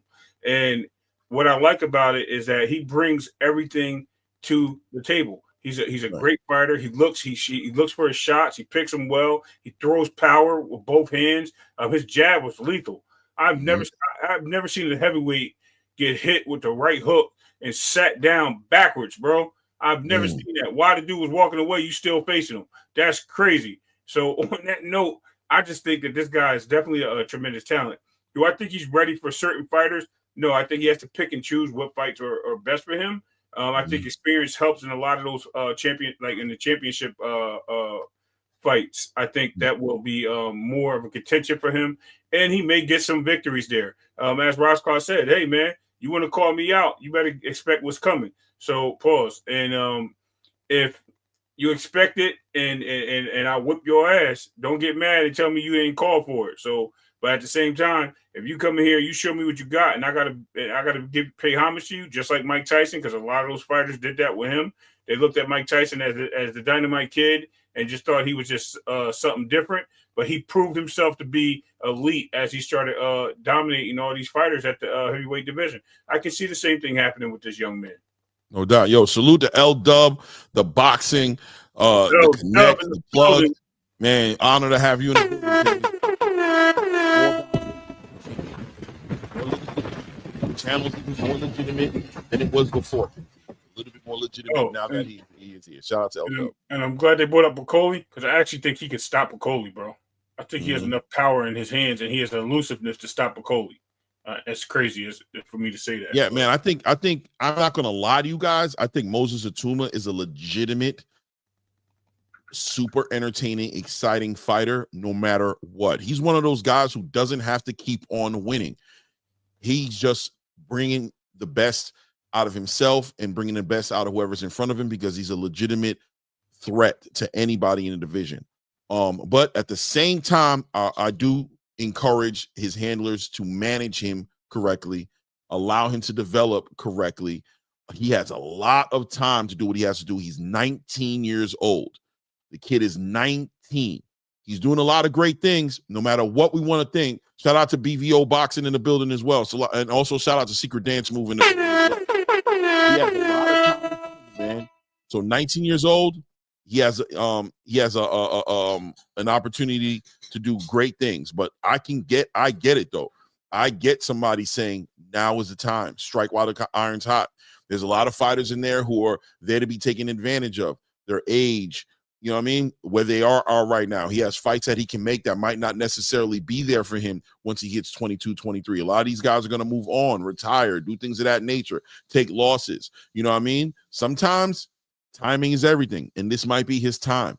We're going to keep an eye on him regardless. Moses is shaking up the space. We recognize his talent, and we're very excited to see what they're going to move with him next. But yeah, it's going to be interesting to see how they move with him because he does seem like his time is here to a degree, right? You know what I mean? 2 Cents say just stay away from Wakanda. Yeah, I mean, I think Martin McCauley is probably the straight up dark horse of the heavyweight division right now, right? Like Martin McCauley is a legitimate dark horse of that division. Anybody and everybody can get it with Martin McCauley. He's the ultimate test. I think legitimately, I want to see Martin McCauley against everybody. There's nobody. If you're him, if you're supposedly him, I want to see you fight Martin McCauley to prove to me that you're him. I think he's a legitimate acid test, a litmus test for anybody who thinks that they're him in the heavyweight division. You know what I mean? Legitimately. You know, I don't care who you are. I don't care how I see you win. I'm always going to ask. Yeah, but you're doing that against Martin McCauley, though? You know what I'm saying? You want to get in there with Martin, though? He got a shot there. You know what I mean? Listen, it is what it. Yeah, that power in those hands. I'm saying when he got power in both hands, he's just like McCauley. He just more. I think he's quicker, and I think that says a lot. I think McCauley is strong enough, but have we seen his chin really tested? I mean, he did get hit with a couple of pop shots from Jared was hitting him. Jared hit him with some shots, man. But I said pop shots with Jared Anderson, but was Jared Anderson putting a lot into it because he was too worried about what was coming back? That's what I want to understand because they were good shots, but they weren't like devastating knockout blows from Jared Anderson. He wasn't completely committing. But that's a factor, right? When you fight against McCauley, are you going to commit? How are you going to commit? I think this kid does until he gets hit the right way. I think he does. I hear you. I hear that makes sense. Atuma's young enough, believes in the hype of himself enough. He's bought into who he is and what he can do. I agree with you. I think he lets it all out, but I think he's taking a chance though. Martin really is like, you know what I mean? It is what it is, brother. You know what I mean? It's exciting. We win. No matter what, as a fans, we win, man. We get to see something amazing in the ring, and that's always what we're going to stand on. So by all means, line that fight the hell up. You know what I mean? So moving forward from Martin McCauley, I mean, we can touch it lightly. Serhii Bohachuk against Ishmael Davis. Late replacement. Ishmael Davis, you know, I don't want to say bad luck, good luck. He gets to be on a big platform. I'm assuming the pay made sense. He was fighting on a turkey card, but, you know, last Josh Kelly fight, he fell short as well. Last minute replacement, didn't get to prepare, lost that fight, didn't really get to prepare. We know that the Madrimov was supposed to be there. Yeah, brother, I'll tell you. Okay. No doubt, family. No doubt, Rich. Clay, who is representing U.S. heavyweight boxing? Oh, we could talk about that too as well. Probably Jared Anderson still. Probably Jared, and between him, Mike Hunter, and what's old boy's name? Torres. Not Torres. I would go with Jarrell Miller a little bit more. But yeah, I mean, it's not really an actual face of heavyweight boxing in America right now. But if you want me to put it somewhere, probably closer to a Jared Anderson, no matter how he looked in that Martin McCauley fight. I mean, I think people kind of give him a pass on that to a degree, just to say that it was a mismatch. He didn't prepare for him accordingly. But yeah, man, it's kind of hard, man. Like, there's really nobody I would say is a face of heavyweight boxing in America right now. Richard Torres, he's done nothing. I can't put Richard there yet, man. I'm sorry, man. I mean, he is undefeated. I mean, if that's what you guys are looking for, an undefeated heavyweight to be the face. But who has he fought? Nobody. Last guy he fought looks like he's flipping pizzas. You know what I'm saying, on the weekends. Yeah, and eating them at the same time. You know what I'm saying? He's flipping them and catching them in his mouth. You know what I'm saying? I mean, that guy was just that guy just wasn't him, right? Like, we're not going to act like, oh, that right. Yeah, we know what we saw. We know what we saw there. Shout out to Richard Torres, though. Yes, you know what I mean? Opportunities, space and opportunity out there for him. He does have the attention of the space. We're watching him, but I ain't seen what I need to see yet. Talking about anybody in cruiserweight that can move up in U.S.? I mean, in the U.S.? No, I don't think so, right? Nah, not in the U.S. No. Yeah. No. You know what I mean? It is what it is. But let's move it into Serhii and Ishmael Davis, man. Ishmael Davis, once again, shout out to Ishmael Davis taking that last minute replacement. We know what. Come on, bro. Serhii's really a beast. We got to give him his respect. But we got to give the Black Panthers respect for taking that fight. He looked good in that first round, right? In the first round, I'm like, look at him. He was moving around, catching him with shots. It seemed like Serhii couldn't really find him. He did a great job, but we did see him. He got clipped in that second round, and it seems like at that moment, he kind of got sucked into that mid-range fight. But Serhii Bohachuk dominates for the most part.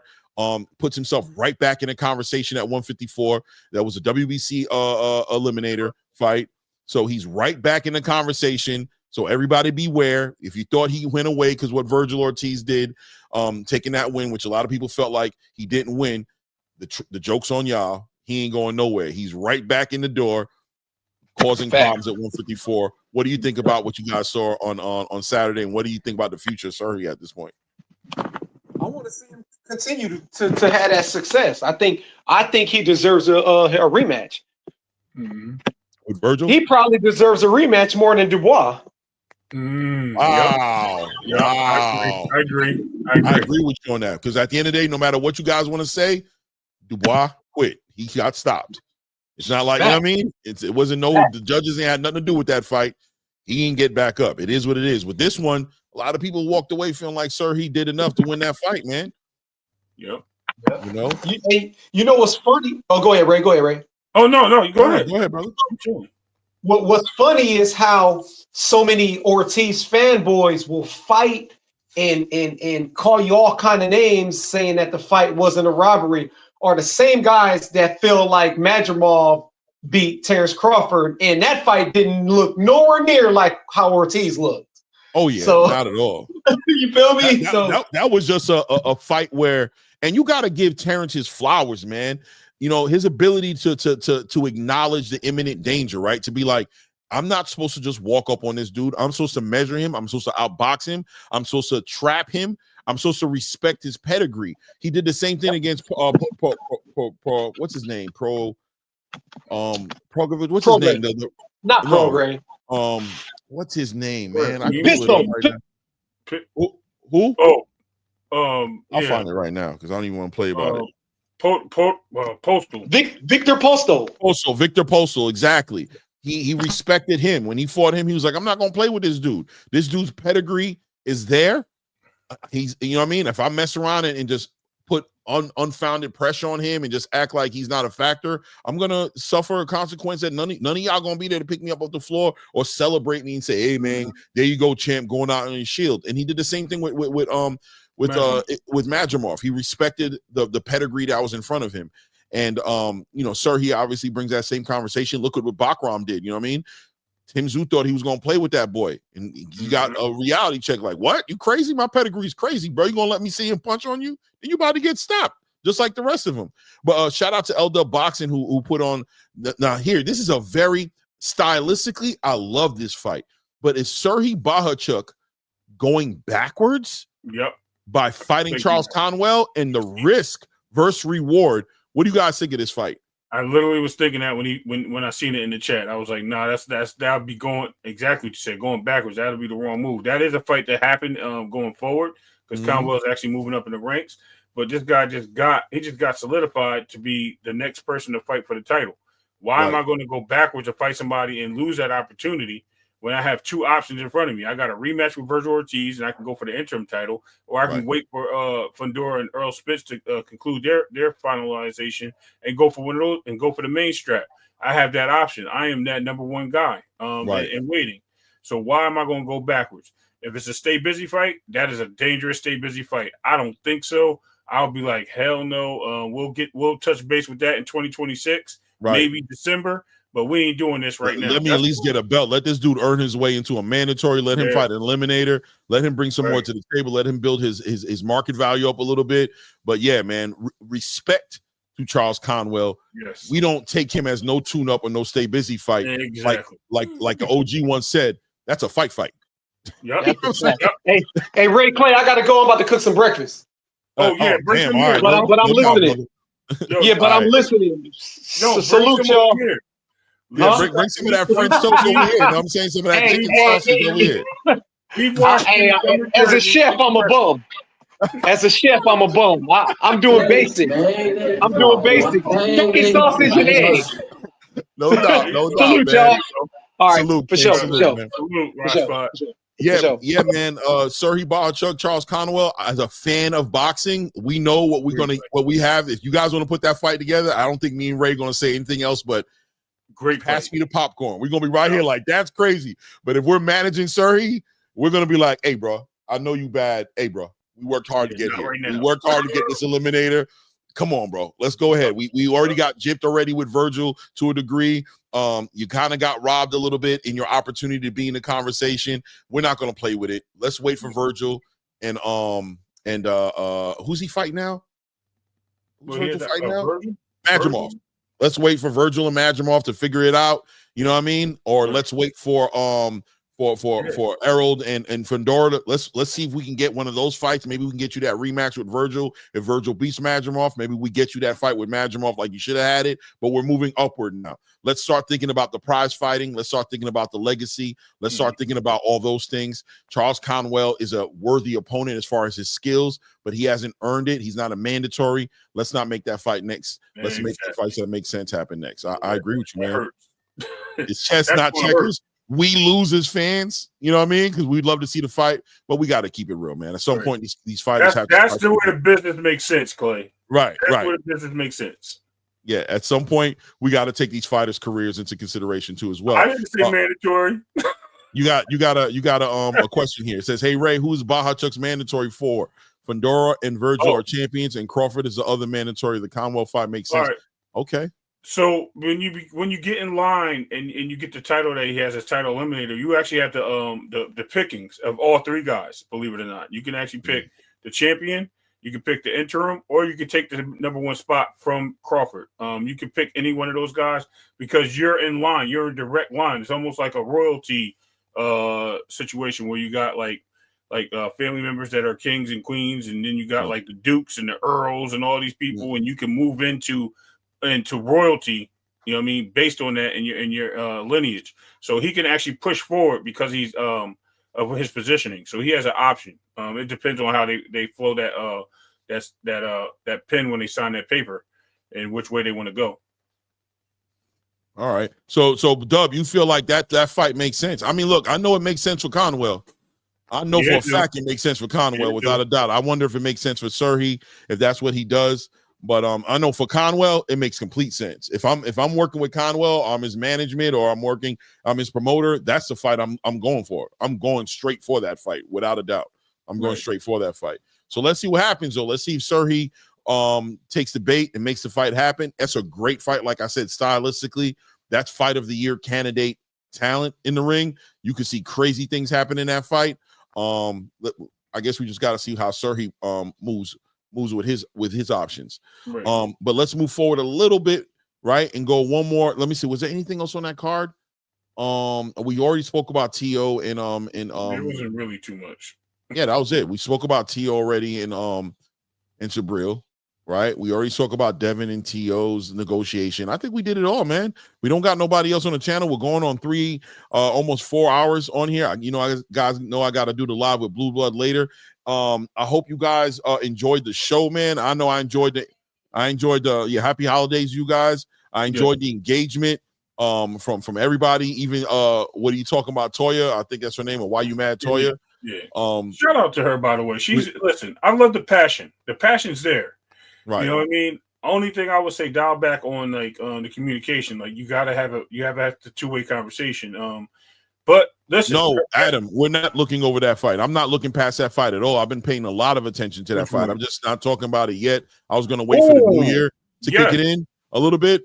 But, great fight, bro. Stone Cold Steve Nelson and Diego Pacheco. Yeah, big time fight. Shout out to Steven Nelson's management, promoter. They put him in a real spot. Diego Pacheco is in that Canelo sweepstakes. A lot of people would have protected their position a little more and not take a Steve Nelson, who's a big factor and a big threat to Diego Pacheco, coming off a performance he just did with Sulecki, and Steve Nelson coming off of his performance that he did. I can't remember that guy's name, but it was on the Riyadh card in Los Angeles. Steve Nelson, I call him the shot selector. Like he's not dominant in any one particular area, except his shot selection and the way he punches and picks his shots. He's really talented, and we're definitely going to talk about that probably after the new year. That fight I think is scheduled for like January 25th or something like that. So we have time. I just didn't bring it up yet, but Secret Dance Move and whoever brought that up, Adam Hurley. I don't know who brought that up. Was it Secret Dance Move? Yeah. No, it was Adam Hurley. It was Adam Hurley. We didn't forget about that fight at all. Trust me, we tapped in all the way on that fight. We just ain't talking about it yet because of everything that's going on. Plus, we can't do everything in one show. What I'm going to talk about tomorrow, right? Exactly. You know what I mean? Or Thursday, right? I don't even know if I'm coming on tomorrow all the way because, we'll see. Okay. Yeah. I forgot. Well, I'm off, so we can do it tonight, bro, if you want. Yeah, no doubt. Yeah, Raphael Nelson has an amateur pedigree that we need to talk about. He obviously is an older fighter, so it's just a real opportunity for him. I think he's like 36 years old. This is an opportunity for him to do something great. He's had promotional issues with different promoters and things that have held him back a little bit to where he is right now. But listen, man, game opponent coming from the camp of all camps, Terrence Crawford and those guys. His sparring partners are he's on a he might be a secret sleeper derailer, bro. Pacheco's taking a very, very, very big chance, compromising his spot that he's in right now. You know what I mean? But then again, who's he going to fight? I thought I would have seen Diego Pacheco maybe with an Edgar Berlanga, aiming for a fight with maybe an Mbili or things of that nature, or maybe even a Jaime Munguia, but taking this chance by what people might consider stay busy fight. Nah, Steve Nelson's not a stay busy fight. And if he's taking Steve Nelson to be that, he needs to get himself ready for an upset if he's not taking this guy completely serious. Yep. But yeah, that being said, would you go ahead, say what you about to say? Go ahead. I'm just saying, I said that's gonna be a good fight, bro. I'm like, yeah. Yeah, that's a sleeper right there. Adam Hurley, shout out for that because I can't wait to talk about it. Shout out to the community for being real boxing fans, man. We staying on top of it, man. They're keeping us on top of it, right? Hold on a second. L-Dub did say something. How will he have to wait? Bochuk and Conwell on the same schedule. The winner of Virgil versus Madrimov will want to fight like Crawford or Fedora Spence. Bochuk is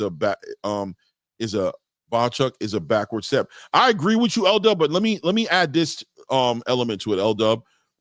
As far as I'm concerned, until Crawford focuses his energy back at 154, I don't consider him a factor. Like, I don't see him fighting. I don't care what Serhii wants. I don't see Bud fighting Serhii Bochuk. You know what I'm saying? I don't know what's happening with Errol Spence in Sebastian Fernand. You would definitely know more than me because LW tapped in. But their fight's not even scheduled yet. Madrimov and Virgil, I think, is legitimate. And I think he would want that fight between Madrimov and Virgil before, he would want either Madrimov or Virgil, the revenge with Virgil or the match that never happened with Madrimov. Until all those fights are legitimately off the table for Serhii Bochuk, do you think he entertains fighting what he would consider downwards toward Charles Conwell when he's already kind of been like held back a little bit with a bad decision with Virgil Ortiz? Or does he make sure that he eliminates any opportunity for those other fights to be on the table before he entertains a Charles Conwell? You know what I mean? I don't know, L-Dub, but I definitely hear where you're coming from. It does make sense. Matchmaking wise, it does make sense, but Bochuk, I think, definitely wants to capitalize off of what he did with against Ishmael Davis. And is that capitalizing off what he did fighting against Charles Conwell? He would have got that fight regardless, right? Like, capitalizing off what he did against Ishmael Davis is trying to get at Virgil, trying to get at Madrimov, trying to get at Sebastian Fedora, Errol Spence winner, trying to get at any of those fights. I don't know, man. But I understand where you're coming from. And looking at the rankings, the current rankings, actually, he just jumped up to number 2 behind Errol Spence. So, he's definitely in the picture of where he should be at the title contention stage. I mean, He can maybe even call out Errol Spence and if this Fedora thing doesn't go out and battle for the number 1 spot.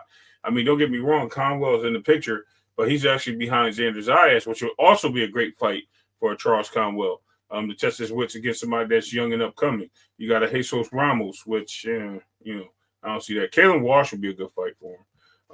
And then you have Josh Kelly, which would be another good fight for him. So there's a lot of fights that he can actually put himself in position for Charles Conwell as he's moving up. And don't forget that Charles Conwell's in other sanctions as well ranked. So he doesn't even have to go the WBC route to get in the picture of those fighters. He has ultimately a clear slate at the WBO, which I think is even more towards his alley, because if you look at the WBO, he's right there behind Josh Kelly. He's right there, right behind Xander Zayas. So Xander Zayas is in both places pose more of an option of him to fight than body check, because I think that when we look at body check's ranking in other sanctions, he's not ranked as high. He's actually that title eliminator, and his title basically gives him an option of to solidify where he wants to go next. Whereas Conwell is still climbing that ladder, and he got a better option with the WBO to make some splash in the boxing scene. Man, I like it, man. I like it, Ray, man. Yo, shout out to the Boxing Conversation on this ATP Combat Media Network show, whatever you want to call it. It's always high level, man. We going on 4 hours, man. We did good. This time actually went by fast, really productive. The Tank Davis conversation definitely got spicy. You know what I mean? I try to stay away from that because I think people get in their feelings, but at the same time, what can we do, right? Listen, you did a great job. Listen, I ain't gonna tell you. Look, you see my text. I was like, "Whoa, hold on. That maybe I should."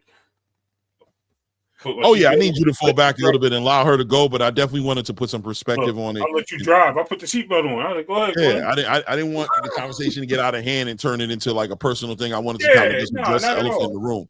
So I was just addressing the last question, and I was like, you know what, let you have it, and that's good, bro. Absolutely, you hit all points, and I was like, damn. When I tell you about your intellect, bro, you like damn Professor, you like Professor X up here, bro. You the black Professor X of the X-Men up here with cerebral cap. Sometimes, trust me, I'm gonna have my moment where people are gonna be like, "What is Clay talking about?" Like I remember when I was talking about Keyshawn Davis in the Tank Davis conversation. They're like, "Clay, we mess with you, bro. We love you, man, but you bugging off this Keyshawn Davis, Tank Davis." I mean, obviously it's starting to get a little steam under it, but we don't even know what's going on with Tank right now, but I don't always look like that. You know what I mean? Sometimes I look the other way. But no, they don't see you as that. I know you, and we talk about this all the time, bro.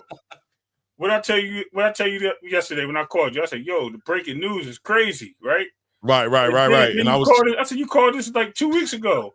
Yo, by the way, if the Tank Davis, and I want to elaborate on it, if the cancellation is true, Clay called this.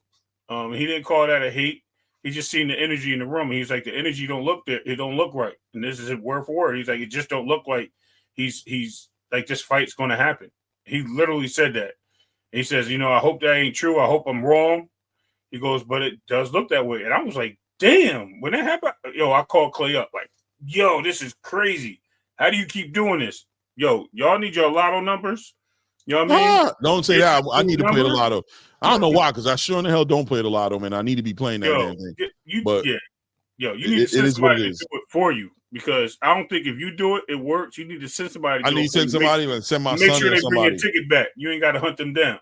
Yeah, Secret Dance who said I just checked tickets still on sale. The fight ain't canceled, Secret Dance, but I did say that I wouldn't be shocked if the fight didn't happen.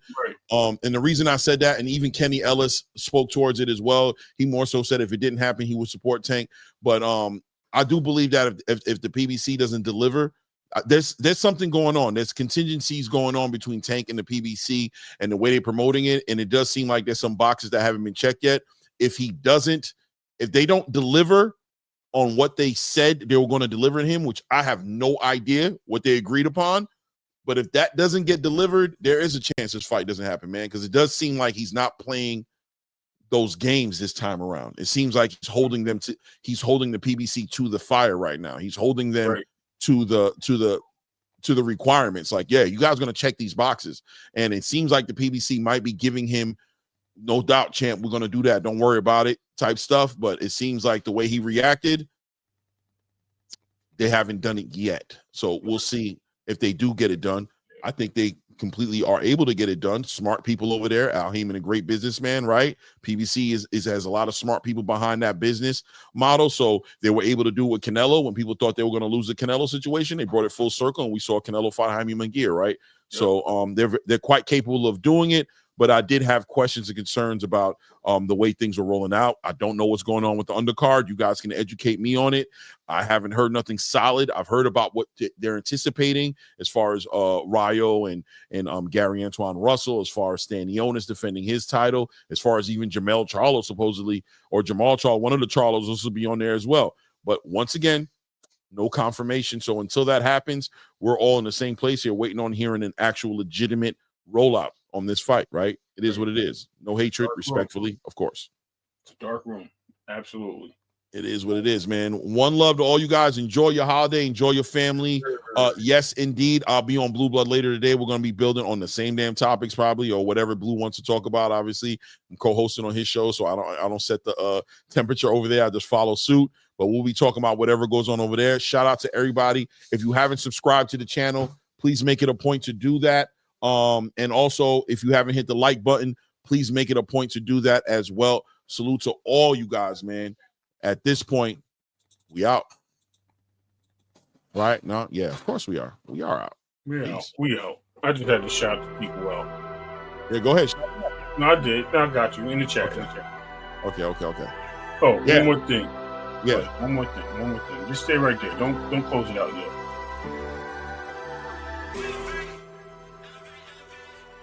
On 3, 2, 1. Oh, it ain't there yet. All right, we there. Too many things on file here. All right, here we go. For the horns, Clay. For the horns. Oh, no, okay, I got you. No doubt. Salute, Ray. All right. For the love. Have a happy holidays, guys. Salute.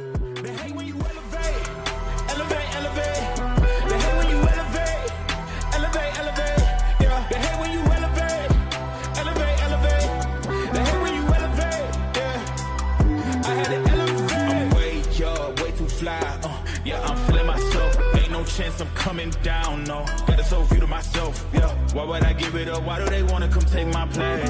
I work too hard for it, don't need a replacement. It's my vocation. Now I got rollies all in rotation. Hop on a jet just to take a vacation. Remember the moments was trapped in the basement. Now the hard work is all taking me places. Swatting all bad like we trapped in the matrix. Bet on myself and go ball out in Vegas. Living a life like I'm rich and I'm famous. Don't see the grind that I know that it came with. Oh. I ain't make it this